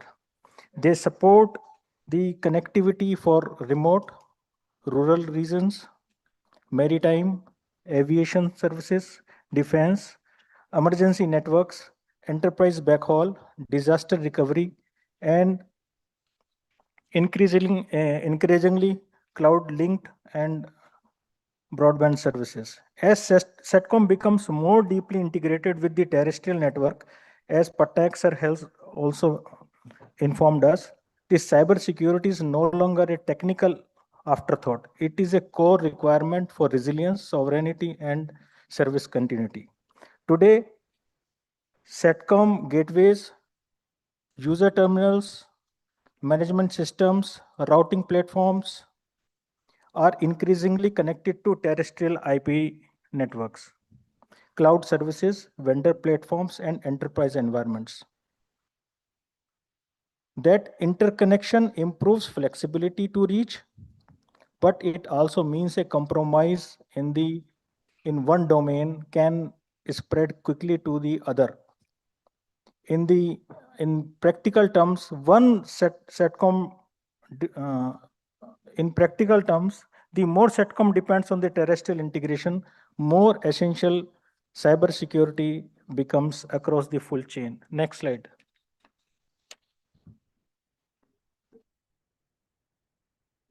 So there are 4 domains where the cyber security in the Satcom can impact. It is the ground segment. Ground segment and the gateways are particularly attractive targets because they bridge the satellite networks with the terrestrial networks and often host the management systems, routing platforms, authentication servers, and operational tools. Risk includes unauthorized access, malwares, denial of service attacks, misconfiguration, and compromise through remote administration or vendor access. Second layer is space. Those space is physically not reachable, but it is still vulnerable to the cybersecurity attacks through command interface, through software updates, through supply chain compromises, through signal interfaces. So the risk involved is jamming, spoofing, interconnection of control signals, exploitation of weak authentication, and protected onboard softwares. User terminals are the weakest chain. It is often the weakest chain of this Satcom. Modems, routers, endpoint services may expose default credentials, insecure firmware, weak patch practices, and poor logging and monitoring. They can impact the user terminals, and because of that, this risk starts from the user terminal and it go up to the your ground station, and it encompasses the your RF link, your tracking and command control link, as well as your satellite. Interconnect and RF link, telemetry, tracking, and command is the most sensitive control layer in the system. It carries the instructions and status information that keeps the satellite functioning. If TTNC is compromised, the attacker may attempt command injection, replay attacks, telemetry spoofing, and unauthorized control of on-orbit functions. Further, it is important to understand that the interconnect improves flexibility and reach, but it means a compromise in one domain can spread quickly to others. We will try to understand this in the next slide. This is a case of KASAT which happened in February 2022. In this, the threat entered through the terrestrial VPN access to the ground infrastructure. Then it propagated through the trusted management system to cause a fleet outage. The satellite itself remain unimpaired, demonstrating how ordinary ground-based vulnerability can treat the satellite-scale consequences through trusted pathways. So there are incidences reported globally wherein the attackers resort to attack by entering through the terrestrial VPN and then enter into the trusted path and impact the user services. Next, in India, next slide. In India, there is a existing framework for the cyber security. DOT, NCIIPC, InSpace, WPC, TEC, NCCS are there for reporting and monitoring of the cyber security ecosystem. CERTIN has reporting period of 6 hours. DOT has also promulgated cyber security rules for the telecommunication network. The DOT has also promulgated rules for defining the critical infrastructure. in space and WPC also comes into picture where because space and spectrums are involved in the Satcom. From the user terminal perspective, TCS, Telecom Engineering Center and NCCS also get involved. Now, there are issues of overlapping and duplicate responsibilities. And because of that, there are certain challenges felt by the operators. Therefore, we are of the opinion that duplication of responsibilities must be avoided. Next slide. The report provides for the indicative framework spanning from 0 day to 36 months. We think lower level of assurance can be met in 3 months, first 3 months, while ensuring multi-factor authentication and privilege access management in the first year. Scaling for assurance, because when D2D services will come into picture and proliferation of D2D will start, in that case, that existing mobile system will have access through the satellite, and therefore scale of assurance must be taken into consideration. Also, large-scale quantum computers could weaken the widely used public key cryptography, and adversely effect can happen. Therefore, what we recommend that instead of replacing everything at once when quantum computing comes into picture, but start working on it, and in the phases start meeting the quantum computing challenges. The report is available on the will be available on the BIF website. You can download the report. Thank you very much.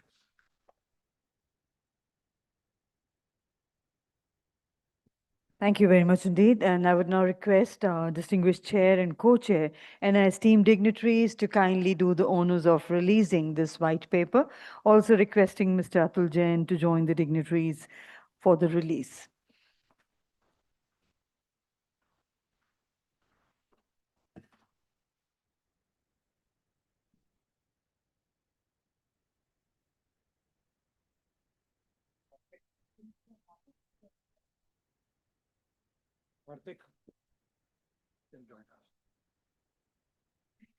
Brigadier Anil Tandon and Mr. Karthik to kindly join for the release. Thank you.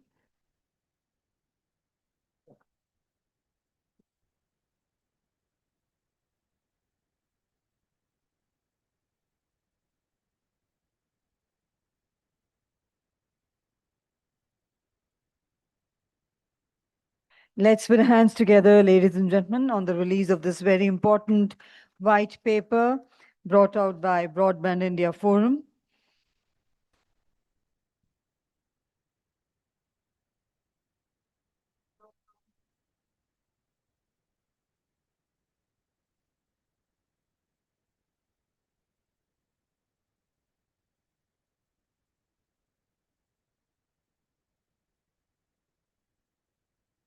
Thank you very much indeed. So ladies and gentlemen, with that, we now move ahead with the panel discussion. And moderating the conversation is our distinguished moderator, Ms. Sonali Nanda, Deputy Director, Program Management of Authorization Directorate in Space, who brings close to 18 years of experience in the satellite communications industry and joined in space on deputation in November 2022. In her present responsibility, she is involved in processing authorization, applications, and coordination within India's rapidly developing private space ecosystem. And I now hand over to you, ma'am, to kindly carry forward the proceedings. Unfortunately, we have only about 35 minutes left for the panel discussion. Over to you. Thank you. So we have a very time-bound discussion now. So first of all, thank you so much. And it's an honor to be sharing the stage with the top DOT officials, BIF, and the industry experts. The topic is very appropriate for these changing times, and I would like to congratulate the organizers for putting up this together for us today. Now, we all know that in 2013, InSpace brought a decadal vision where the target was given to the space sector to achieve 44 billion by 2033. In 2023, this number was 8.4 billion, which has to go up to 44 billion. And Satcom is the biggest stake then also and now also. So in 44 billion, I think 1/3 is what Satcom has to cater to. So that's the target. And now we are 3 years down the line. We are in 2026. I don't know the number which we have reached now, but seeing the audience here and getting some good space feeds in my mobile on a daily basis, I think that we all are on the right track. We are progressing, we are progressive.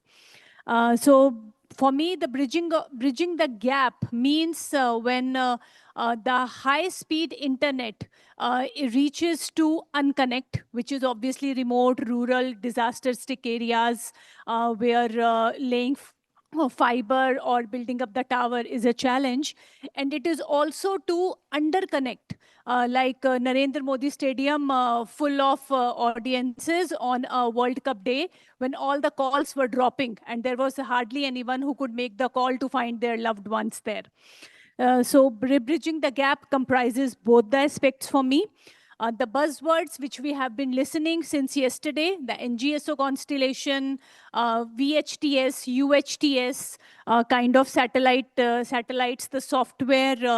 software-defined capacities, and the D2D, which is the talk of the town. People are talking about commencing the operations. It's just matter of time before WRC 27 or after WRC 27, because the technology is handy. It's only regulatory framework which is lagging behind. But also Department of Telecom has notified their rules of service authorization. So time is very appropriate, very apt, and certainly we will see some big tickets in years to come. So let me just start the conversation with the industry experts. We all have been waiting to listen to them now. I'll start with Kopal. She's representing Amazon Leo. So Kopal, your satellite networks, how are they going to complement the terrestrial networks and keeping affordability in mind? Sure. Today in India, 27% households remain without internet. Despite universal mobile phone ownership of about approximately 95%, we still know that over a quarter of households are entirely offline, which highlights that there is a significant digital divide. And that is now shifting from just being about access to being about opportunity. And LEO and NGSO services can play a very important role in extending the reach of existing networks into places where laying fiber and building terrestrial networks is extremely difficult. And in these cases, the telecom operator does not need to necessarily build a whole infrastructure and invest massively to reach to that remote location. What satellite can do is one of the use cases would be providing backhaul services to mobile.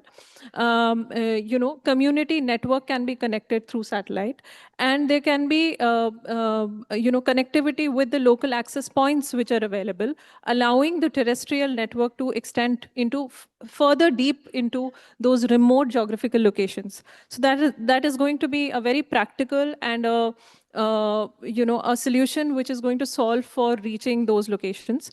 The second use case would be, obviously, LEO can provide a layer of resilience to the connectivity infrastructure by, in a country like India, which is diverse and it's prone to floods, landslides, natural disasters.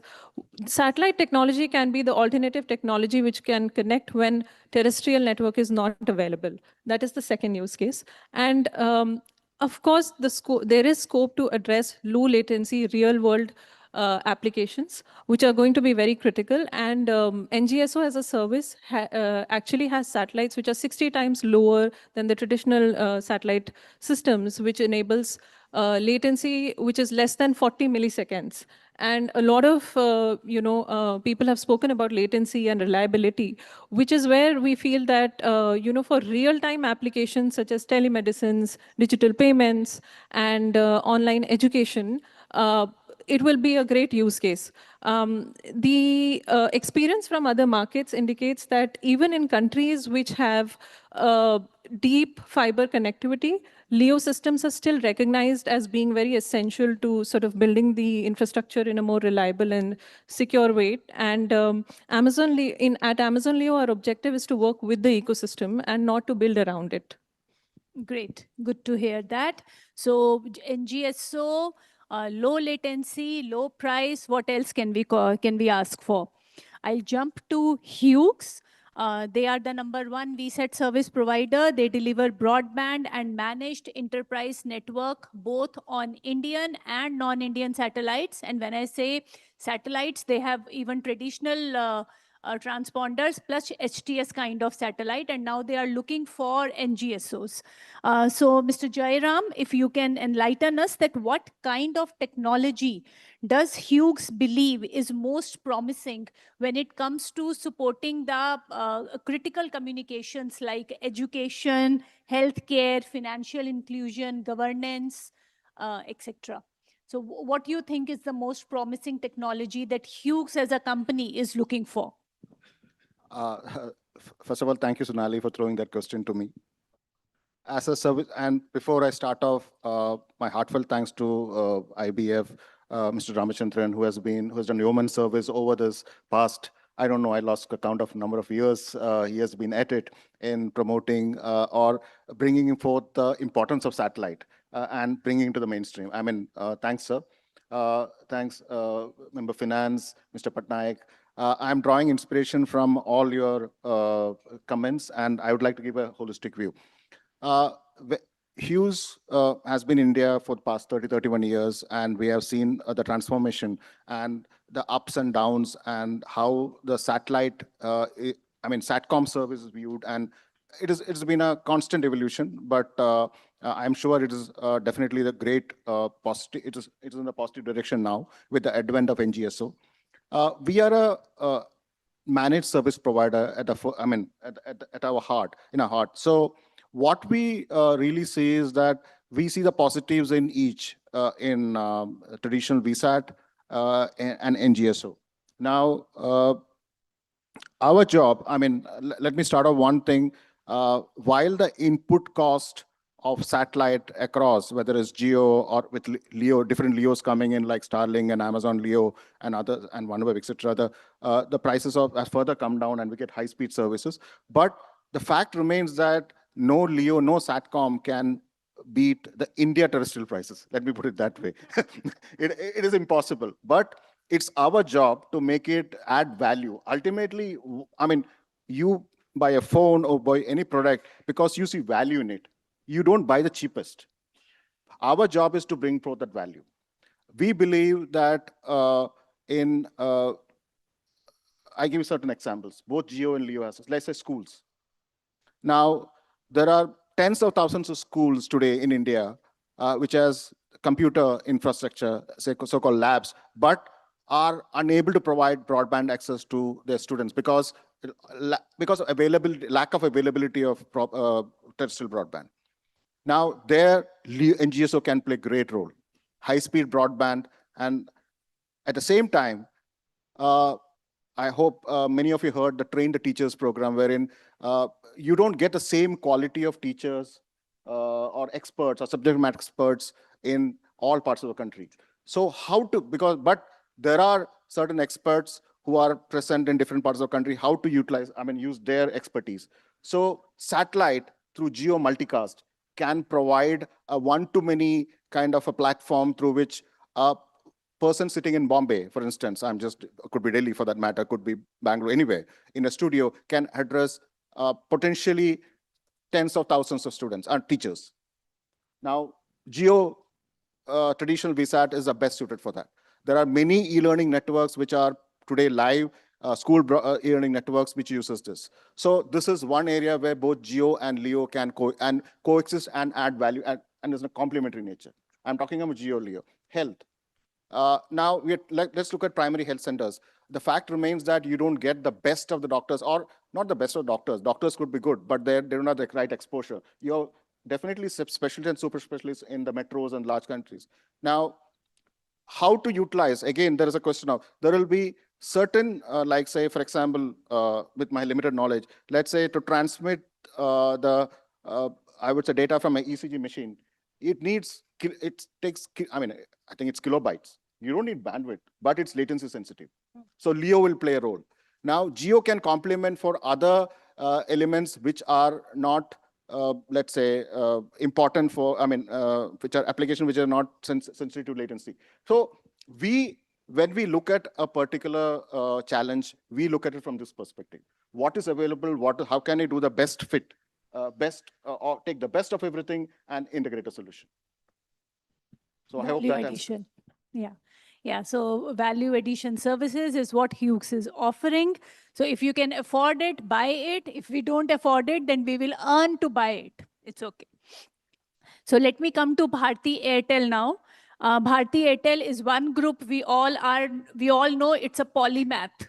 They have Indo teleports, they have DTH, they work with Hughes for VSAT operations, and they have the NGSO constellation, and they are the terrestrial operators as well. So my question to you is, sir, what is your company's perspective on D2D, which is convergence of terrestrial and satellite networks? And we would like you to touch upon affordability, affordable delivery of such services. Thanks, Sonali. D2D is, over the last few years, everybody is talking about the D2D. Many countries have launched the D2D services also. So recently, TRA issued the consultation paper also. So our stated position definitely is that we want DOT to happen. We are, in fact, quite excited about it. And we also, requested the TRAI that it should not be linked with the outcome of the WRC 27. That why we wait for that. Because in India, we requires a lot of deliberation also between the regulators. We have seen in the case of satellite also, where the recommendation and after the, it takes times. So it is better to deliberate right now. And whatever the trials are required, let's do that. Let's debate the issues of the level playing field. Let's debate the issue of how we can coexist. Let's debate the issue of how the spectrum can be taken care about it. Because as a mobile operator, we have made huge investments. So it should not happen that in the name of the D2D somewhere, we are affecting the level playing field issues. Because these are very, very important issues. So it is better that it start debating it quickly. And affordability, India is a very price sensitive market. You know that. We offer one of the lowest tariff in the world. We have the highest, the data usage. So unless the final product is affordable, nobody is going to touch that. I'm sure the market will somehow, discover the affordability, which is, which the customer can always take that. That's all. So you are leaving it on the market to discover the price, the best fit. Yeah. So there cannot be one solution fits all. That's very true. Coming to our next panelist, he's from Nelco. Nelco is a Satcom service provider. They offer enterprise VSAT connectivity in flight and maritime across the country. So Mr. Brijendra, we will touch something different with you. What role will satellite IoT play in modernizing Indian agriculture, smart grids, and national logistics supply chains? If you can throw some light. Yeah. Good evening, everyone, and thanks, Sonali, for throwing that question to me. Before I just, get into the answering your question directly, I would just like to, bring in the aspect of, the topic that we are saying is having affordable connectivity. And I think affordability is a function of volume. And current age is the age of digitalization, and digitalization is successful when it is adopted, broadly by almost everyone.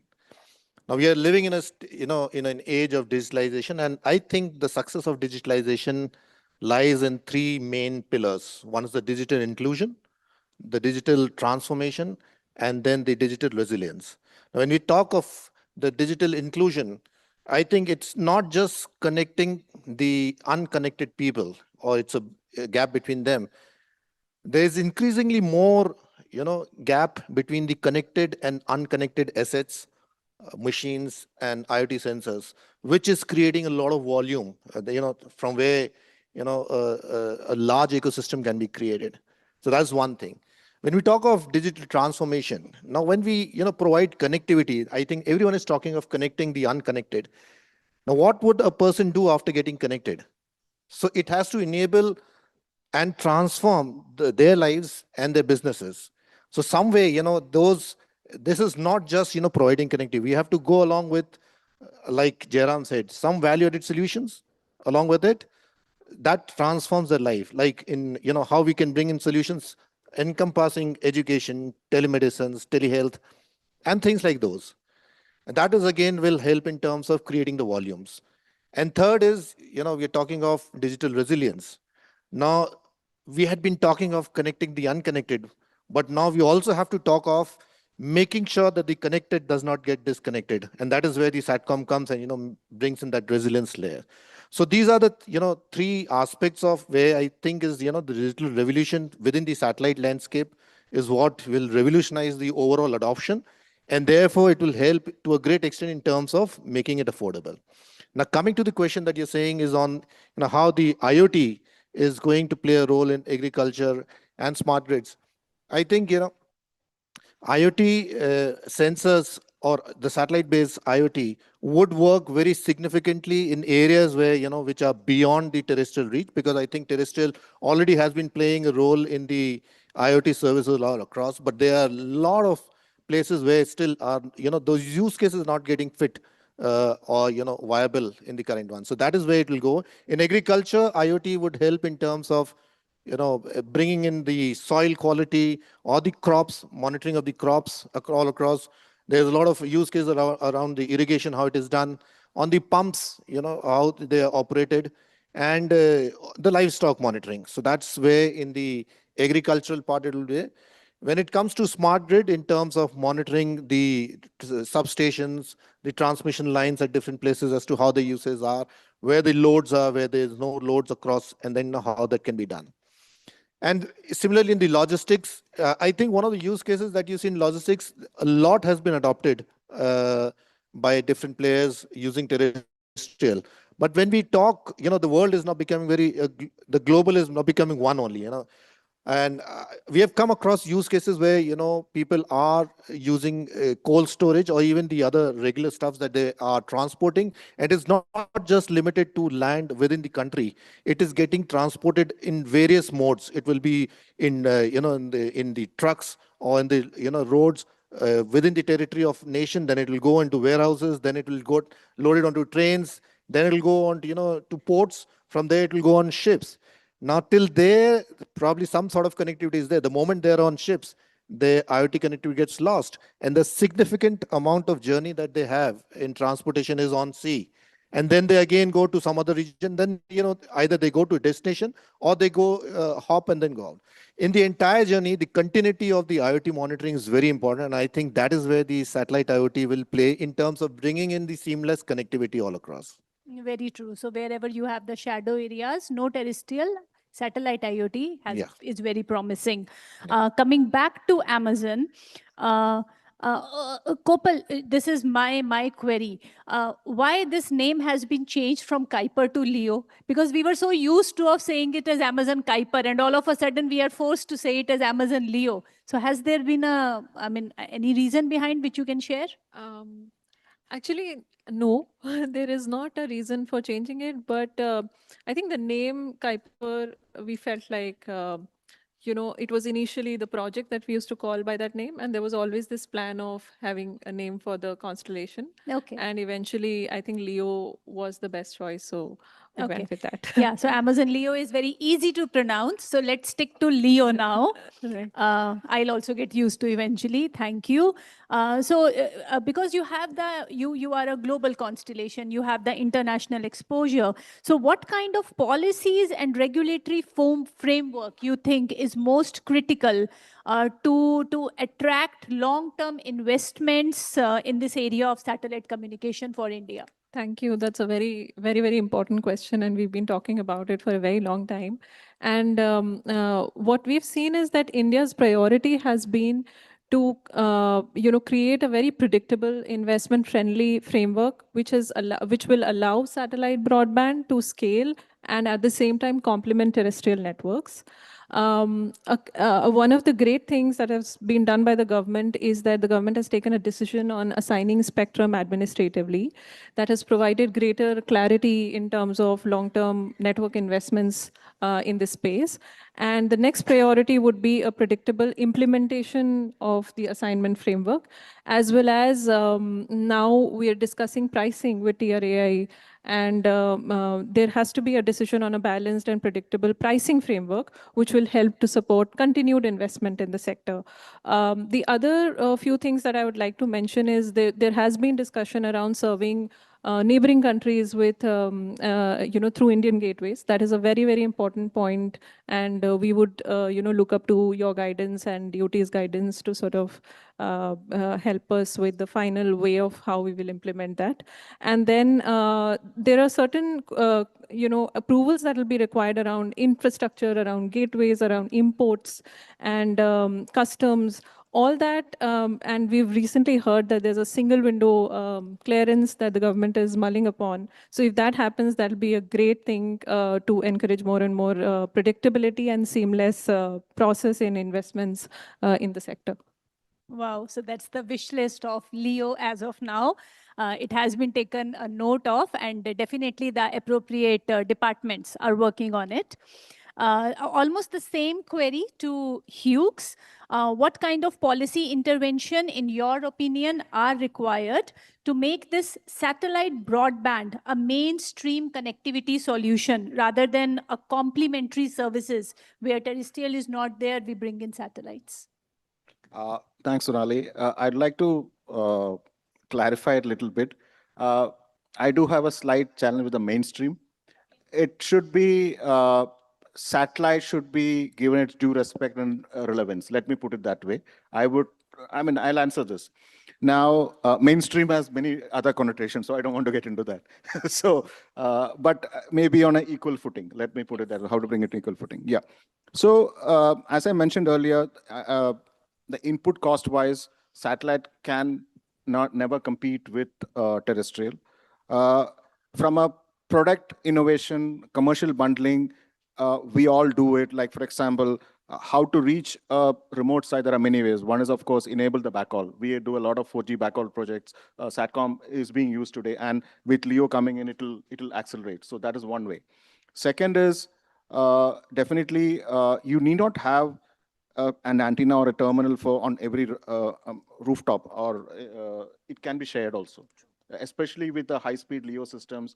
And you can have one terminal which can be shared on multiple households as long as they're in the vicinity, because there are different, I would say, demographic profile or for village formats that we see. There are small hamlets, there are clusters, etc. So we can have the community connectivity. Extending that to a household community, etc. All this can be done by the service provider. That is not a challenge. Now, coming to policy, I would rather calling them targeted policy interventions. Let's say I give an example of school and health. Let's take that. Now, these are two areas which has tremendous impact on a common man and has a social impact also, right? Whether it's education or health. Now, today, the fact remains that school gets a subsidy of 1,000 rupees per month for broadband. Now, that may be okay for in a place where you get multiple terrestrial broadband options, but may not be the case in a rural area.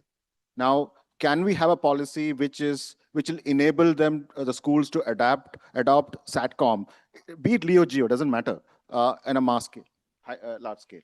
That's why I'm in targeted policy. Same with health. Now, today, now where will the money come from? That's why I moved to the last, I think everybody favorite Digital Bharat Niti.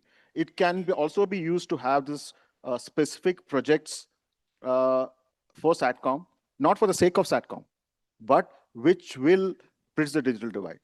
Because I don't see any such project has been envisaged so far that is worth considering and looking at. So that, for example, we have a BharatNet phase 3 going on. I think it is being implemented. But it is very clear that in each area there are going to be 5 to 10%. It's openly acknowledged also for alternate technology. 5 to 10% area cannot be covered by terrestrial fiber. You need alternate technology, and Satcom will play a major role in it. There's no doubt about it.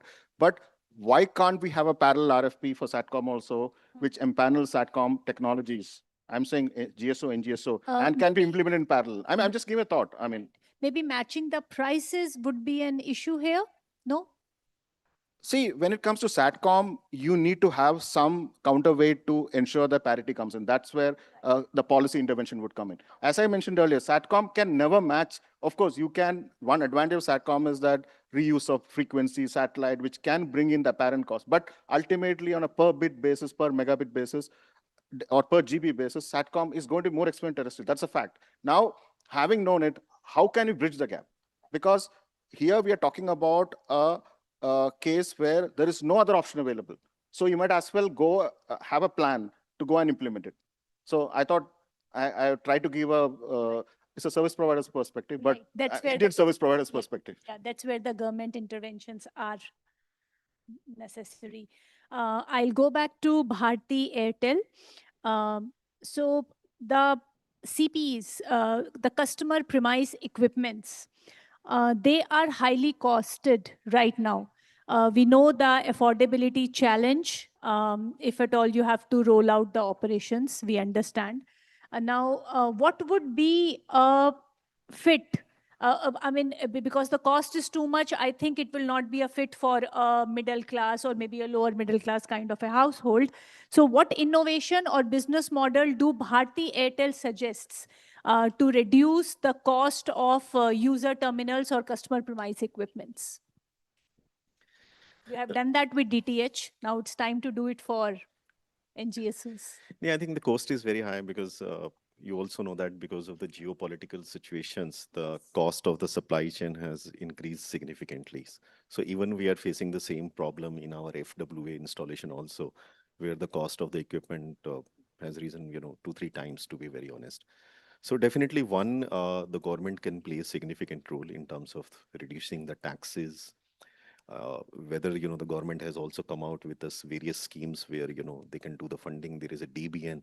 The another part which is very, very important is that how the license fee can play a role, because if you see that traditionally the telcos has never offered in a series where you are creating some sort of a EMI schemes and collecting the money from the customers, because the moment you get into that thing, then some sort of a license fee part comes. So I think you have to take some multiple steps, to be very honest. Some sort of a levies, some sort of a regulatory levies, taxations. This is the way only you can reduce the cost for the consumer.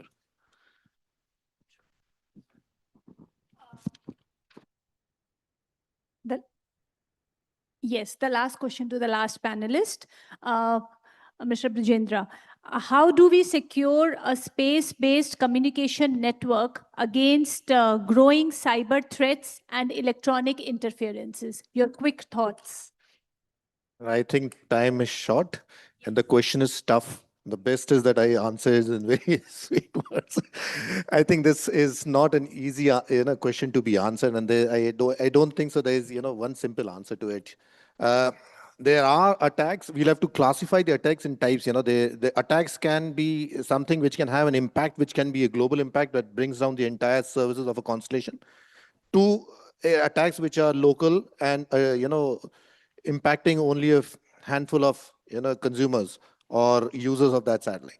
Now, there are two things in this. One is that there is as it was mentioned by Atul Jain when he was inaugurating the white paper and when he was releasing it. He's covered a lot of those things in that. But I think the important part is that if you have to stop a broader misfunctioning of a service, then I think TT&C, that link, that is what we have to see, is that how secure that can be made and the configuration around that so that the constellations do not get affected. I think there has to be some evolution in terms of how the encryptions and the technology can be made secured in terms of controlling the satellites. That's one part. Now, when it comes to the user channels, there's a whole lot of things that are there, which is the spectrum which is going all across on the sky. to the ground stations and to the end terminals which are there. So there have to be technologies on which we do the over-the-air encryption, which is already being adopted, which people are doing it. Then there are authentication methods by which the devices can be accessed. And I think apart from this, because it is all related with the manual operations, I think the physical security also plays an important part, so that we are able to put in proper checks when only authorized people are able to access the ground stations over there. So now this is from the main control centers from where the services are delivered. Now, when it comes to the end user devices, it is something that we have to see is that some sort of access mechanism as well as the application that we use should be such that they are able to control the overall, minimize the attacks that will. But I don't think so. There is anything that is that is a universal thing, and this is an evolution in the satellite, because we have not seen this unprecedented rise that we are anticipating that will come, and on top of it, there's a lot of IoT devices that will come.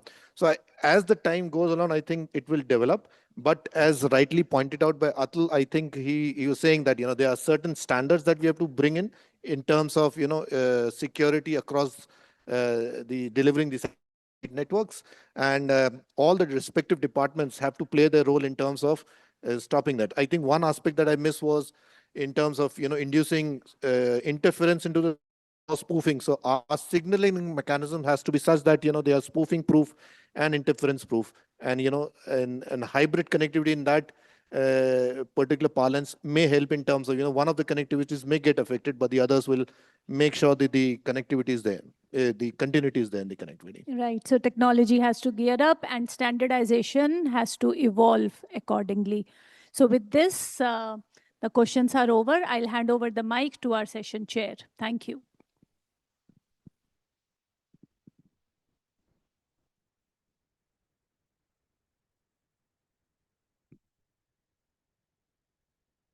Thank you very much indeed, ladies and gentlemen. Let's put our hands together to convey our gratitude and appreciation to all our eminent panelists on the days.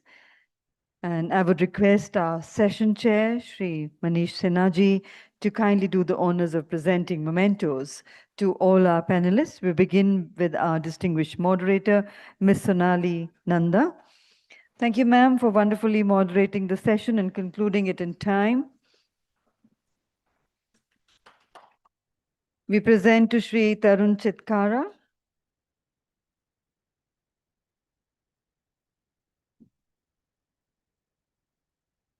To Mr. N.V. Jairam.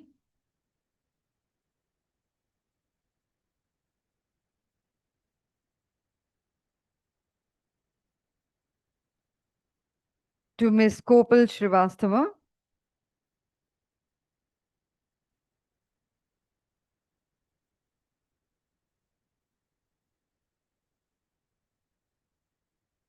To Mr. Brajendra Bhuvan Urmalia.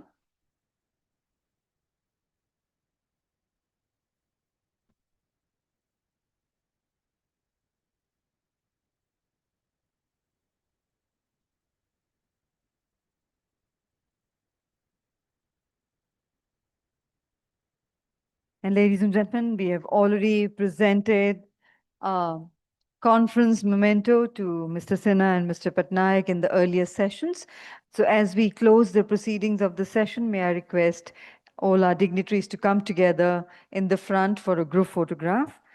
And we remain, everybody else, to kindly remain seated as we straight away move ahead with the proceedings of the next session. We would just require a few minutes to arrange the top table for the next session.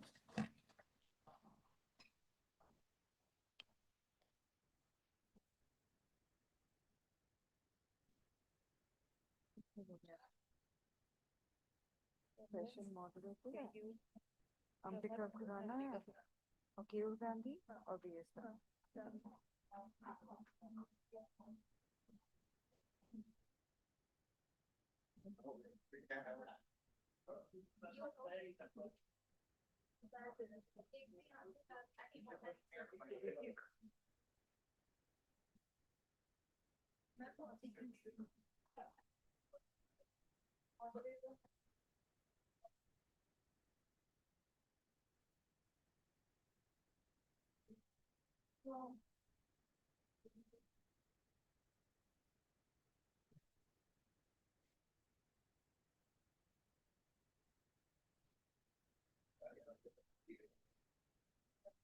Ladies and gentlemen, we now move to session 4 of India Satcom 2026 with a theme that beautifully captures both the technological promise and the societal purpose of the satellite communications, that is Satcom for Viksit Bharat, connecting sky to the society. And ladies and gentlemen, we have with us for this session an excellent panel representing regulation, public sector telecom, private telecom, satellite services, India's emerging private space sector, and defense technology. To chair and moderate this important conversation, it is my privilege to welcome our distinguished session chair, Shri Prabhat Dikshit, DDG Satellite, Department of Telecommunications. Let's put our hands together to welcome Sir. Sir is closely associated with the Satellite Communications Division of Department of Telecommunication and plays an important role in India's evolving Satcom policy and regulatory ecosystem. His responsibilities span key issues relating to satellite communication, spectrum management, and the enabling regulatory framework for emerging satellite technologies. His experience brings valuable government and policy perspective to the development of a secure, efficient, and future-ready Satcom ecosystem in India. I also invite our eminent panelists for the session, Ms. Ambika Khurana, Chief Regulatory and Corporate Affairs Officer, VI. Warm welcome to you, ma'am. We invite Shri Keur Gandhi, Director Space Regulatory and Commercialization, Dhruva Space, and Colonel KVS Tanwar, VSM, retired Head of Business Development, Defense, Astrom.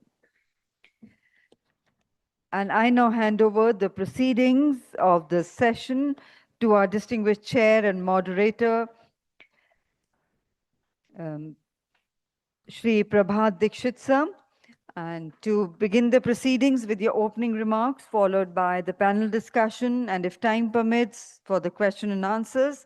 So you have about 35 minutes for this session. Over to you, sir. Thank you. It's a bit curtailed panel than what I was given, but then we have a curtailed time limit as well. So it perfectly matches that. Now the topic for our panel discussion is Satcom for achieving Viksit Bharat, connecting sky to society. So it's a great topic. Connecting sky to society and in turn raising society to sky. So that is great. So to start with, I am thankful to Broadband India Forum for giving me this opportunity to be with this esteemed panelist and all you dear friends from satellite and Satcom industry. And it's a very broad topic, connecting sky to society, and very relevant for India when we talk of connecting the unconnected or connecting the underconnected. So right from the morning, we all have been hearing different versions and different requirements which the satellite communication satisfies, and this is in line to that. So considering the shortage of time, I think I'll not like to go too much into the matter myself, and in fact leave it to the panelists to deliberate on these matters. And I have a list of questions, so I'll start with Ms. Ambika Khurana. Let me take out the question.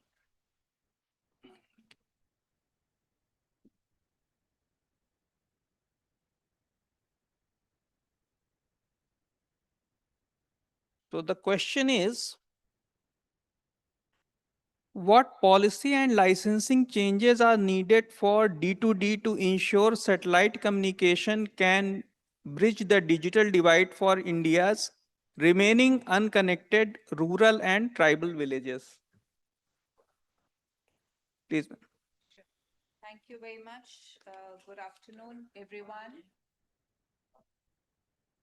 Not sure if it's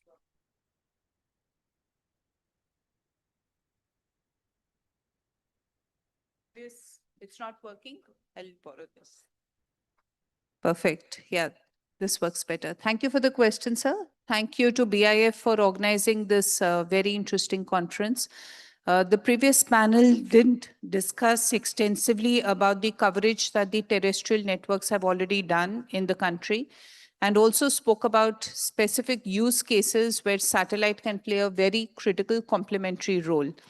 So not to repeat anything, but of course, there were discussions on people who are traveling, on unconnected segments of the society, on enterprises which can be located far away, and emergency use purposes. I think to enable all of this in such a geographically diverse and vast country, there are definitely learnings that one can pick up from other countries while fine-tuning them to how we can roll out this, the non-terrestrial network in close partnership and alignment and complementarity with terrestrial network in a very effective way. So a number of regulatory challenges which would obviously need to be overcome. And of course, with DOT, the industry has been having multiple deliberations to see how to create a very predictable, stable regulatory framework.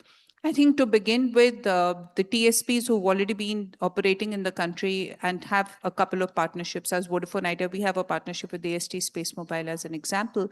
One of the first few things that would really help is to get licensing clarity.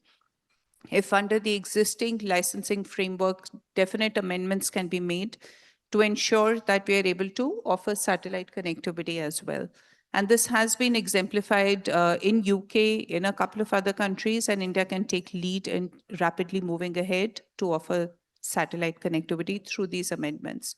Second piece is in terms of course, spectrum usage, right? With carriers of IMT spectrum, how do we actually leverage IMT and MSS spectrum as an MNO to be able to offer satellite connectivity? The third regulatory framework and clarity that would be needed would be for gateways and earth station, which would help us in moving ahead quickly in terms of deployment and being able to roll out services. And as we look ahead, I think the complete collaborative partnership between an MNO and a satellite player can be best achieved if the MNO continues to take care of the customer relationship and ownership piece, right? Right from onboarding to distribution to billing to services to ensuring security across the network. And of course, continuing with the security requirements of the country. So there is a definite roadmap that can happen, and very, very clear licensing clarity from the government can really help us in taking D2D to the underserved populace.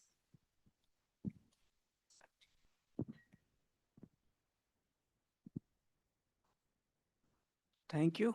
As far as this licensing and regulatory framework is concerned, I think we are already moving in that direction with the new authorization rules coming in, with the TRAI consultation paper on satellite communication network authorization. So all these things are slowly building up towards that direction of how to enable the D2D, and definitely all your inputs are welcome, and they will shape how these policies and frameworks evolve. So my next question is to Mr. Keyur Gandhi. And the question is, how will the integration of 5G networks and satellite constellations reshape India's emergency response and disaster management?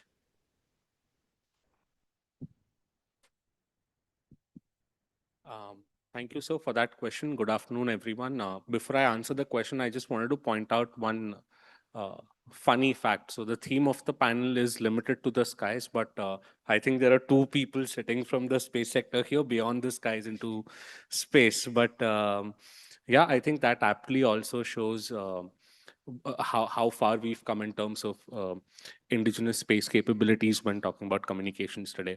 I think when talking about how satellite constellations complementing 5G will enable disaster communication is a much broader question, which we shouldn't look from a limited D2D lens, which is just about having additional towers in space to cover areas where there is not enough penetration or there's not enough commercial incentive to penetrate, or not just about thinking of a disaster case when the terrestrial communication networks are down because of some damage. These networks being satellite-based networks being able to aid these services. What we need to also think of this from a lens of is how does these two services coming together also help us service areas like high seas, mountainous regions, or even international borders where perhaps, of course, services limited to a large extent, which can be done in a more secure way with more localization options using satellite-based networks, or even giving connectivity in flight or in the high seas, because these are perhaps becoming increasingly contested domains. And during the times of disaster, getting that ability to undertake a search and rescue operation hinges on this very network itself. Now, getting to the nuances of it, with a satellite network's equivalent of having a 2G, 3G, 4G, or a 5G is either having a NB-IoT device that can give you a search and rescue service, or having, let's say, Garmin-like localizers, or perhaps having a next-gen Navic-like localizer that can also help you send secure messages. What this effectively does is add more layers of services which are needed for a very specific purpose in certain regions, and not club that with the commercial constraints with which satellite and 5G integration is limited today in being able to provide services. So when we look at this architecture overall, uh, all I can say in an educated way today is there are lots of ways in which these services can complement each other.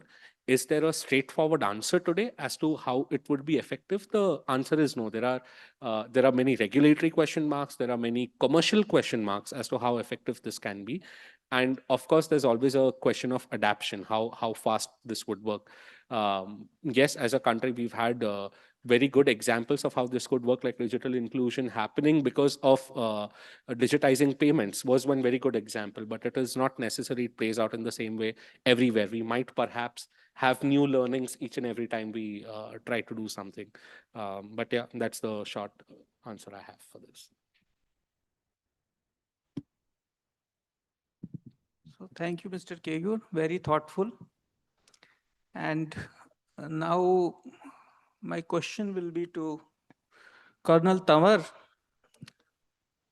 And Astrom is really innovating in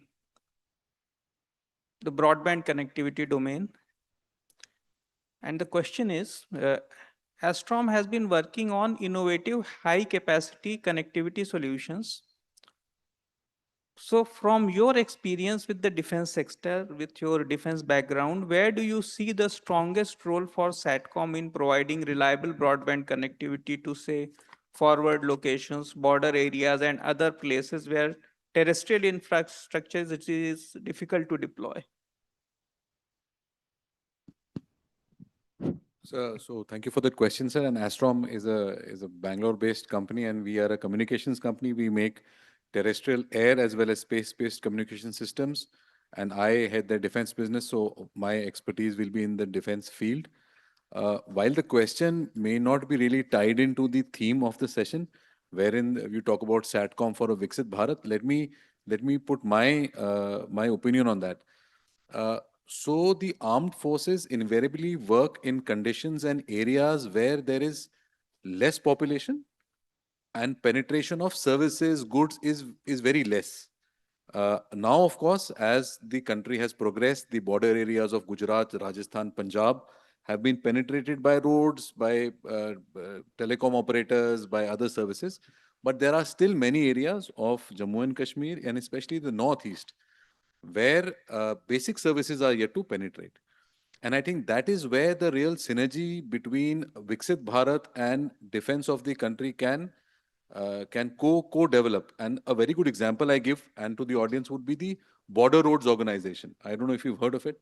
Border Roads Organization is an organization that was built immediately post-independence for penetrating border areas by infrastructure, roads, bridges and all. Why was a government organization asked to do that, and why not Thekedars through NHAI or state road corporations is because the viability of the road, financial viability was not there.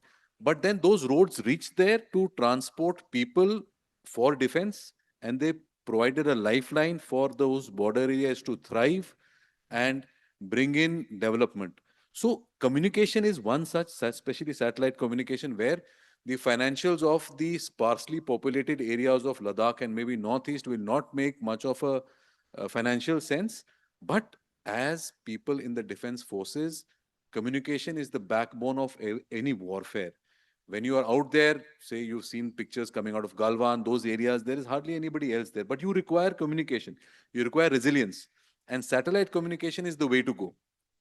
With the kind of electronically dense, electronic warfare dense environment that current and future conflicts are likely to be fought in, satellite communication will form a very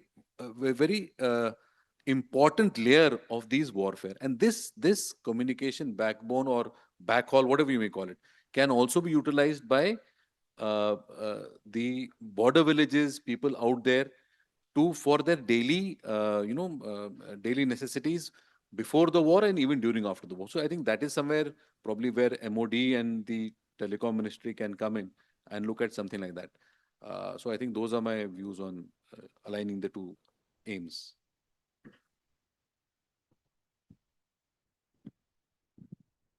Thank you, Colonel Tawar.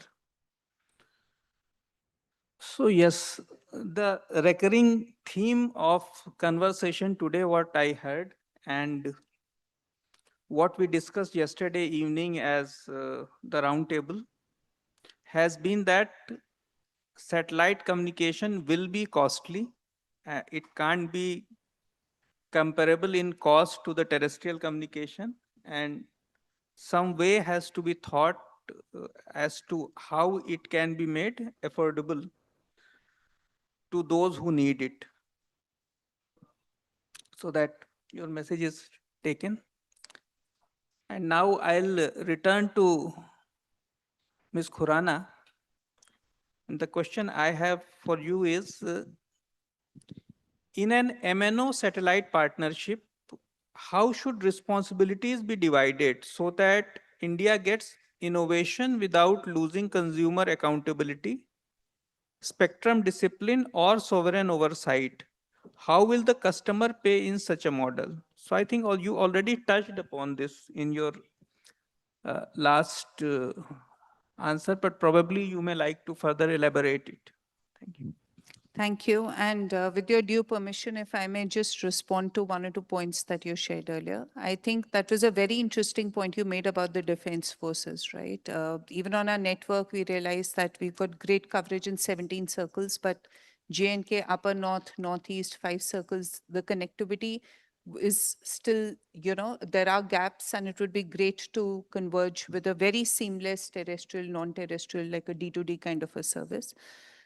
Secondly, when people roam to different areas in a vast country like ours with geographical terrains and challenges, it becomes very difficult. So what you need to offer is absolute seamless communication and connectivity. And one of the great models for that is D2D technology. So using the same unmodified handset, if one can get complete coverage across the country, across the islands, across, or all underserved areas, it would really not just enable connectivity, but ensure that the cost is very low. So you raised a very critical point, and it was discussed quite extensively at the roundtable last evening in terms of the cost. And India is obviously a very value conscious market. We are also talking about segments where we don't want to burden the customers or the enterprises with very prohibitive costs of connectivity. So how do we keep it low? Again, D2D has a pretty good answer there. I wanted to also raise a point, sir. You mentioned about the licensing amendments, right? And that the new authorization rules and framework are already there. But what we analyze when we look at what Ofcom has very successfully done is to, under the existing licensing framework, make very minor amendments to the licensing framework so that the MNOs are able to extend offering satellite services, which is a faster, scalable, and quicker model. So the request would be to not just urge or nudge the MNOs to shift to a new framework, but see how within the existing licensing framework one can move ahead. coming to the question, sir, I think it's a very interesting area where there is a very clear demarcation of where do the responsibilities lie for the satellite players, for the MNOs, and for the government. The satellite players are, of course, providing the satellites, the constellation, and the space tech around it. And there are global learnings, there is global scale, and there is the next level technology that one expects. From an MNO, there is a very clear framework of the licensing regime and understanding of the local market, the IMT MSS spectrum holding, the user links, the gateway provisioning, earth station provisioning enablement, and the complete customer end journey, right from onboarding to servicing. The MNO also has the wherewithal and the capability to provide and cater to the law enforcement requirements and the security conditions, which I think should prevail because of its due importance, especially in a country like ours. And of course, all levels of service accountability and local level operations. And the third component is of the government, where I discussed there is a very pivotal role that the government has to play in India.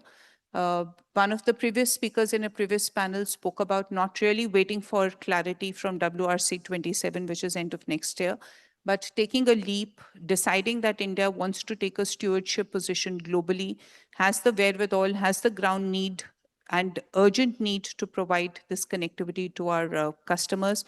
So how do we give the regulatory clarity to the MNOs and satellite companies? How do we look at a convergent model? And one of the previous speakers also spoke about, I think, a buzz that was there in media a few days back about a convergent authority within space and DOT looking at granting authorization and licensing very quickly. So how is the entire go-to-market for a non-terrestrial application streamlined and made quicker and faster in a more seamless friction way is where the government, of course, steps in. And costing, I think a lot has been discussed, but one quick response would be that if the users don't really need to pay for very expensive user terminals, even if they are assembled in India or co-made in India, if there is a model through D2D where unmodified handsets, which are already very pervasive and prevalent, can be the source of satellite connectivity, that's the quickest and most expensive route.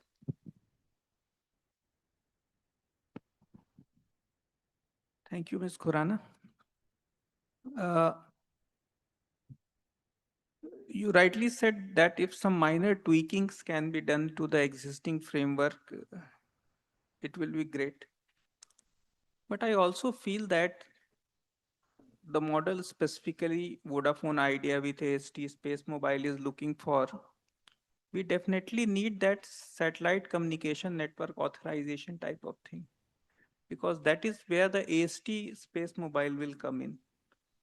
So that will be a part which we'll have to see that it comes out properly. And then with the existing licensing framework, then we can think how to make it work.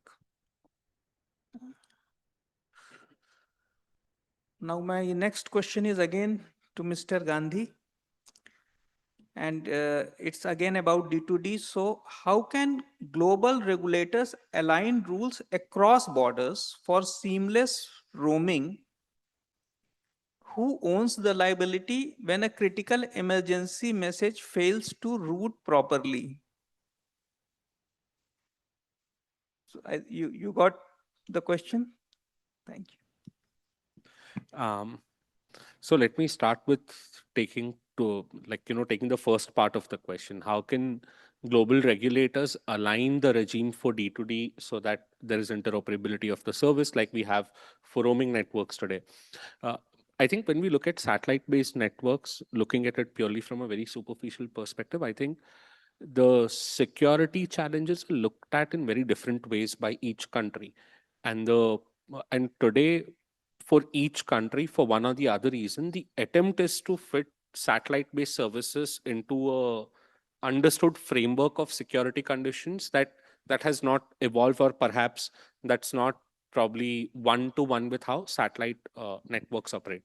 Without getting into the reasons of it, which of course which can be attributed to how new these services are, or how long have the services been in existence, or many other geopolitical factors, the problem remains the same. The moment we add satellite networks into the mix of providing this service, the question changes from can it be a similar framework that's used for cellular roaming of having a default routing of all, say, for example, emergency messages, which is the next part of the question, that by default, all of the emergency messages should be routed back to the area where the traffic has emerged from. There should be priority in the network. If there's failure to provide service without or without authentication, there'll be consequences. All of this starts applying when, if we look at all of the conditions that apply to providing that service, allows for that framework to happen. Just one example. Uh, in one of the jurisdictions, for example, the mandate is you have to route the call that comes on that emergency number, even if you cannot validate the user from where this traffic is coming. But that rule does not apply evenly everywhere. That itself is a big problem. But now when we bring a satellite into the mix, each country has different requirements for what is the positional accuracy that you need to check before you commence service. How do you validate the particular end user terminal? What is the kind of tamper proofing, whether that happens at a IC level, user ID level, session key level? All of these questions are there. So now when you take emergency service and we start discussing liability of what happens if an emergency call has failed, while putting D2D in perspective, the first question itself, which is whether the spectrum that will be used for this D2D service will be adequately protected, or will it be subject to a coexistence mechanism that is to the liking of both IMT and D2D operators, is a very open question, right? We can't look at that in isolation. So I think the logical answer would be to wait for the outcomes on how sharing of the spectrum happens. We already see another trend that is going on as one of the proposed amendments in Release 20 to introduce NB-IoT-based search and rescue services, which is not really a part of D2D, but which is just adding on to what typical search and rescue devices offer today. But one pathway to lead this ahead and to avoid what we have set as an example in satellite broadband, perhaps, which is of not having identical rules for spectrum or identically identified spectrum, which also contributes in part to the question that you were asking Ambika ma'am earlier, which was when does the cost come down? The cost comes down when there's predictability, when there's mass manufacturing, when there's less and less novelty that has to be added to a network to reduce the cost. So the question today is not how, the question today is it has to happen.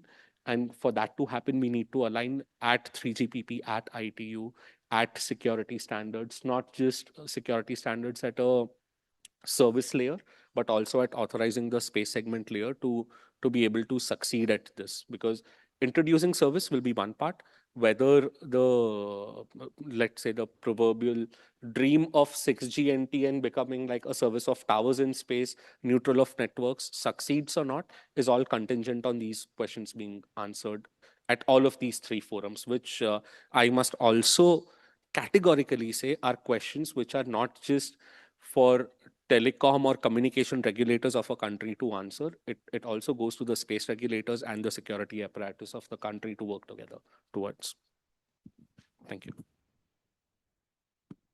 Very rightly said, Mr. Keyur. Actually, this question relates to how internationally we work out the D2D system, starting from the spectrum, whether it will be an IMT spectrum, whether it will be an MSS spectrum. MSS, it is easy because it is international spectrum dedicatedly for the satellite. When it will come to IMT spectrum, there may be so many questions when we are talking of inter-country or international type of roaming arrangements. And then there will be, yes, the national regulations, how they frame up. But you see, even the terrestrial mobile roaming which we see today, it works. And it works throughout the world. Different geographies, different regulations, but it works. So I think if the market needs it, the consumer needs it, it will evolve. So my next question will be to Colonel Tawar. And the question is, Looking ahead, how can technologies such as Astrom's high-capacity wireless connectivity solutions complement satellite networks to create an integrated connectivity architecture for defense and other remote applications? And what are the key technology or deployment challenges that need to be addressed to scale such solutions across India? Thank you, sir. So I'll take the second question first. Essentially, defense works in very stressful environment. Whether the stress is due to enemy action, the stress is due to weather, the stress is due to terrain, and those stresses really affect the kind of solution that you provide. So difficult temperatures, low or high, wind conditions, weather conditions, uh, electricity availability, not availability, whether it is there or not there, electronic warfare conditions. So all these conditions affect the system that you're putting out there for use of defense applications. How the requirement of communication, as I mentioned earlier, in warfare has always been critical. The modes have been different, from flags and smoke signals to now high throughput wireless communications. Uh, Communications has been the backbone for all warfare and all operations. This need for communication is only increasing with the increase in requirement of passage of information. Earlier it would come in the form of a small, Morse code also would come through, or a small letter could come through. Now you require high definition images, whether from satellite or from UAVs or from cameras, from electro optical other devices, infrared, whatever you might say. And these devices, which earlier were held by a very few people, are now held by the last man standing on the border. So the requirement of transferring or moving this information from the point where the action is taking place to where the makers are sitting, where they can understand this information and come out with decisions, whatever that decisions are, is becoming even more important. So how Astrom visualizes this entire communication architecture is that it's not terrestrial or satellite. It's a layered application where all possible modes of communication are being utilized. uh, whether it is whether one fails because of enemy action or some other reason, the other one is a fail safe or whatever. So the invariably there will be a fallback and for a resilience, essentially looking at communication resilience. And that's how we visualize. We have made a groundbreaking E-band radio, which is like a backhaul equipment. Now that can be used to connect any two networks, sending that information back geographically to the decision makers wherever they are sitting, 1,000, 2,000, 5,000 kilometers away, through satellite. That is the kind of enmeshed network that we visualize, where it is not terrestrial or satellite, but it is terrestrial and satellite.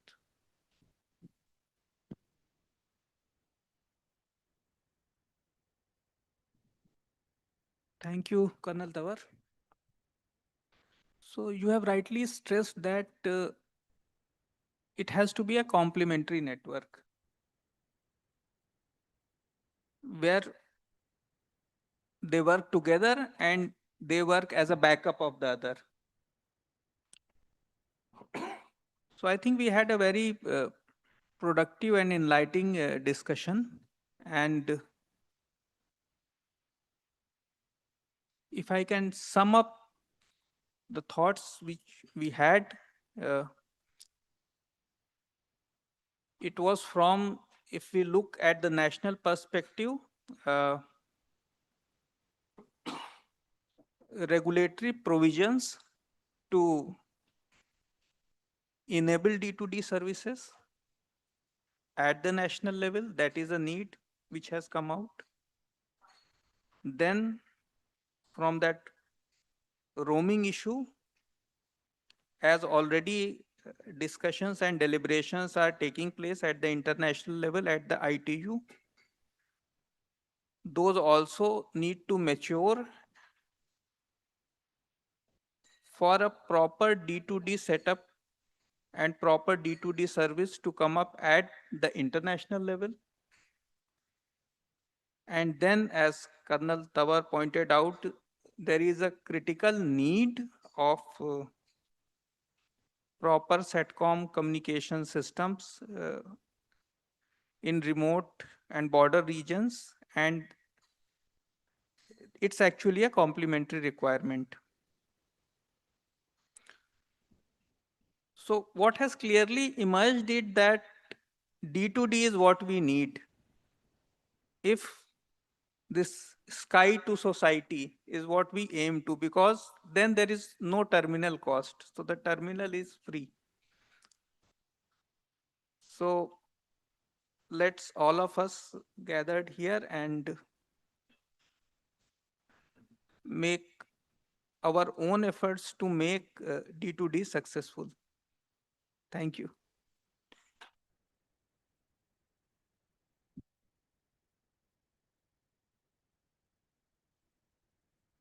And may I request our session chair to kindly do the honors of presenting mementos to all our eminent panelists. We begin by honoring Ms. Ambika Khurana, Chief Regulatory and Corporate Affairs Officer from VI.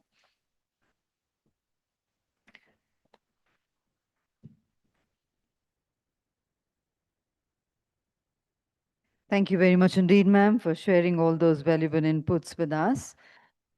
We would now like to honor Shri Keur Gandhi,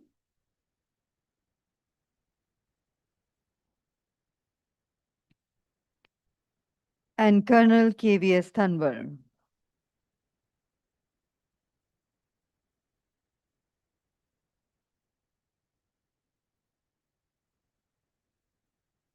May I invite Brigadier Anil Tandon, DGBIF, to kindly do the honors of honoring Session Chair, Shri Prabhat Dikshit ji.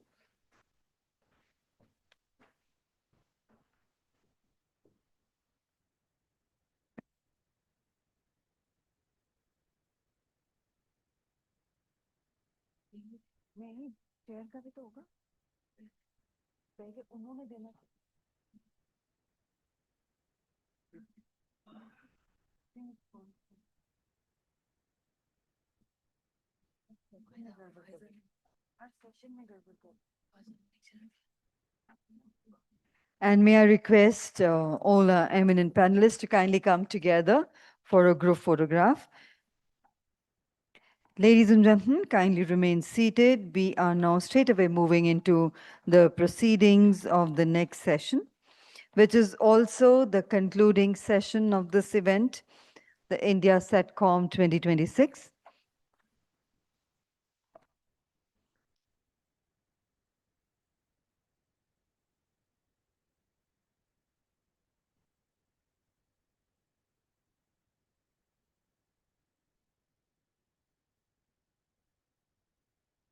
So ladies and gentlemen, our next session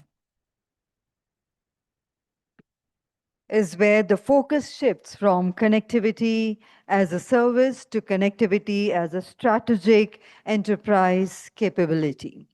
The theme is Beyond Connectivity, Satellite Communications as Strategic Enterprise Infrastructure, and the session will explore that transformation through perspectives from government, satellite technology, global telecommunication consulting, and the legal regulatory ecosystem. And I have the proud privilege in inviting our session chair, Sri Manish Kumar Garg, Deputy Director General, SMC, Department of Telecommunications, Government of India. Ladies and gentlemen, Sri Manish Kumar Garg, our distinguished chair for this session, brings an important technical and policy perspective to India's evolving satellite and spectrum ecosystem. Through his responsibilities at Department of Telecommunication, he is closely associated with key issues concerning satellite communications, spectrum management, and the regulatory framework supporting emerging technologies. His experience is particularly relevant as India seeks to enable innovation while ensuring efficient spectrum use, security, and sustainable growth of the Satcom sector. I also have the privilege of inviting our eminent panelists. We would like to invite once again Mr. Keur Gandhi to kindly join us on the panel. Ms. Alka S. Asthana, Global Head Regulatory, TCL. Warm welcome, sir. Mr. Priyabrata Das, Managing Director, TMT Consulting, PwC, India. And Mr. Alakshendra Singh, Advocate, TMT Law.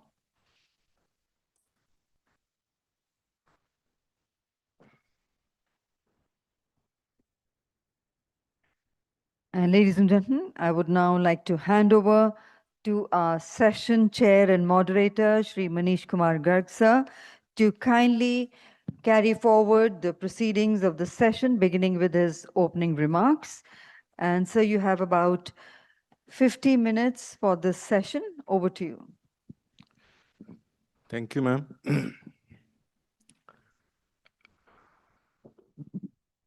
Distinguished speakers on the dais, delegates, members and office bearers of Broadband India Forum, ladies and gentlemen. It is indeed a pleasure to chair this session on a very apt theme, which is beyond connectivity and satellite communication as strategic enterprise infrastructure. And I thank the Broadband India Forum for inviting me to chair this session. I believe that this is a very timely and particularly relevant theme they have chosen, especially in these transformative times when satellite communication is not merely being seen as enabler of a technology to provide the last mile connectivity to the remotest persons, remotest locations, remotest assets, but an enabler, a technology, an enabler wherein the entire value chain proposition might get transformed because of the two important aspects, which is reduced latency and increasing bandwidth. So these are two particularly transformative aspects of modern day satellite communication, which have the capability to transform the entire value chain propositions of many of the organizations, many of the enterprises. Today's enterprises are not merely looking or deliberating the question whether the Satcom can provide the last mile connectivity to my assets. Those questions are history. Today's organizations, today's enterprises are asking whether the Satcom can provide me the resilience to my network. Can this allow me to remain operative in case of the situation when disaster happens, when the terrestrial network fails, and how can this integration of the Satcom with my existing network, with my existing connectivity patterns, can enhance the value proposition and resilience of my network and infrastructure. So these are important questions which have a wide sweep across various domains of the businesses. Not only the traditional maritime businesses, the weather forecasting, the communications, the VSATs, those domains are naturally going to flourish in the coming times, but newer and additional domains, be it in the banking, be it in the infrastructure, be it in the transportation, logistics, power, energy. So I fail to see any domain which will remain untouched in the coming days when the satellite communication spreads its wing in its entirety. So those are the challenging and exciting times to come when we look at especially the spread of LEOs and MEOs and the reduced latencies and the IoTs. So these are the initial thoughts with which I would like to begin the session, and especially the times when the India has shown the world that its private enterprise in terms of telecom transformation, telecom revolution, what can it do to the last person in the queue in a country like India. So the potential for Indian businesses, the potential for Indian economy in terms of satellite telecom, I see those are huge in terms of spread as well as the business. So with these opening remarks, I would like to introduce my panelists. Mr. Keyur Gandhi, he's from Dhruva Space. Ms. Alka Asthana, a dear friend of mine, she's from TCL, Global Regulatory Head.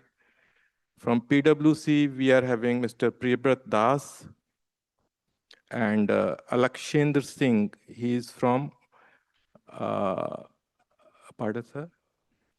Yeah, TMT Law Practice. He's advocate, the law firm.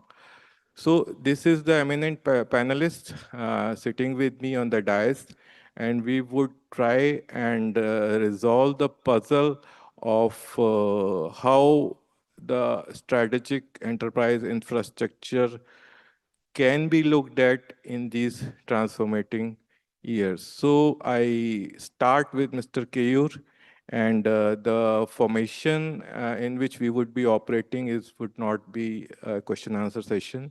My fellow panelists have arranged and prepared deep thoughts in terms of either talks or the presentation. So I invite Mr. Keyur to please start his speech on this topic. Good afternoon, everyone. Thank you so much, sir, for setting that background well. Because you're having to hear me second time in a row, I would try to keep it short and very crisp. On that lighter note, by background, we are not satellite operators. We are not in the business of providing connectivity as a business. We lie a little bit more upstream, where we are focusing on building the space segment, such that it can translate into strategic infrastructure, not just for operators, but many others. Now, let me shed some light on why do I say many others. One point that I would like to take from the opening note of this session is, when we talk of strategic infrastructure, the first thought that comes to us is resilience, fail-safe, and it is significantly necessary to achieve our organizational objectives or perhaps business objectives. Satellites started off being a subject or being of primary use for defense use cases, and that's after that is when commercialization of satellite communications had started. But now when we look at it, be it for vessels in the high sea, be it for flights, be it for organizations which are into mining, perhaps I don't know the success of that in India, but when we look at world over, the use of low bit rate connectivity or IoT or even intranet-based modules, which are enabled by captive satellite networks, are very, very, very high. What we don't see today is a use case where an organization for its captive use deploys a satellite constellation. But in this session, I just want to make 3 short points, which are possibilities very close to commercial and regulatory necessities today. And one is, today, when we talk of satellites as strategic infrastructure, it is in fact possible that the cost of operating and owning a satellite constellation can come close enough to have your own constellation if you're a user at scale. Some examples. World over, we had seen about 2 to 3 IoT constellations emerge.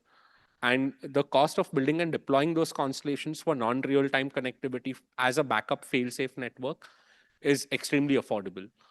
When we complement that service and we start thinking of this service as a backup service to a satellite communication infrastructure where services denied or services not possible due to certain considerations of disaster, geopolitics, or whatnot, you start seeing this as a backup network. So what this trend indicates today is satellite is no longer going to continue to be the primary backup network. You would also have a secondary backup network in a satellite constellation itself. Point number two, when we talk about satellite communications, we also talk about security in a very major way. That means you want the traffic to be handled, you want the traffic to be safe as much as possible from cyber attacks or threats of espionage. If we see any examples world over of what has happened to some of the communication constellations, not just by state but also non-state actors, we see that the threat on satellites is also increasing. So when we look at satellites as a potential strategic communication infrastructure, we will see a lot of use of even optical space communication links, at least for backhaul of data, very shortly. Third, and which is perhaps the most important point, we all like money. We like to create value. We like to invest money in the space segment when it creates value for business.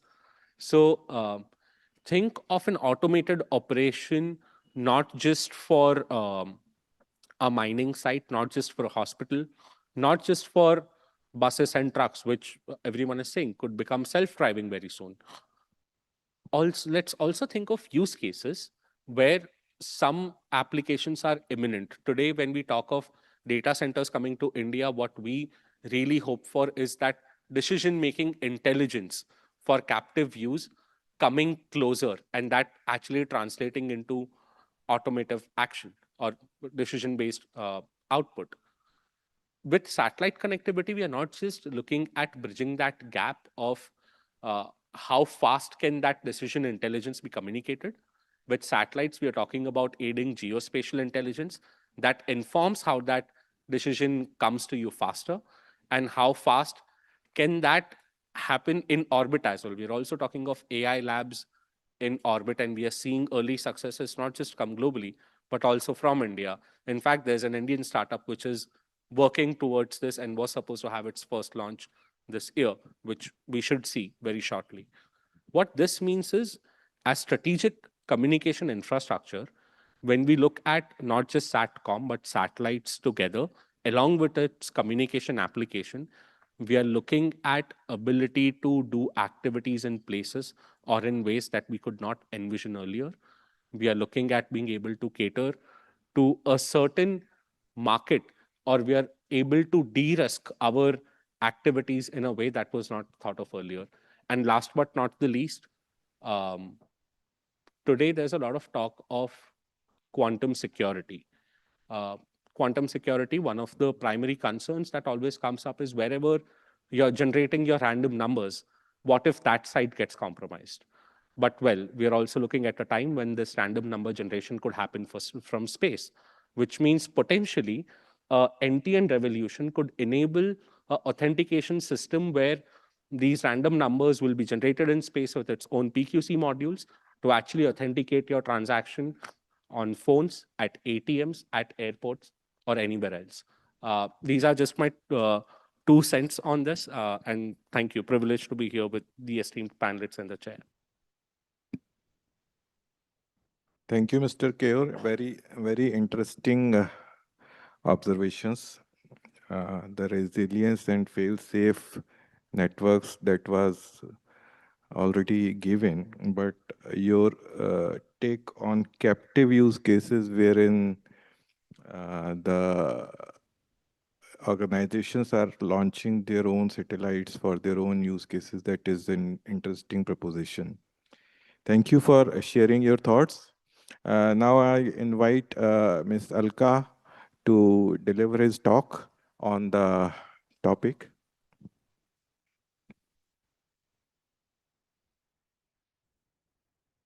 Thank you, Manish, and thank you, BIF, for this opportunity. I am Alka Asthana, and I represent Tata Communications. We are a communications platform provider, or digital communications provider to the globe and to enterprises alone. So our interest is in that space and not retail.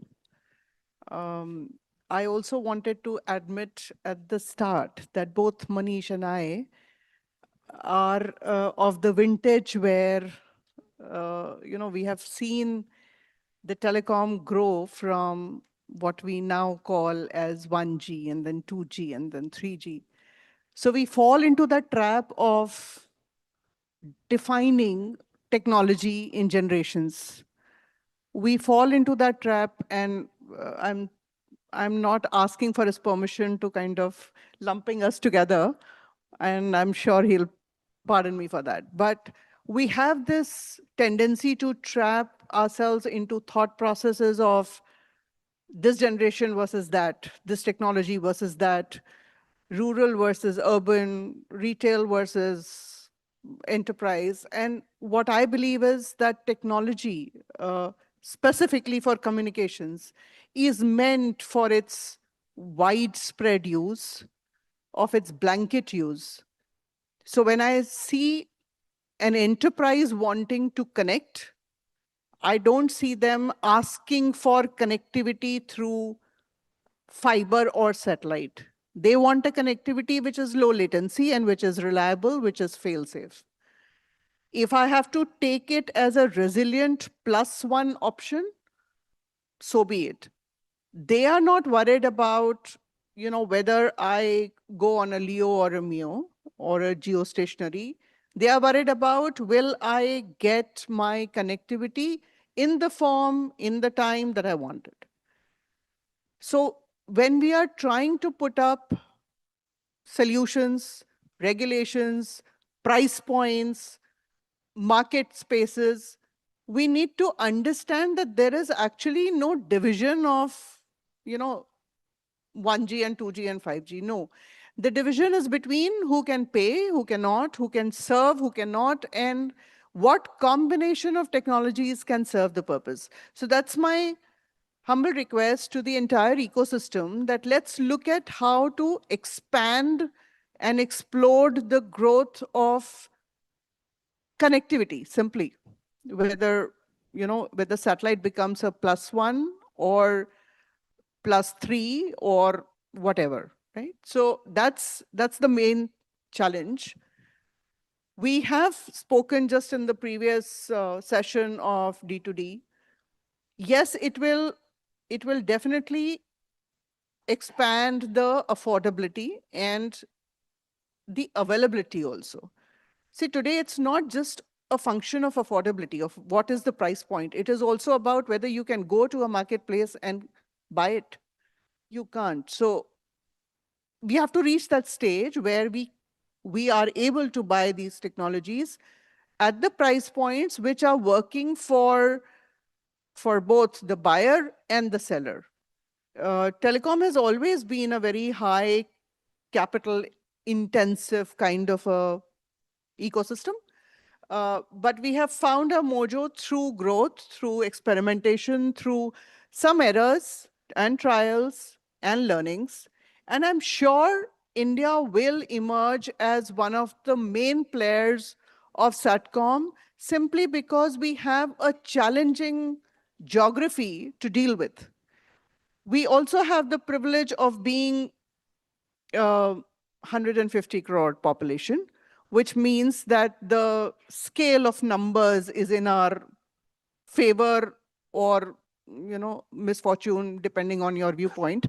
But we can have something which we develop in-house or for Indian use also get adopted easily in other geographies of the world, which would then make it cheaper. So let's not start with the cheaper as a goal. We have to start with more effective and more pervasive and more omnipotent, omnipresent as a technology option, and then lead up to it. Enterprises have, even in today's world, minus satellite com, in telecom space, due to regulations, been a little behind the curve in terms of getting the latest technology. You can look at how much Industry 4.0 has progressed, how much CNPN have progressed, how much 5G has been adopted by enterprises. We are behind the curve, and let's accept that there is a problem in the way enterprise use or enterprise requirement is looked at by the providers as well as by the regulators. There isn't a subset of regulations which can focus on enterprises for their use and make it manageable for them, easy for them. Not expect them to spend huge amount for the basic connectivity or technology or dedicated spectrum or assured speeds. These are factors which are treated or taken as or expected as default for any enterprise to be successful. And globally, it is all available. Here we have put some special, filters which need to go away. If this whole segment has to bloom, if it blooms, the demand will go up, and therefore the suppliers would find it much more economical, much more, the return on capital invested would get justified. So these are, I'm sure when the entire ecosystem thinks on those lines, we will get better solutions and better options available. Technology will evolve. I don't have a doubt on that. But for us to be up there for its use, for its proper adoption, and for our own contribution to its growth, it is necessary to have the right targets in mind.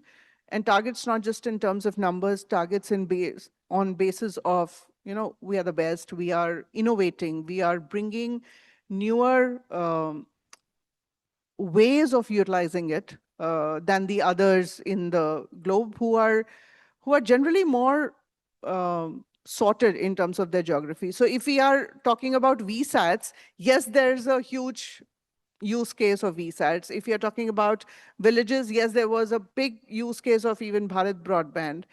But if we only target these use cases, then the industry doesn't grow, or it doesn't give you the return on investment, which is the basic requirement if anybody has to put in so much of capital. So think of it, and I'm sure we'll get some newer models and some newer strategic uses which are much better. Security, by the way, is something which is, again, a solution possible by technology, tested by humans. And in this world of AI, I think we are looking at newer challenges and therefore looking at newer solutions as well. So don't worry, we'll get there. And if you are worried about spams, they are also happening in SMS, which is the earliest communication technology that we know, right? So in fact, I used to work in Garuda Mobile, the CDMA. It used to get cloned. So there was spam there also. So it's not only specific to satellite, but we will solve the problem. Since the problem has occurred, I'm sure the technocrats of a country would solve it also. So let's look up to the sky and see a lot more power out there, which reflects Make in India, or especially use in India. Thank you. Thank you, Alka. And I really share the optimism and the upbeat mood which you presented before the audience, that yes, we will definitely find the solution as the problems come along our way and our path. And you really brought out the aspects of that organizations and individuals and customers would be looking at their requirements. They are not at all concerned with the means and the patterns of connectivity through which those demands are served. They are They have their demands, and as the industry, as the regulator, as consultants, it's our job to provide that connectivity demand, to meet that demand at affordable price. So I really echo your views on this part. Now I turn my attention towards Mr. Priyabrat Das from TMT Consulting, and I request, I believe you have a presentation. Yes. So I request you please deliver that presentation. Thank you so much.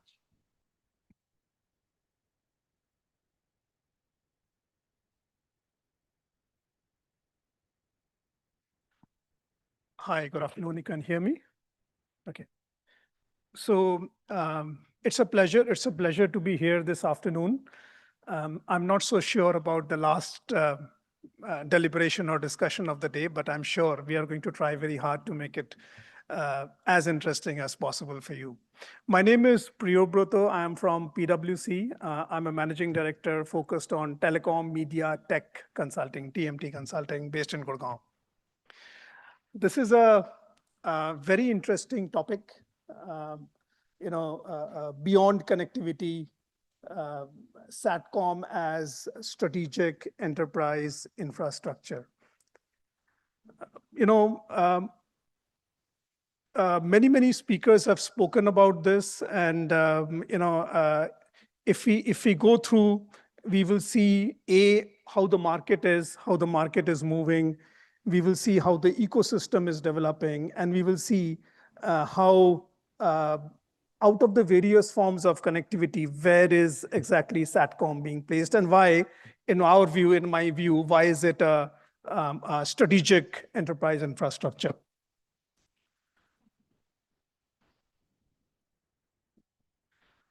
Okay, a few points to start off with. First of all, very clearly, the market in India for satellite communications is set up for huge growth, significant growth. Frankly, the numbers vary, not just depending on the source we look at, but also how we define the market. And I'm going to come to that in a few minutes. The other important point here is there are a plethora of factors which are coming together. In many ways, one could say this is the perfect storm for satellite communications. What do I mean by that? Meaning, if I look at rural connectivity, if I look at Bharat Net, currently phase 3 is on. If I look at the opportunity for backhaul in remote areas, if I look at enterprise VSATs also, and many of my learned speakers in this session, earlier session, spoke about ATMs in remote and underserved areas, spoke about gas stations or petrol pumps, so therefore oil and gas. And many other industry clusters. When we do some of these studies, we find that there are so many other industry clusters which are important. Not just industry clusters which are clusters, but what we have been told by some of our clients is, can you help us find a solution for this industry which is not in a cluster, therefore not economically viable for some of the telcos to serve? So industry clusters and also outside the industry clusters in the country. Direct to device, of course, very important and with the right device. We will see how that all pans out. And definitely what we are looking at is a kind of a multi-orbital architecture, GEO, LEO combined. I'll talk more about that in a few minutes from now. So that's what we are looking at in terms of definitely defense use cases. One of the big use cases also is IoT use cases, for sure. IoT use cases, and especially IoT use cases with sensors, mines, industries, safety-related use cases, Industry 4.0 related use cases, in remote areas, and therefore the backhaul for that. So IoT is going to be an important use case. Again, we will have to see which kind of, and you know, it is not so much a matter of which is the most important, but perhaps all of these come together. So all of these come together to show us what kind of demand we are today looking at. Let's move to the next slide. You know, this is where I wanted to talk about what this ecosystem is all about. In fact, I know every single one in this room, in this hall sitting today, is fully aware of that. Little bit just refreshing our thoughts, please. The ecosystem is actually moving all across, from manufacturing of payloads to manufacturing of satellites. And I will go in some more detail on that. Also to looking at the launch segment, you know, the launching infrastructure, looking at how do we manage the operations in space once the payload is up there in space, that part of it. And if I look at number 4 and number 5, the ground equipment, ground stations, the gateways, the telemetry tracking and control, the TTCs, et cetera, et cetera. And finally, the customer use cases or the services. Let's go into a little more detail. And the interesting part is, and again, I know all of you are aware of this. I'm quickly just putting a few thoughts around this. If I look at the first 3 segments, manufacturing, launch, and space, clearly the upstream part, network service operator part, huge capex, high risk, and therefore limited, fewer players. If I look at downstream, which is virtual network operator, much more of ground equipment, ground station, as I was saying earlier, and also about a few other gateways, end user equipment, the user terminals. And finally, I go to the services, the extremely important part, what many of us know about, talk about in our day-to-day professional lives, meaning the pure connectivity of Satcom plus value-added services. When I say value-added services, what I mean by that is, again, during our discussions with various players, what is clearly coming out is it is about value-added services being not just connectivity plus systems integration, plus cybersecurity, plus even network management, in many cases, NOC-related services. So that's what we mean when I say number 12, value-added services. And finally, there are a few others, 13, 14, around space management, et cetera.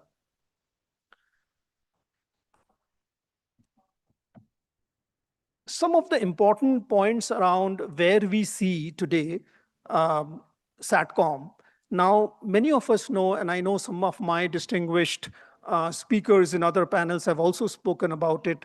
This is clearly a play about what we look at latency and what we look at download speeds.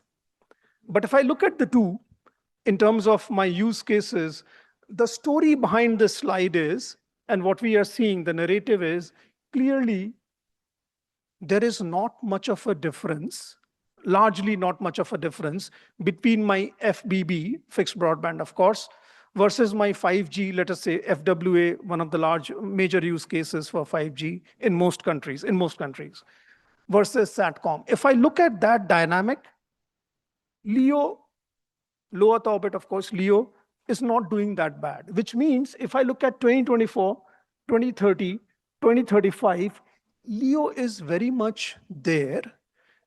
Also, one of the studies in India globally also says that speeds beyond 1 Gbps, many people may not need. So therefore, from a download speed and latency, all of these technologies are fairly neck and neck. Of course, use case to use case, there is a difference. Let's move forward. 2 more slides to go. This is something where I would request your attention. Again, all of us know this. If I look at some of the largest satellite players, Starlink, huge plans. The numbers are all there. The dark orange ones are actuals, and the other one is the plan. I'm leaving out the Chinese players, obviously no question of collaborating, working together with them. So out of the bargain, but still, just for you up there. And a few others. Important thing here, now I come to the topic, friends, of enterprise, strategic enterprise infrastructure. What we are clear, very clear about this is that this is certainly sovereign infrastructure, very critical to us, very critical to us as a nation. Today, when we speak here, and I know this room is all about telecom professionals, we look at sovereign data, we look at sovereign data center, we look at sovereign AI, we look at sovereign AI infrastructure. We are also looking at sovereign subsea cables, we are looking at sovereign cable landing stations, CLSS. I would urge, even here, there is a question of a sovereign play. And that is one of the reasons we are also looking at one of the large players we all know, in about 2 years time frame, launching 1650 satellites, most likely will be playing across the ecosystem. I would make one more point here. In our discussions with various players across the industry, the ecosystem play is coming up as very critical. The various players, telecom players, telcos, we talk about the VSAT players, we talk about cybersecurity players, we talk about NOC players. It looks like there are opportunities to, in some shape and form, work together. Now, obviously, what shape and form it takes, one will see.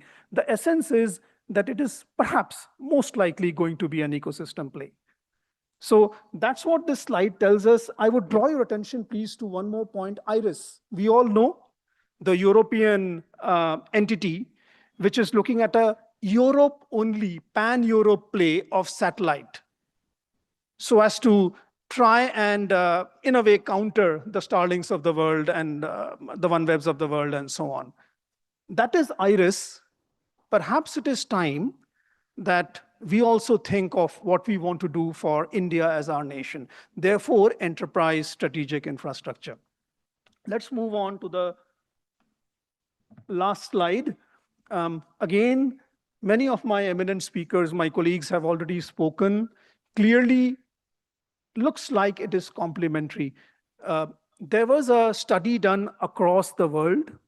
And if we look at the possibilities, we look at Satcom, is it going to be a rural-only play? That means remote, underserved, of course, the inaccessible areas. Is that what it is going to be, A? Or B, is it going to be rural? Yes, along with some urban play. Or C, meaning it will be FBB plus FWA plus Satcom. Now, whether it is a plus one, whether it is for resilience, whether it is a fallback option, of course, that could be there, but it is certainly a complementary play. So the customer B2B, B2C, B2G also will need to be served. And most likely, it appears, it may go in the way of the converged access or multi-transport model. The last one is something my telco friends may not like to hear. That is about, will there be out and out competition, out and out, with the telcos? Meaning the Satcom players are totally battling it out for customer share, B2B share with the telcos. Most likely it's going to be C, it appears, based on what we are seeing globally also. Those are a few thoughts I wanted to share. That's the end of our presentation, of my presentation. And clearly, it is moving towards strategic enterprise infrastructure. Thank you so much, everyone. And look forward to further interactions later. Thank you, Mr. Das. I really share your views regarding these are the times where we can term it as perfect storm for the Satcom. And your take on newer clusters emerging and bringing out their demands in tandem or in addition to the traditional sectors, that was also interesting.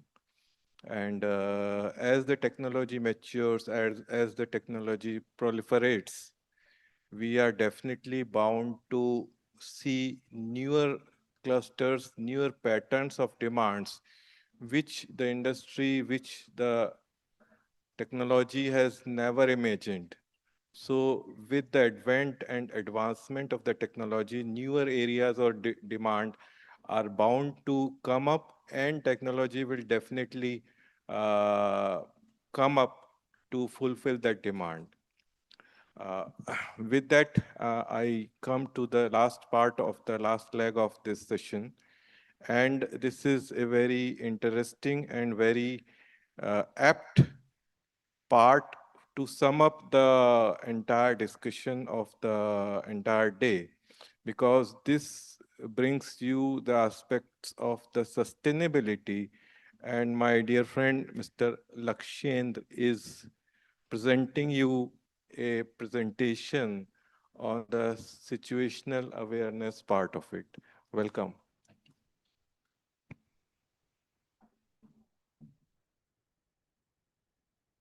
To have a presentation, so I'll quickly move to the diet.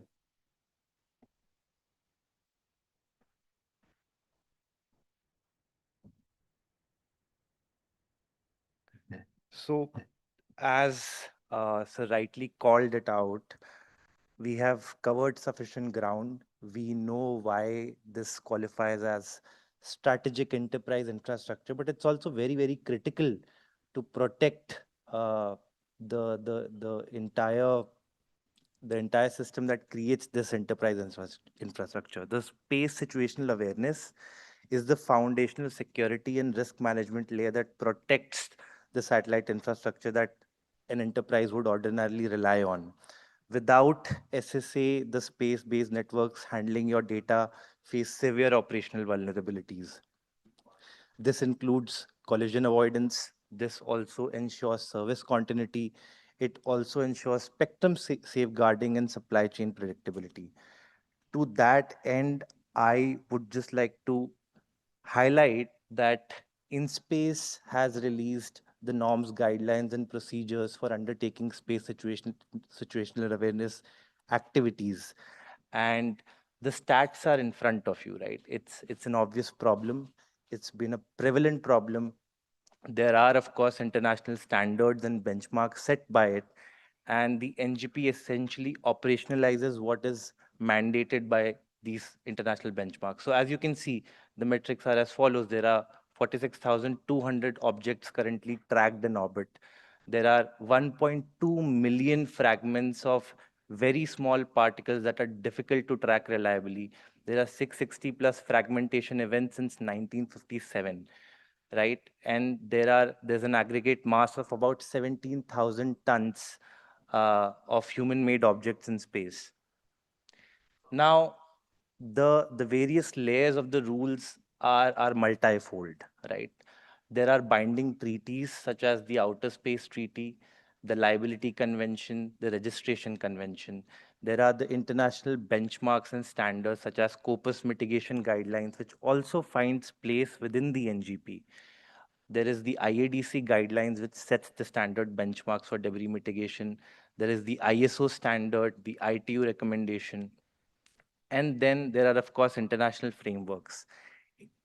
Intentionally, very interestingly, the United States and the FCC in particular replaced the 25-year norm, which kicks off after the end of life of a satellite, to merely 5 years, right? So there are other jurisdictions taking active steps to address this problem. Now, if I come to the IADC guidelines, like I just mentioned, the 25-year maximum time after which the satellite has to be, deorbited. There's a 90% minimum probability that the post-mission disposal actually succeeds, with 99% as a stated target. There's a 1 in 1,000 ceiling on the probability of an accidental in-orbit breakup, which is passivation is 4, and 1 in 10,000 ceiling on the risk of that surviving fragment injuring someone on re-entry. The legal basis is that India is a party to the Outer Space Treaty, the Rescue Agreement, the Liability Convention, and the Registration Convention. We still don't have a Space Activities Act. There has been chatter about a bill. We'll see how that evolves, but so far there is the NGP, the primary NGP from 2024, and the SSA NGP that essentially governs space situational awareness. Now, this separate in-space authorization covers space-based sensors, ground-based sensors, and the provision of SSA services. It also captures firms on doing collision warning, debris tracking, re-entry prediction, and end-of-life disposal support. In addition to this, there is, of course, another NGP that has been introduced for re-entry of space objects. The strategies for management are quite straightforward. It finds its basis in the various international benchmarks and the SSA NGP. It is mitigation, which is essentially stopping new debris from being created, which is an easy statement to make, but difficult to actually implement. It can be done by design or by disposal. There has to be remediation, remove what is already there within orbit, a servicing air spacecraft, if it approaches, captures and deorbits an object that has no propulsion of its own. This essentially needs rendezvous and proximity operations, a way to slow down a tumbling target and something to grip on. And of course, awareness, right? Setting up the SSA activities that the NGP spoke of. To quickly mull over on what the scope of the SSA NGP is, the NGP was essentially introduced earlier in June. Any Indian entity that is intending to establish or operate space situational awareness facilities requires an authorization from InSpace. The following activities needs authorization, which includes establishment and or operations of space-based sensors for SSA-related observations, establishment and operation of ground-based sensors for SSA-related observations, providing SSA services. It also regulates SSA companies that track space objects or debris and provides services like collision warning, debris tracking, re-entry prediction, and end-of-life disposal support. SSA activities are essentially categorized into two tiers, a restricted tier for high security and non-Indian control, and a controlled tier for standard operations with scaled obligations for each one of them. That's essentially the end of it. The SSA NGP is available on InSpace's website. It is operational. Any of the entities that are planning to undertake this as an operation, as a business, should consider looking at the NGP. In addition to this, there is, of course, the re-entry NGP that is to be read in conjunction with this. That is my time. Thank you. If you have any questions, please feel to have a sidebar after the session. Thank you. Thank you, Lakshant. Just to add to what you said, that yes, this was very apt ending to the detailed discussion we have had in the entire day. Just to add to what you said is that often this aspect of space situational awareness get overlooked into the euphoria of spreading the technology to the last mile. This often gets overlooked, but this aspect is extremely important going forward when we are looking at hundreds and thousands of satellite launches happening maybe in an year time frame. Apart from this, there is an additional important issue related to sovereignty, which is often getting overlooked. One of the discussion point in yesterday's roundtable was probably Mr. Das has raised it. So that was really an important issue. Unless the sovereignty aspects of the Satcom business is sufficiently and adequately addressed to the satisfaction of all stakeholders, including the governments and including the law enforcement agencies, those are extremely important issues, and often industry and operators, often in that euphoria, that get overlooked. And the ultimate result happens that the growth of the sector doesn't happen with its full potential. So I would now, with these concluding remarks, I would like to thank you all the panelists, my colleagues, and Broadband India Forum for organizing this session and giving a chance to all the panelists and including me to present our views. Thank you. Thank you. Thank you very much indeed, sir. I would now request our distinguished session chair and moderator, Shri Manish Kumar Garg, sir, to kindly do the honors of presenting mementos to our eminent panelists. We already presented one to Mr. Keyur Gandhi in the earlier session. We would like to present to Ms. Alka S. Asthana, Global Head Regulatory TCL. Thank you, ma'am, for that very informative presentation we had from you. We present to Mr. Priyabrata Das, Managing Director, TMT Consulting, PwC India. And to Mr. Alakshandra Singh. And may I invite Mr. Debashish Bhattacharya, sir, to kindly come up and do the honors of presenting a token of gratitude and appreciation to our distinguished chair, Shri Manish Kumar Garg, sir.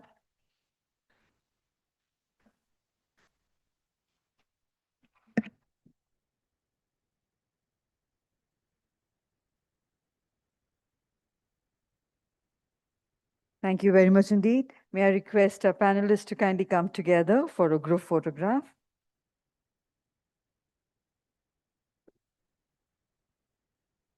May I also invite Brigadier Anil Tandon to join the panelists on the stage. Thank you. And ladies and gentlemen, with that, we close the proceedings of India Satcom 2026, the 10th edition. We look forward to seeing all of you again next year around same time for the 11th edition of India Satcom 2027. Once again, ladies and gentlemen, I take this opportunity to thank all our eminent dignitaries, our distinguished moderators, esteemed panelists, and above all, we thank all our distinguished participants for your participation in making this event a huge success that it was. Thank you once again. Please join us for tea outside before you leave the venue. Have a wonderful evening ahead. Safe drive home. Good evening and namaskar.